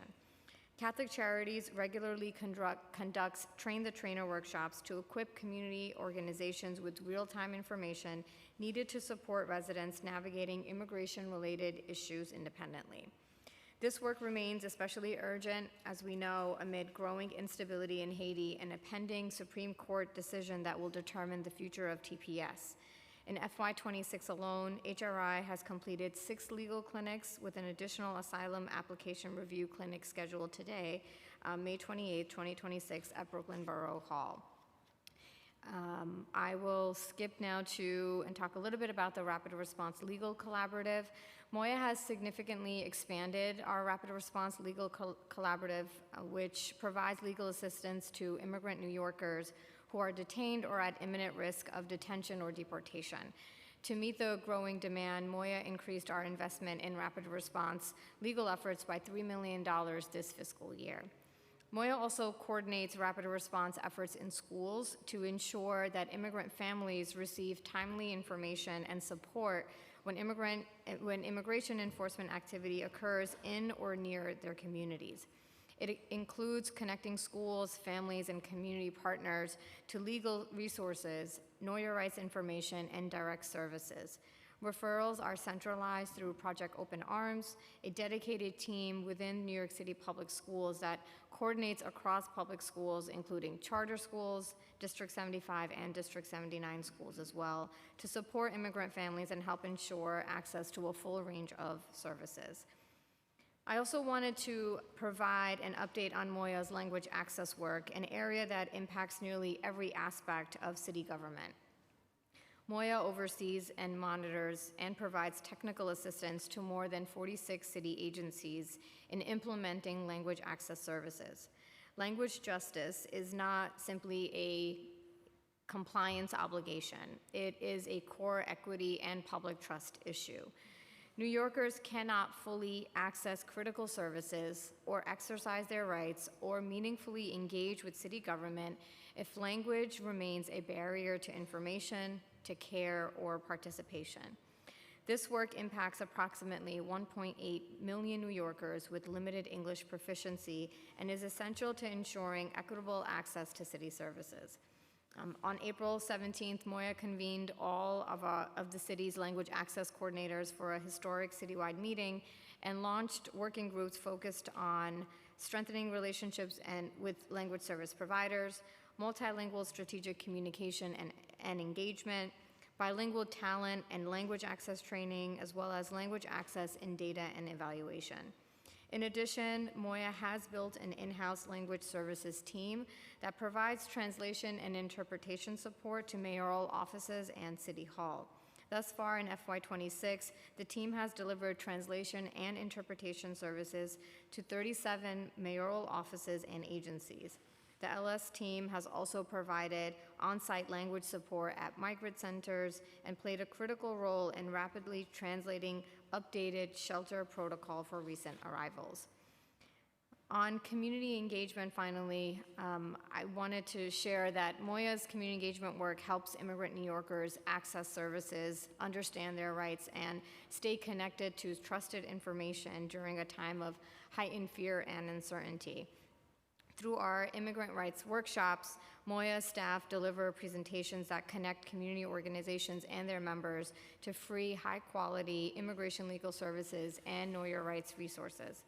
In FY26, the program delivered over 300 presentations, reaching over 7,000 people citywide, continuing our critical work reaching diverse communities where they are. Moya also continues to strengthen relationships with trusted ethnic and community media outlets that serve immigrant New Yorkers in multiple languages.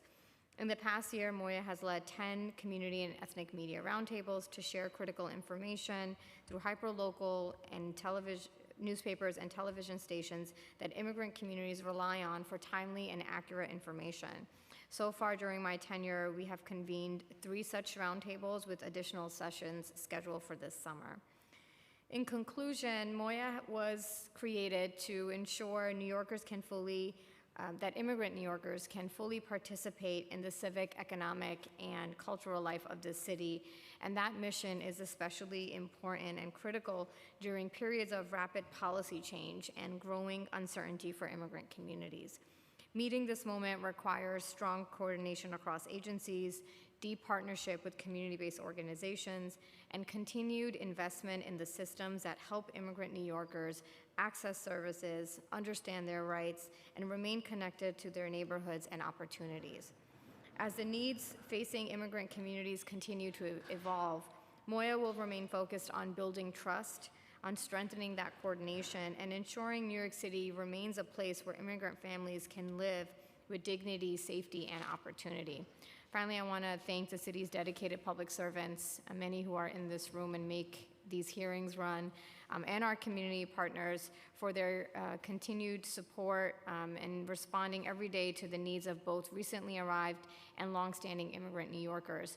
Immigrant New Yorkers are not separate from the story of this city. They are central to it. They are workers, parents, students, business owners, neighbors, and caregivers who sustain this city every day. I look forward to working with the council to ensure that our policies and investments and our institutions reflect that reality while continuing to strengthen the communities that are, in fact, the backbone of our city. Thank you. Thank you, Commissioner. And I just want to say thank you to you also, because even when you were back in the day in the council, when I was at KCS, you were so instrumental in helping a lot of our immigrant communities and nonprofit organizations be that bridge to us accessing folks in government. So I think it's very crucial. It's a very crucial role that you played and still play even more so now in this role. So thank you. Okay, so I'll go through my questions quickly because I know we have others that need to ask questions. So since Moya is a mayoral office technically and not a full-fledged city agency, what specific challenges and limitations does this structure present in terms of funding, operational capacity, and policy implementation? Because I know you have to go across a lot of different city agencies. Yeah, this is a great question. I think it's actually a really important conversation that should be had, and it does. I think that it deserves more nuanced than sort of a binary answer of should Moya be an agency or not. Right now, Moya's structure as an office, it does create certain limitations because we are, like you said, fundamentally a coordinating office rather than a standalone operational agency. And much of our work does require sustained partnership across city government. But at the same time, I think that there are some real strengths to the current structure that we should take into consideration. Being housed within City Hall, for example, gives Moya the direct proximity to executive decision-making on issues related to immigrants and immigrant inclusion. It really allows us to also elevate our concerns as a citywide priority rather than being siloed into a standalone agency. But I say all this to say that, I think it's really important for me, and I'm glad you raised the issue of input and engagement with advocates. I think this is a conversation that needs to be had more broadly with other stakeholders, to fully understand, what will the impact be, in fact, if we were to transition into an agency or not.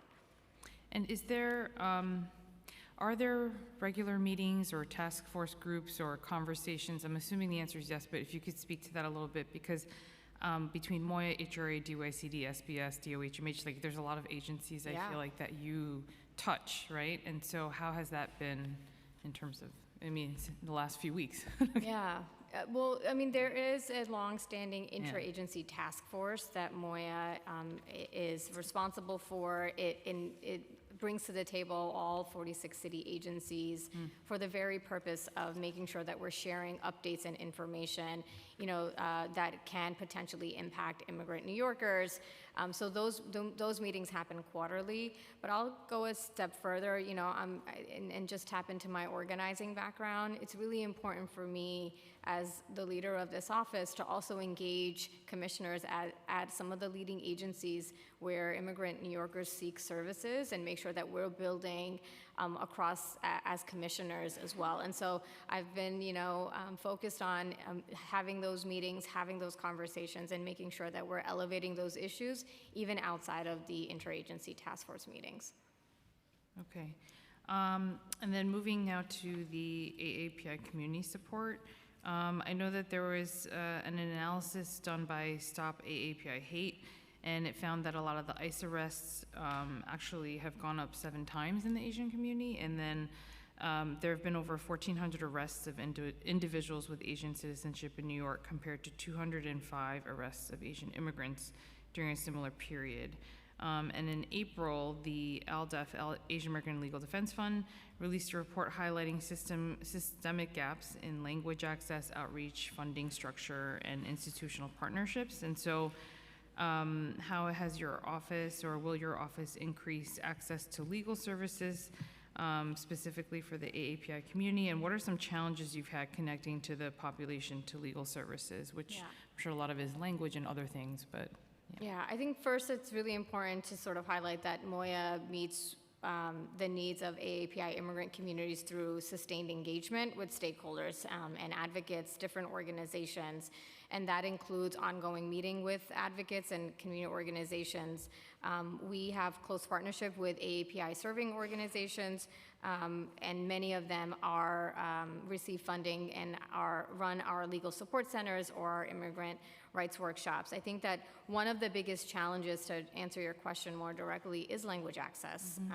Earlier this year, MOIA met with ALDEF after they released that report, and I think one of the findings that really stood out and reflects what we see in our own work is that nearly 6 in 10 New Yorkers who speak an Asian language have limited English proficiency. And while many of the legal services hotlines right now primarily operate in English and Spanish, and so for many AAPI immigrants, the legal system can seem inaccessible, but language is only part of the challenge. I think that AAPI communities is incredibly diverse as well, with different immigration histories and cultural contexts and levels of familiarity, frankly, with the systems. So I think, typically we tend to lean on a one-size-fits-all approach to outreach, but in this instance, it just is not something that would work. There are real gaps when it comes to culturally and linguistically competent legal services, particularly for some of the lesser common languages that are spoken. I think that's primarily a reason why MOIA has focused heavily on our partnerships, especially when we're doing our multilingual Know Your Rights outreach. We've relied heavily on our ethnic media engagement. The community media is where many of the Asian communities seek trusted information from, and so that has been really important for us to forge those relationships with ethnic media and to get the information out. And I think this is across all communities in general, and something we've heard in our roundtable conversations, where there really is such a shortage of culturally competent attorneys that are available. And so what are some ways that, and you sort of alluded to this with the partnership aspect, but what are some ways our local AAPI serving community-based organizations can partner with you to bridge this gap? We know there are areas where I think additional culturally and linguistically responsive legal capacity would make a real meaningful difference, especially for our AAPI communities. I think meeting those requirements requires sustained investment in community-led legal infrastructures. One specific way that MOIA is already working on this is really through capacity building initiatives. I mentioned in my testimony the Legal Technical Mentorship Program that's administered by IARC, making sure that our AAPIs led and serving organizations have access to that capacity building tool is critical. Yeah. Okay, and then moving to the legal support hotline, because I know that you were saying that you received 14,700 calls in FY26. And I know the council also supported this with an additional 500,000 in FY26 to further expand the hotline, I think, and outreach to the Asian and African communities. And so just wanted to get a sense of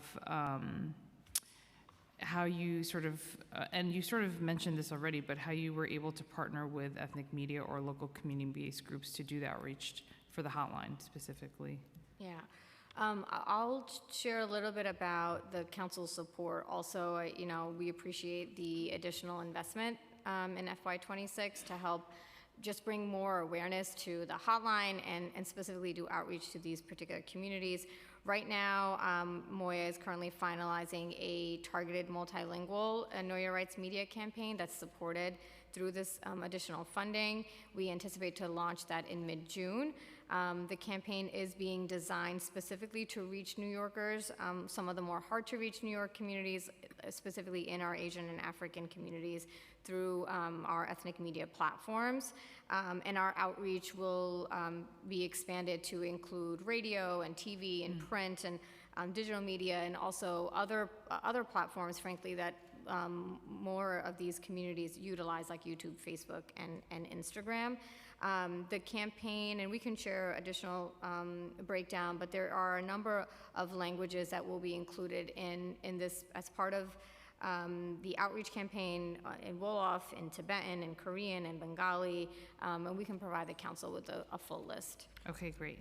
And then how many of the total 14,700 callers were effectively connected to legal services providers, and how many of them actually received legal support, if you have that? Yeah. So just to clarify on the numbers, from July 1st, 2025 to May 15, 2026, the hotline received 19,000 calls. Okay. So it's 19,830.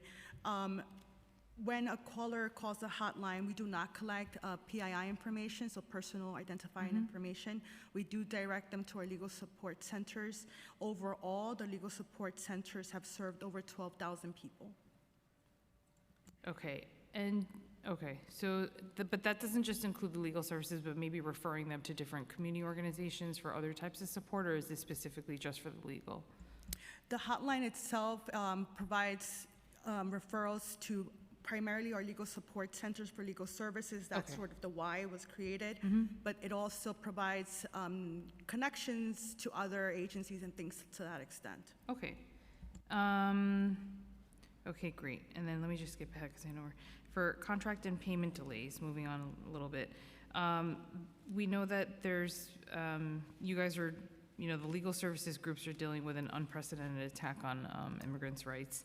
And one of the biggest issues that providers expressed during our roundtable that we had was the extreme delays in getting paid by the city.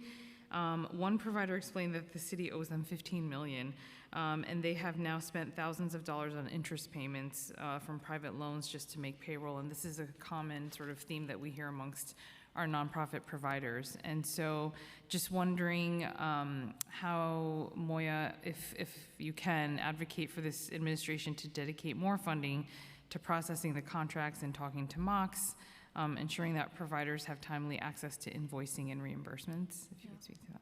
I can start, and then I'll turn it over to my colleague if she has anything more to add. I mean, this is an area that you all know I care very deeply about. I did during my time at the council. Moya strongly supports continued investment in contract processing capacity and reforms to improve payment timelines for our providers.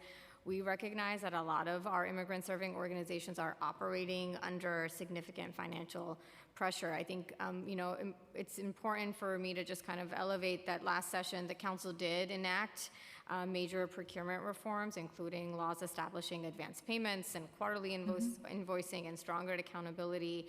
Those reforms were really an important step forward, but implementation across the agencies is something that's critical. We're continuing to partner with our agencies and talking to MOCs and providers to identify any operational bottlenecks and find out, figure out ways to together how do we improve that consistency and transparency.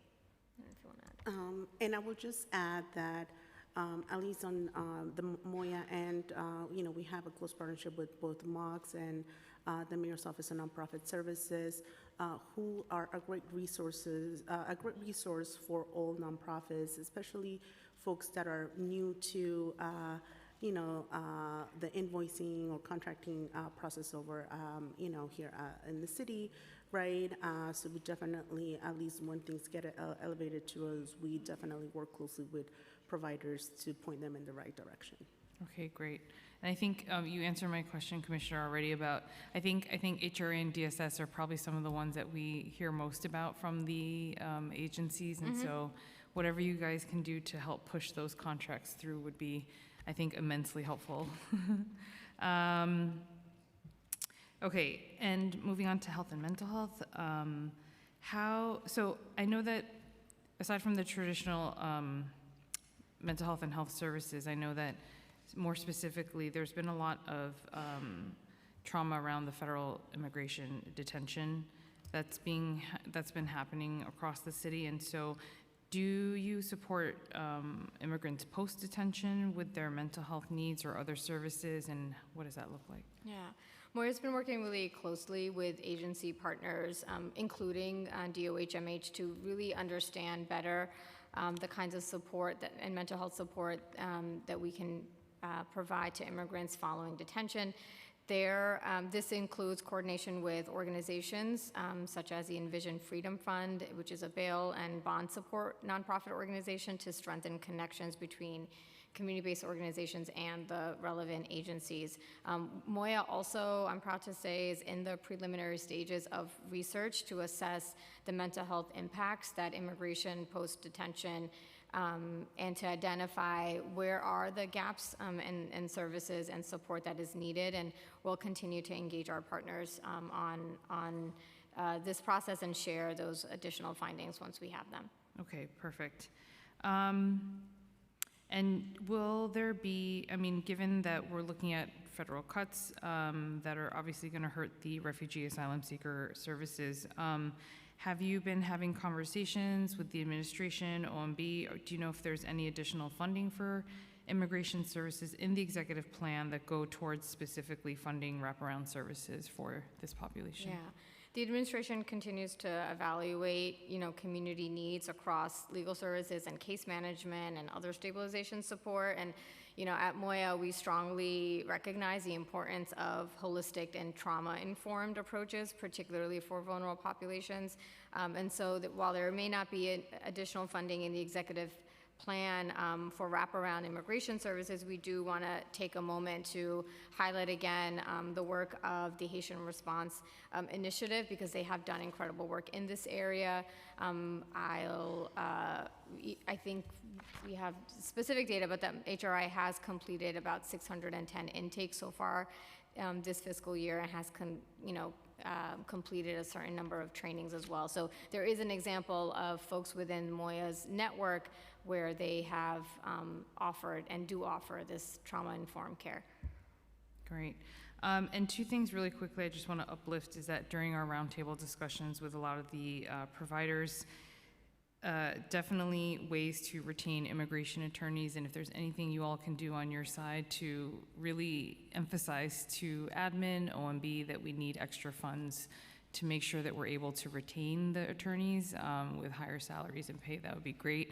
And then, of course, purpose of funds, making sure that the funding can be flexible, because there's a lot of different types of services that they need to provide. And so those are two things I just wanted to highlight from our roundtable conversations. And I'm going to pause there, and I have a couple questions, but let me move on to my co-chair, Chair Encarnacion. Hello again. So I'm going to jump right in because we are pressed for time. But I wanted to talk about the budget, Moya's budget, and your head count. It's always challenging to try to conduct oversight because of the programs. They're spread throughout multiple agencies, as was already discussed. I know that you highlighted some strengths and some challenges that we may have in calling for an independent agency. I'm going to continue to call for that because I really feel that there are some major wins that we can get there, but I appreciate the want and need for further communication around that. In your testimony, you mentioned 10 new positions at Moya, that they are currently open. Under which agencies are those 10 new positions housed? And does that include the 3 vacant positions that we had spoke about during the prelim budget? Or is it in addition to those three? Yes, that does include those three vacancies that we spoke about in the prelim. And these vacancies are spread through the mayor's office, DCAS, DSS, and SBS. What was the first one before DCAS? I'm sorry. DSS. Okay. Mayor's office. The mayor's office. Okay. Yes. Got it. And this is all still with the same baseline budget of 781.962. Well, our lines overall, they're spread throughout, they're housed at different agencies. Over at the mayor's office, we have 5 lines that are currently housed there, and those, in the 3 vacancies that we spoke about, that's where those are, and that's the 700, I'm sorry, the $780,000 budget is specifically for the mayor's office. But we do have other lines that are housed under other agencies. While that's the case, the employees do sit within our office, right, and do carry out Moya's, work, but they're essentially, on payroll on other agencies. This is where it gets confusing. This is where I'm not really understanding. So we'll get into that because I'm trying to understand, so then as far as directives, mission, who tells them what they should be doing on a day-to-day basis? Is that coming from a different agency? Is it coming from your vision? If it's coming from your vision, then it makes sense that it's your staff, right? If it's coming from DSS or DCAS, then it's their staff. Yeah, Chair, you raise a very great question, and we're trying to demystify it. So I apologize if we're adding to the confusion. The staff that are currently at Moya, even if their budget comes from a different agency, they are executing the work and the mission of Moya. They are physically in Moya's offices. I see them, I interact with them. Their core responsibilities are to implement our programs, our policies. The total PS budget, across the agencies, including the mayor's office, is about $5.3 million for staffing that implement our program and our work. That is actually really helpful. I just wonder why the hesitancy to just call it Moya's budget in that way, because then I can see growth there, and I can see the importance behind the mayor's office of immigrant affairs when we're talking about the millions of dollars for a budget versus barely $1 million for the office. But we'll move on. So under which Moya programs are RFP'd and which are not RFP'd?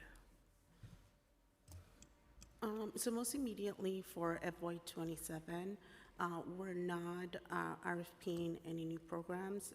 We, especially with the added baseline funding, our focus has been to extend contracts, right, to avoid break-in services. We're still in the process of making a determination and an assessment on whether to RFP programs in the future.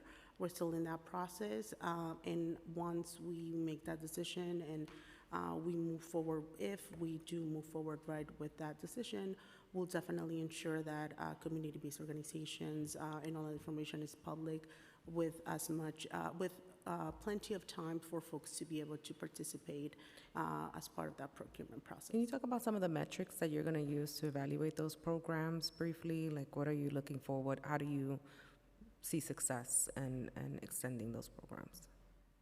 On the current programs that we have, I can, there's a variety of things. I know. But so I'll try to answer the RFP question, and then I think the programs that we currently have.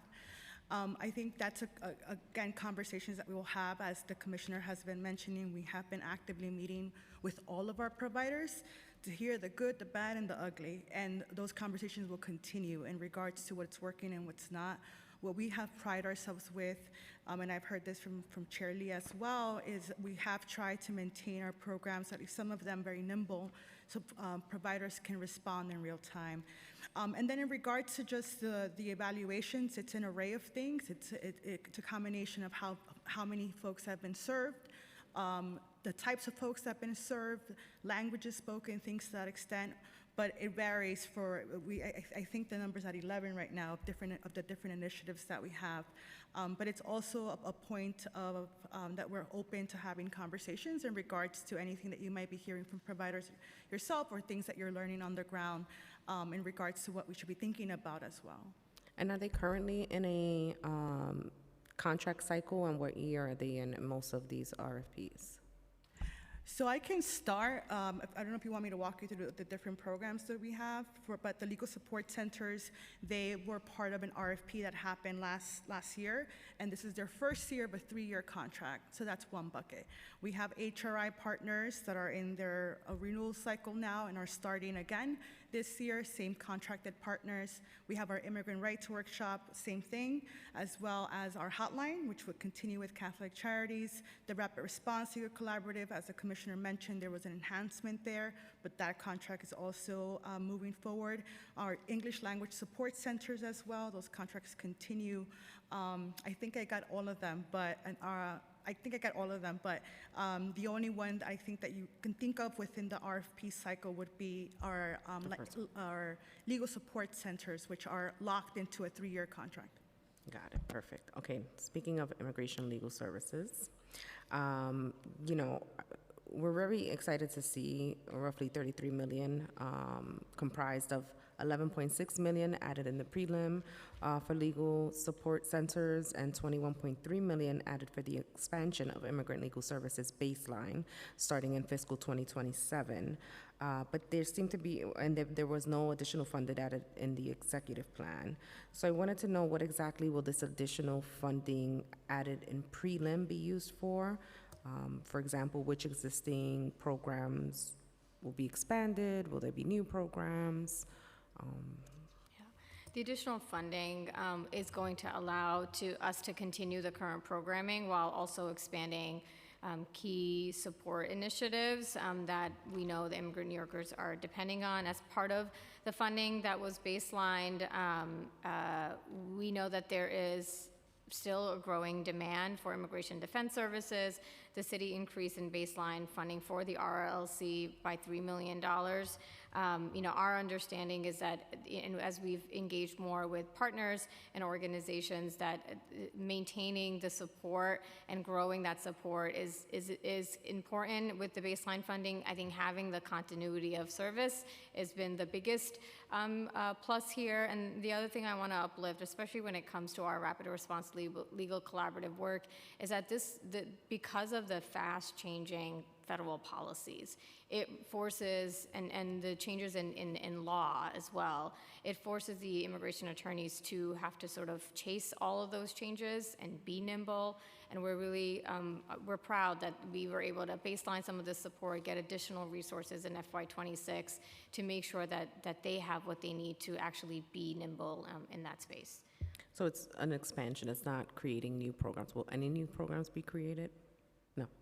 Yeah, we're absolutely looking forward to, having those conversations in the foreseeable future about, but I think the biggest important thing for me has been, we've mentioned meeting with all of our providers. It was like a week-long marathon meeting of hundreds of providers, specifically to understand not just what the needs are, but are the programs that we are currently administering having an impact in the communities, and how are we measuring that? So those conversations for future programming are important for us to have. It just requires a little bit more community engagement and stakeholder input.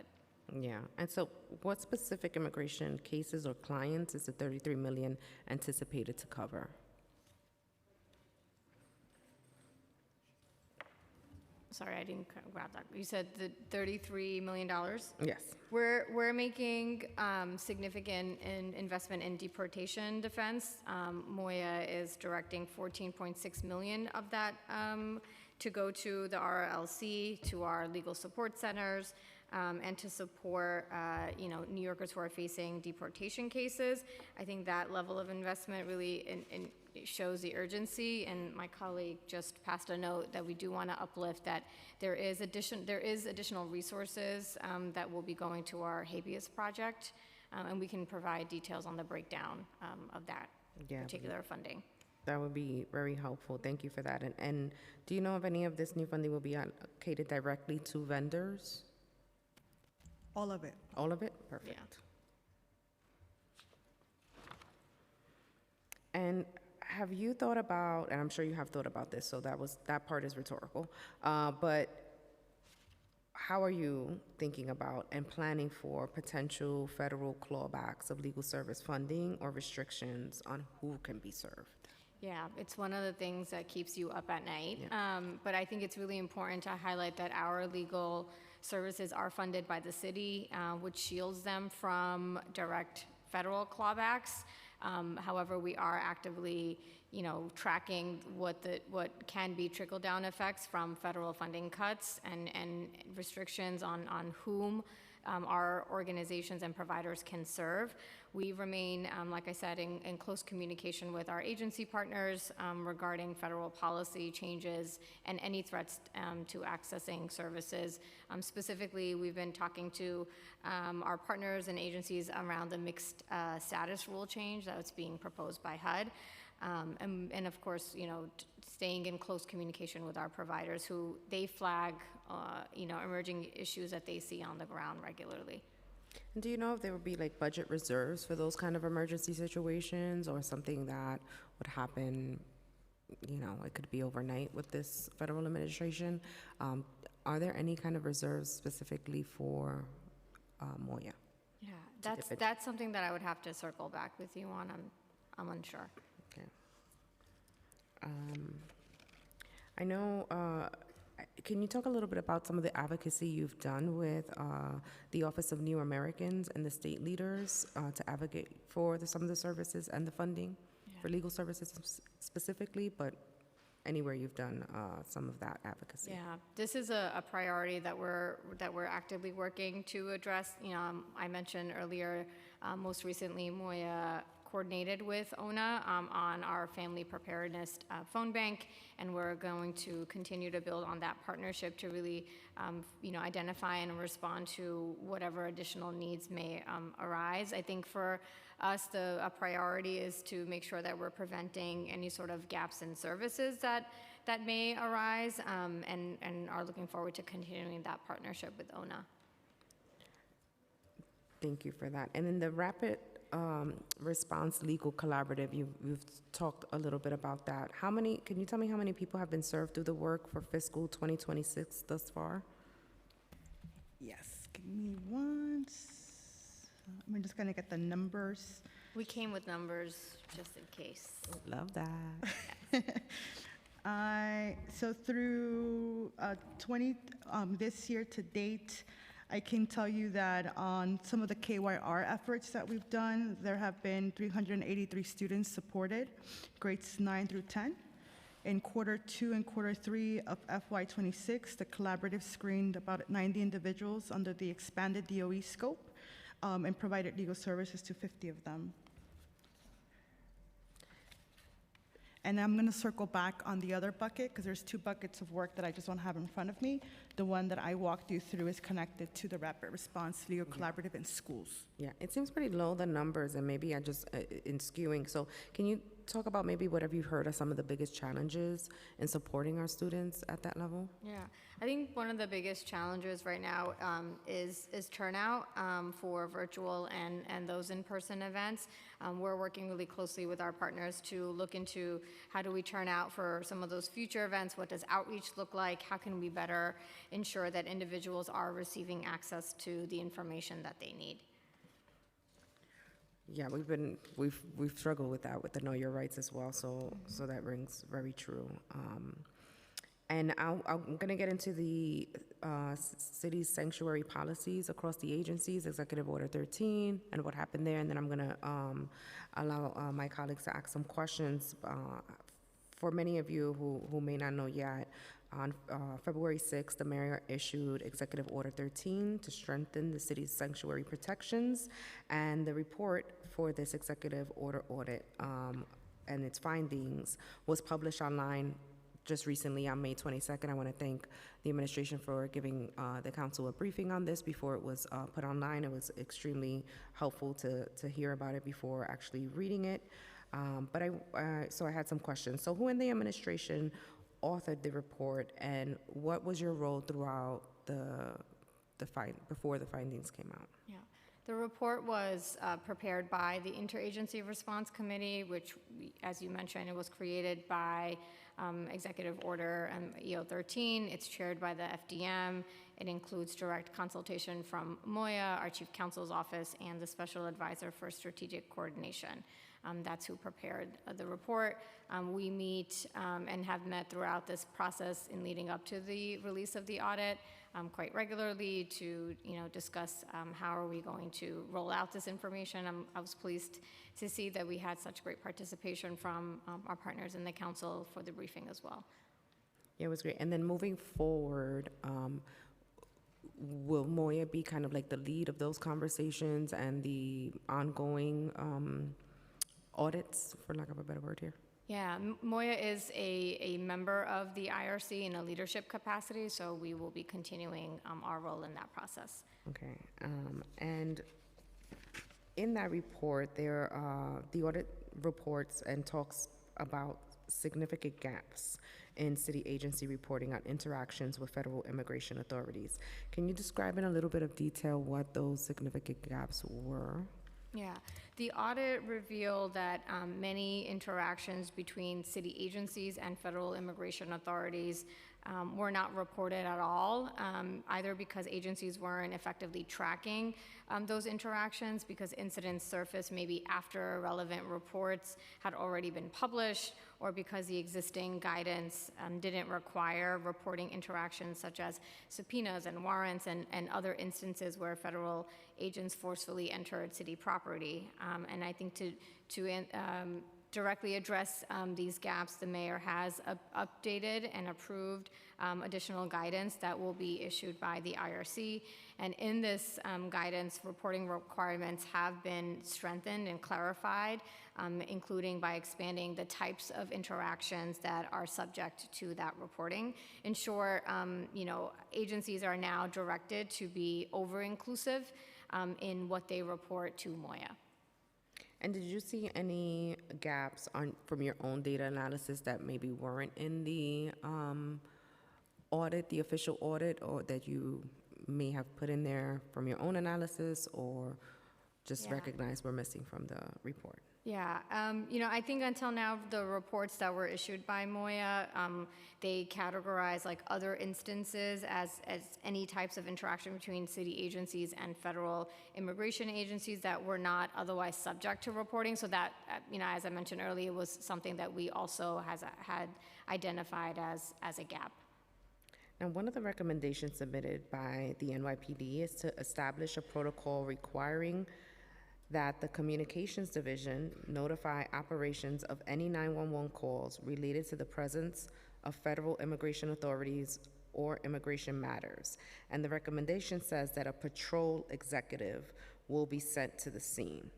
What is a patrol executive? Yeah, that's a great question. That is information that we can share after we have more discussion with the NYPD and other IRC partners. But do you know it like as a uniform officer? Do you know that it's gonna? Well, you don't know that it's going to be a separate. The wording is interesting. Yeah, that's something I'll have to get back to you on. Okay. So I'll save those follow-up questions for this patrol executive for that time, and then. I know that that EO 13, the 6 agencies had to make their policies and protocols regarding interactions with ICE available on their websites. Do you know if they have done so, if all of them have done so? Now that the mayor has received the audit and adopted the recommendations for changes to the policies and protocols. Agencies are beginning to implement those changes and will complete that process in the coming months. The IRC is going to continue in our role as leadership to work with the agencies as they undertake this process, which also includes a public engagement component. The executive order actually, in terms of a specific timeline, requires the agencies to promptly publish their policies online, and that's something that the IRC is working to ensure that the agencies in fact do. But there's no like set timeline of when promptly is There's no good. deadline, but promptly. Okay. Yeah. And then who monitors the compliance? You said it's the The IRC. Okay, thank you. Okay, so I'm gonna take a break so I can let some of my colleagues ask some questions. I'll have Linda.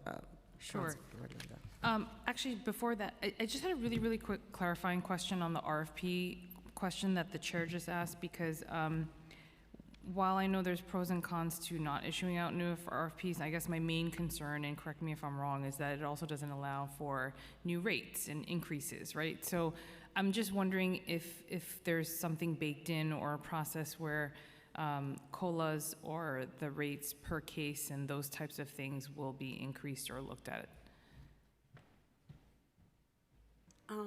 For that, we're going to have to circle back with you. We're going to have to consult with our contracting agency to get more details on that. Okay, that would be great, because if there's a way where we could address that issue, even if there's no new RFP, I think that'd be great, because I know that that could be a way to increase some of the funds that they're getting. So, okay, we have Councilmember Joseph, followed by Brewer.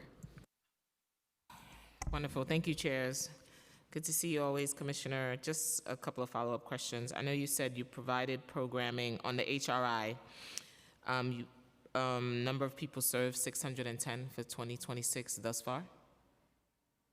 That's correct. Will there be an expansion of the HRI initiative? Is that something you're looking?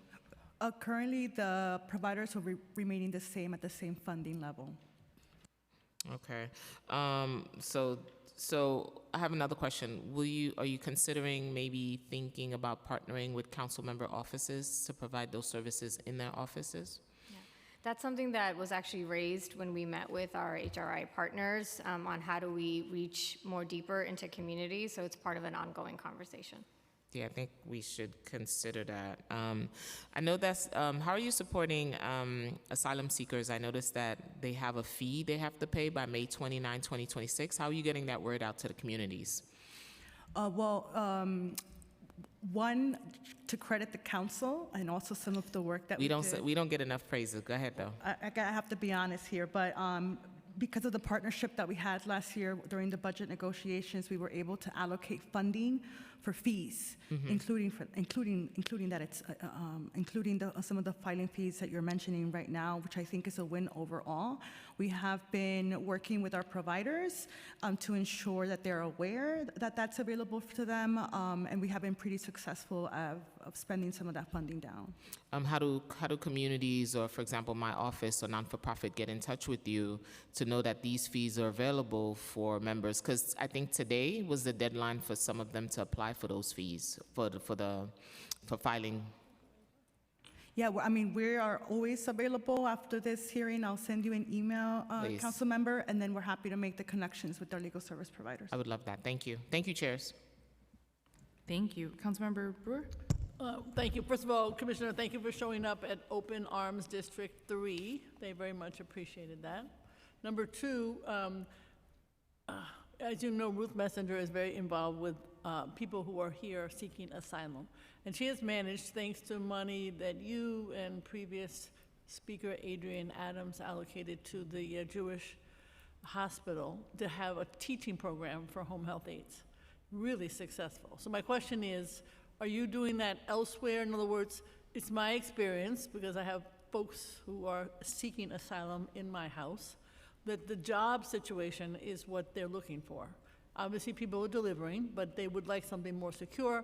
Unfortunately, we're all getting older, and home health aides are desperately needed. So my question is, are there other such programs? Will money be allocated? Is it something you're looking toward? Yeah, thank you, Councilmember.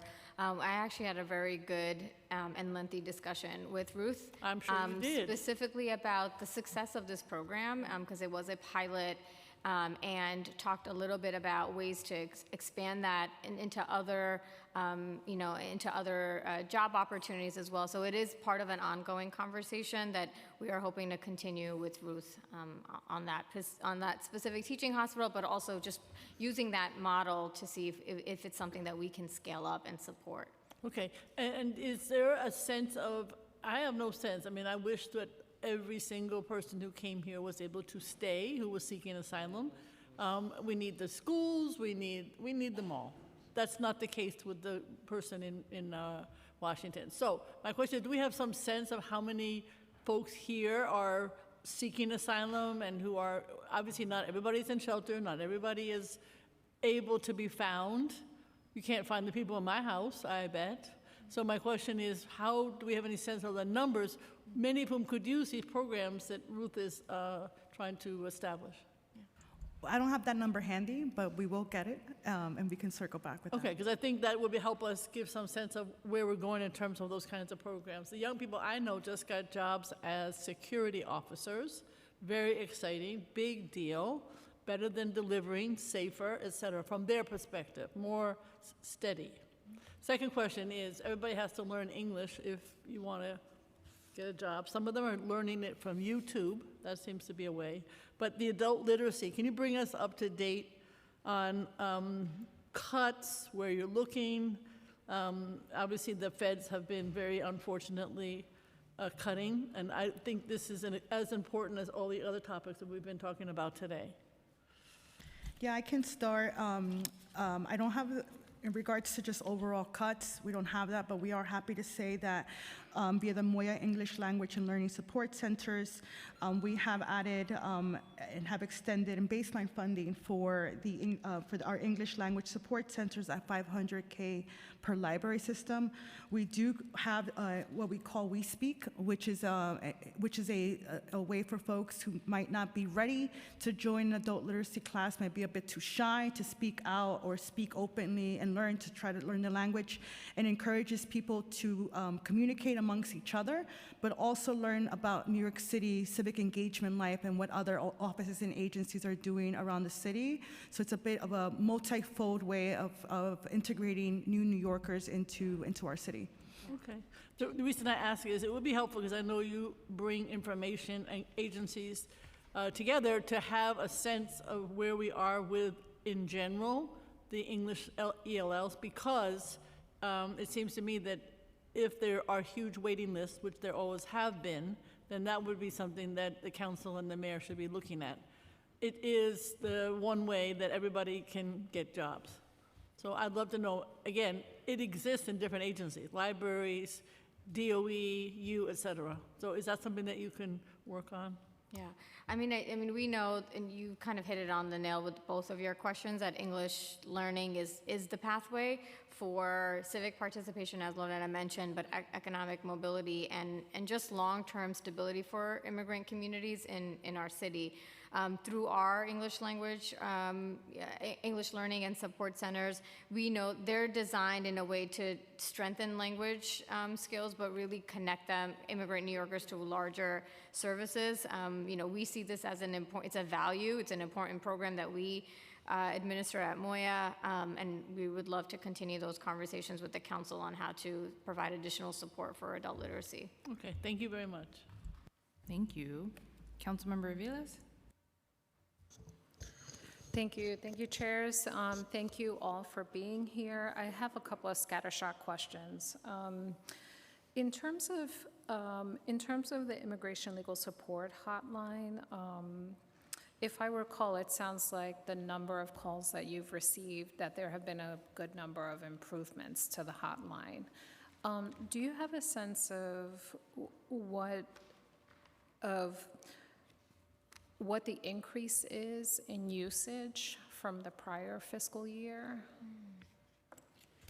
Yeah, I'm about to get these numbers, I know, because they're watching. I think we've talked a little bit about this in years past, but there was actually a decrease in some of the calls during the last administration.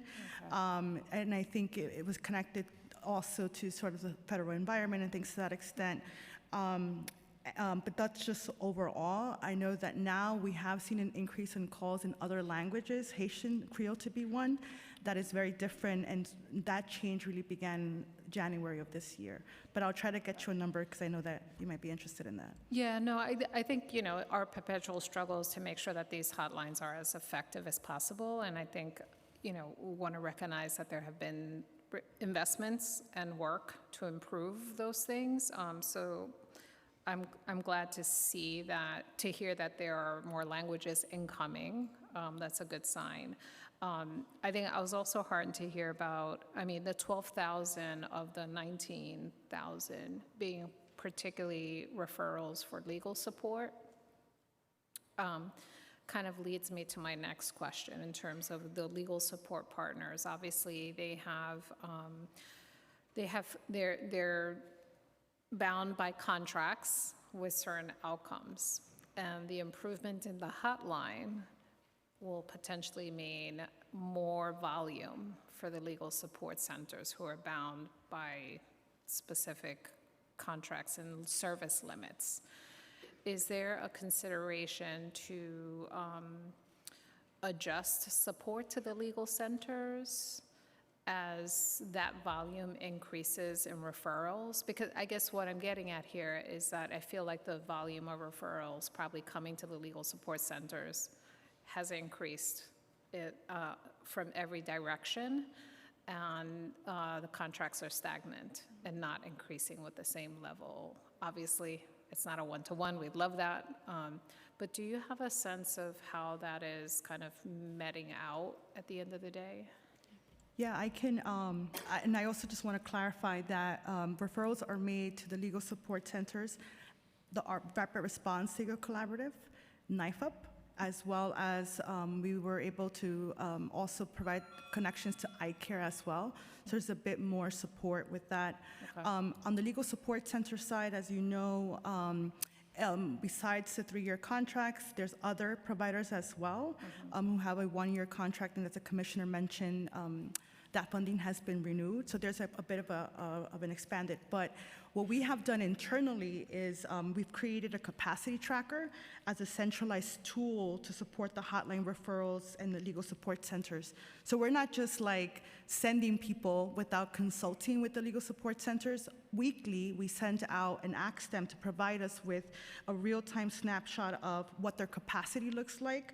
Then that really helps our hotlines counselors as well as the legal support centers. So it's not uniform, like we're like, we have to take 100 people. We check in to see what their capacity is of that week, and then we inform our hotline counselors in real time so they have that as well. And part of our sort of ongoing work with the hotline, and because we also recognize that, you know, we've been doing a ton of outreach and are about to roll out more outreach, and with this hotline number, what does that mean for capacity? I think part of the improvements that we have with Catholic Charities and some of our legal service providers is understanding better what does the flow of information look like? How should legal service providers be receiving those calls? I think that there's been improvements being made to the coordination to just also address the capacity concern. Our intention is not to flood the legal service providers with all calls, but screen them so the appropriate calls are being sent to the appropriate organizations. Great. And if I may add one thing, Council Member, the other note to make, just data-wise, is that the calls have, although we have received lesser calls, the call time and like duration of the call has increased. So from FY25, when the average was about 4 minutes, and FY26, it's about 7, which talks about just the complexity of the calls that we're getting as well. So just wanted to add that as well. No, that's helpful. And I think I'm heartened to hear about the capacity tracker because it is a concern, I think, where we can be more targeted and precise in our understanding where the gaps are in the field, then I think we'll be able to kind of build on that, right? So I'm heartened to hear that. If I may, one quick, I guess we can talk some more about that. I think we still have a whole 3 years with the Orange Chupacabra and a complex system, right? As we see every day, more and more changes are being made, which brings more complexity to the legal field. So I think this is just going to be an ongoing issue to make sure that we check in and be very precise with like how we're supporting the building of the capacity to find lawyers. In terms of adult literacy, I'm sorry I didn't, I think some of these questions probably for DYCD, but I'd like to know if Moya is advocating for the new proposal around the $20 million for called the Education for Integration and Equity program, an important allocation. I'd just like to know what those conversations have been like. We have been in touch with and have received a proposal that was been put out for the 20 million. I think I see some folks in the space who are here now, and we have touched base with DYCDs, but those conversations are ongoing. I don't have anything like new to share, but happy to, we will be listening in to the DYCD hearing as well. As you know, adult literacy is very important to Moya and connected to the language justice work that we're doing generally. But that's what I have to share right now. No, I think we missed it. It was right before this one. But I think what's important to note here is obviously there is an RFP that has challenges that came out in '24. We're going to continue to ask critical questions around relooking at that RFP for what we knew were the consequences were going to be, and in fact played out. That we continue to invest in adult literacy services, so even with the expansion, it's still woefully underfunded and a critical service. And I think we see that field is also under attack by the federal government. So what I would really like to see is like some proactive planning around understanding some of that money being swept away and our city being prepared to step in that gap. So thank you. Thank you. Thank you. Okay, really quick question about the 2030 census, because as we know, it's going to come up a lot faster than we realize. And, you know, in gearing up for that, knowing how important this is, just wanted to know what Moya has done in the past few years to prepare for the upcoming census, and then how are you planning to collaborate with the new Office of Census once it's established, and sort of what the role of Moya will play? Yeah.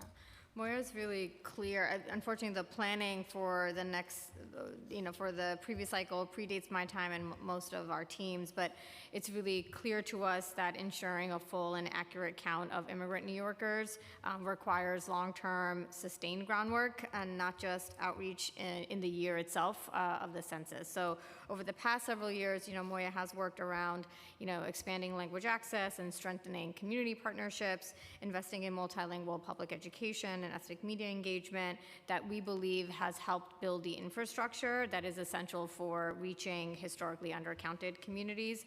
Those same systems are critical for the census outreach as well. And looking forward, we are looking forward to playing an active role in supporting the census efforts by working closely with our community-based organizations and sister agencies. Okay, Chair. Thank you. Okay, we're going to do some rapid questions and responses. We have till 4 o'clock, and then we lose our translators, and we can't have that. So for family preparedness and family separation, during our roundtables, some of our CBOs shared, that they are supporting community members preparing for their family separation, preparing families for possible separation. And I know that Moya has a flyer posted online. It is currently available, I think, online in 8 languages. Are there plans to expand the amount of languages that it is available for? Yes, so right now, I think it's also available in Russian and we are working on the Urdu translation right now, so it could be available in its top 10. We're always open to feedback as well, if there are additional languages that you might be encountering in your neighborhood. And if I may, Chair, on the RLC, because I just got that other number, just I wanted to make the note that the data that I provided was until the end of March. So there's more work that happened on the DOE side, as well as with the Rapid Response Collaborative. One of the main contract, there have been about 137 screenings. I will just note that although those numbers seem low, those are very comprehensive, complex cases that require very dedicated and experienced attorneys. Just wanted to say that because they're very traumatic cases too, that although they seem low, they're actually pretty significant in retrospect. But thank you for letting me add that. No, I appreciate that. I want, and it was really about making sure and understanding that people knew about these services and knew how to get connected and that they were availing themselves when they needed support. And so other than the flyer and things like that, what other resources can CBOs look at Moya to for family separation? I can take this, Commissioner. So part of the outreach campaign, which we do with our outreach team, that's one bucket. The Commissioner mentioned this at the top, but we also we had a Moya legal hotline bank with ONA back in April 21st, when we received about 227 calls. We understand that this is an issue that the community really cares about, and that was a sort of the way that we provided that outreach. We worked with ethnic media at the time to spread the word and awareness, so that's another bucket. We also have the rapid response in schools, in which families are provided KYR on what standby guardianship and their options, as well as our legal support centers provided in FY26 at least 14 guardianship clinics, serving a total of 364 people. And then the last one that I'll mention is that our legal technical mentor, the Immigrant Justice Corp, also delivered a 5-part training series on special immigration juvenile status, although not directly on family separation, but it's also adjacent to the issue. So I wanted to uplift that work as well. Okay, and do you coordinate with ACS at all for that? Yes, we do. We talk to them frequently. I know that there are a lot of changing issues that happen. So as the Commissioner mentioned at the top, we have, through our interagency efforts, we do connect with them as well on any federal changes and things to that extent. Okay. I want to get into language access. As you know, we have some of the strongest language access laws in the country. And what we're seeing, obviously it requires agencies to appoint language access coordinators and to translate. But in 2023, there was an evaluation by the city's language access, like the secret shopper program, and it said that more than half of the centers evaluated were in violation of local law 30. And, since then, the council has been, in fiscals 23 through 26, the council began investing in the creation of the language service worker cooperatives, as well as the community interpreter bank. So can you talk to me a little bit about how can Moya increase collaboration and coordination with the council-funded initiatives, the bank and the language service worker cooperatives? We've had conversations with the council-funded, both the Community Interpreter Bank organizations and the community language workers. On the Community Interpreter Bank specifically, Moya organized a virtual convening this February where the NYIC has shared information about the services that are being offered by the Community Interpreter Bank. 33 different agencies were in fact present. And our engagement really doesn't end there. Moya has also included information about their third-party language resources, including information about the Language Justice Collaborative and other nonprofits in our monthly language access newsletter and agency language access partners. And how do you measure compliance across city agencies when it comes to those kind of gaps that you're seeing? Yeah. You know, Moya is, committed to advancing language justice really as a core principle of how we do our work. Language access is essential to ensuring that immigrant New Yorkers can fully participate in civic life and accessing critical services and engaging with agencies. The city's responsibility goes, as I had said earlier, beyond beyond compliance. And this is really, for us, about building systems that are responsive and inclusive.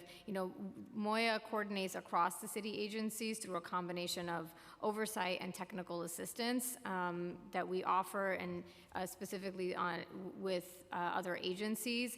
We monitor this technical assistance to all of the local Law 30 agencies and convene them on a regular basis. As I mentioned in my testimony, just this April, we did do our large convening of language access coordinators across agencies to not just underscore the importance of language access, but make sure that there's an opportunity for agencies to share some of their best practices and talk a little bit and about. that there's a law on it, right? Correct, that compliance is important, I think, in that sense, because the reasoning behind putting that law forward was that we need to start closing those gaps between those agencies. So, Yeah. I just to pinpoint that, because I think that it is, and you know this, and I think that that's where you're getting at with making sure that there's a good relationship and collaboration there. But in terms of making sure that there's compliance, I want to just to understand how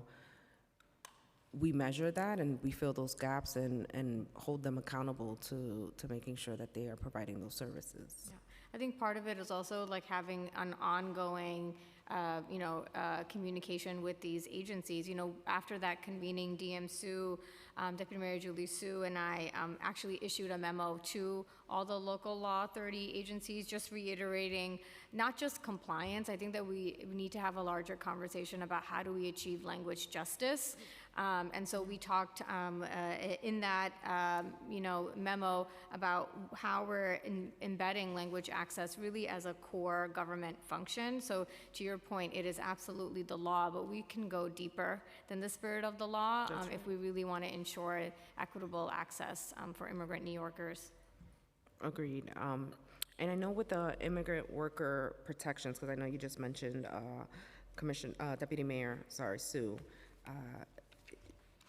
there were a lot of discussions, especially in some of our roundtables, around having concerns about workers who may live in the city but work outside of the city, and having those protections applied to them. So does the administration plan to connect with local jurisdictions to talk about how do we coordinate, further protect, and how do we do that, knowing that they're not necessarily a sanctuary city like ours? Absolutely. I mean, these are real concerns that affect people's willingness to move safely for employment and opportunity.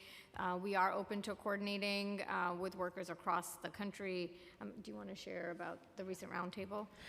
Yeah, we are taking this international. We actually met with the transnational worker advocates with Deputy Mayor Sue, where advocates came from actually Latin America to talk about some of the issues that they have been having.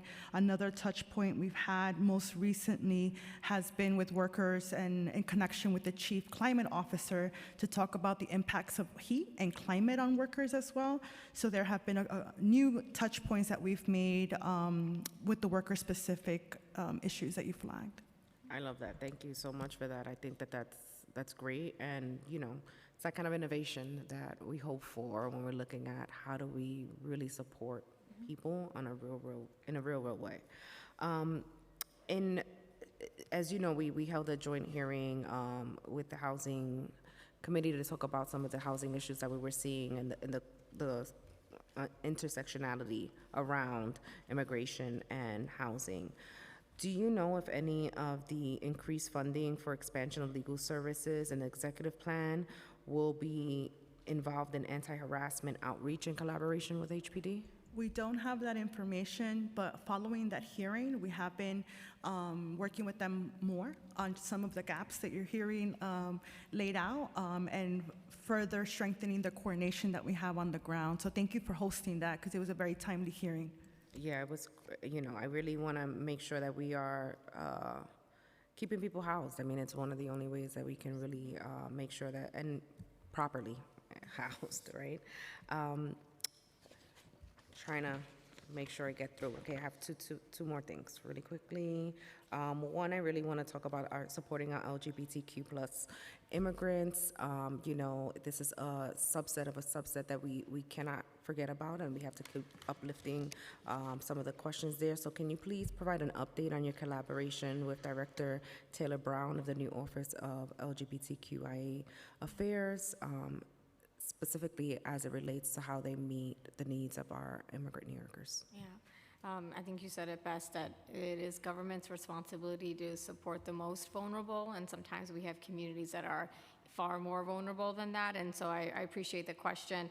You know, Moya has been meeting regularly with Director Taylor Brown of the Mayor's Office of LGBTQIA+ Affairs to discuss next steps in implementing specifically Local Law 73, which was passed by the council last year, in conjunction with the Mayor's Office of Equality and the Mayor's Office of LGBTQIA Affairs. We are, through that local law, there is conducting a comprehensive assessment of the services that are currently available to TGNC communities, specifically transgender and gender nonconforming, non-binary, intersex immigrants. And the findings of this assessment will directly inform a phased implementation plan really designed to address and identify any of the service gaps across the city. And just in the same vein as the last question, you know, I'm hoping that some of that translates into actual dollars there to support those programs, outreach, and things like that. So I know that you may not know, similarly to the last one, if it's there yet, but if we can continue advocacy for that. And then lastly, I know the Mayor's Office of Mass Engagement was newly created this year. It received $2.8 million in baseline funding, started in fiscal 2027. Can you talk a little bit about your partnership with them, how you may use that office to help support some of the programming that you have? Yeah, I'm happy to say that I just spoke to them again yesterday. So we are very much in close communication and in lockstep in regards to us sharing information regarding immigrants, as well as supporting them with some forward-facing information, coordination, and some outreach efforts that we've made. I know that we've partnered with them on a couple of things already, and that partnership will continue. We're also in the same building, so we see each other on the elevators as well, but we are working very closely with them and across teams, not just one, but the whole office as a whole. I want to be in that elevator. Come by anytime. Talk and sprinkle some ideas. I'm going to stake out the elevators now. We will be in communication. There's a lot more. I had 11 pages of questions, obviously. So, you know, I know. But, you know, it is extremely complex, as you know. There's many layers to it, many subdivisions and answers that I really wanted to get in terms of the executive budget. It's difficult to go through and make sure that we properly are supporting each and every aspect of it. I'm going to continue to fight for as much as I can on my end, and I hope that internally you're fighting for our immigrant neighbors. I know you are, and I'm actually really, really impressed with some of the stuff that I've seen so far and some of the answers to the questions. Thank you for being so prepared. I'm going to give it over now to my co-chair. I want to just say thank you to the chair for being a fighter, and whatever questions, I'm happy to have a follow-up conversation with you just so you can get the answers. We'll be sending it over. Okay. All right, thank you. Great. Thank you. Actually, since we have like 2 minutes, one final question that's more fun about the World Cup that's happening right now this year. But just out of curiosity, because we have so many great small businesses, immigrant-owned parts of our city, especially Queens. I mean, I think the Queens council members fight over who has the better food in their district, but we know that this is coming up, and so just was curious to know, I know that the mayor's office is launching New York City Neighborhood Passport, and so are you guys working with them at all to encourage folks to explore a lot of different neighborhoods in the city and get out there and explore? I'm glad to end on a fun note. Yes, Yeah. the New York City Neighborhood Passport is a citywide program. It launches on June 11th, and the idea is to encourage New Yorkers to visit and explore the 5 boroughs and many of the immigrant neighborhoods that make this city so great. Participants are collecting artist-designed stamps from hundreds of community organizations and cultural institutions and public events, from dance performances and film screenings. It's really a great opportunity for the community to get involved and explore our great city. Great. And if you want recommendations from all of us in terms of which restaurants are the best in our area, let us know. Add it to a list. We'll be sending that out. Okay. So Yeah. good. And I think with that, we are done for the day. So thank you so much, Commissioner, and everyone else for being here. Oh. Just to remind them about the public hearing. Oh, yeah, so just and again, public hearing Wednesday, June 10th. Make sure everyone signs up. So thank you so much, everyone. And that concludes our third day of hearings.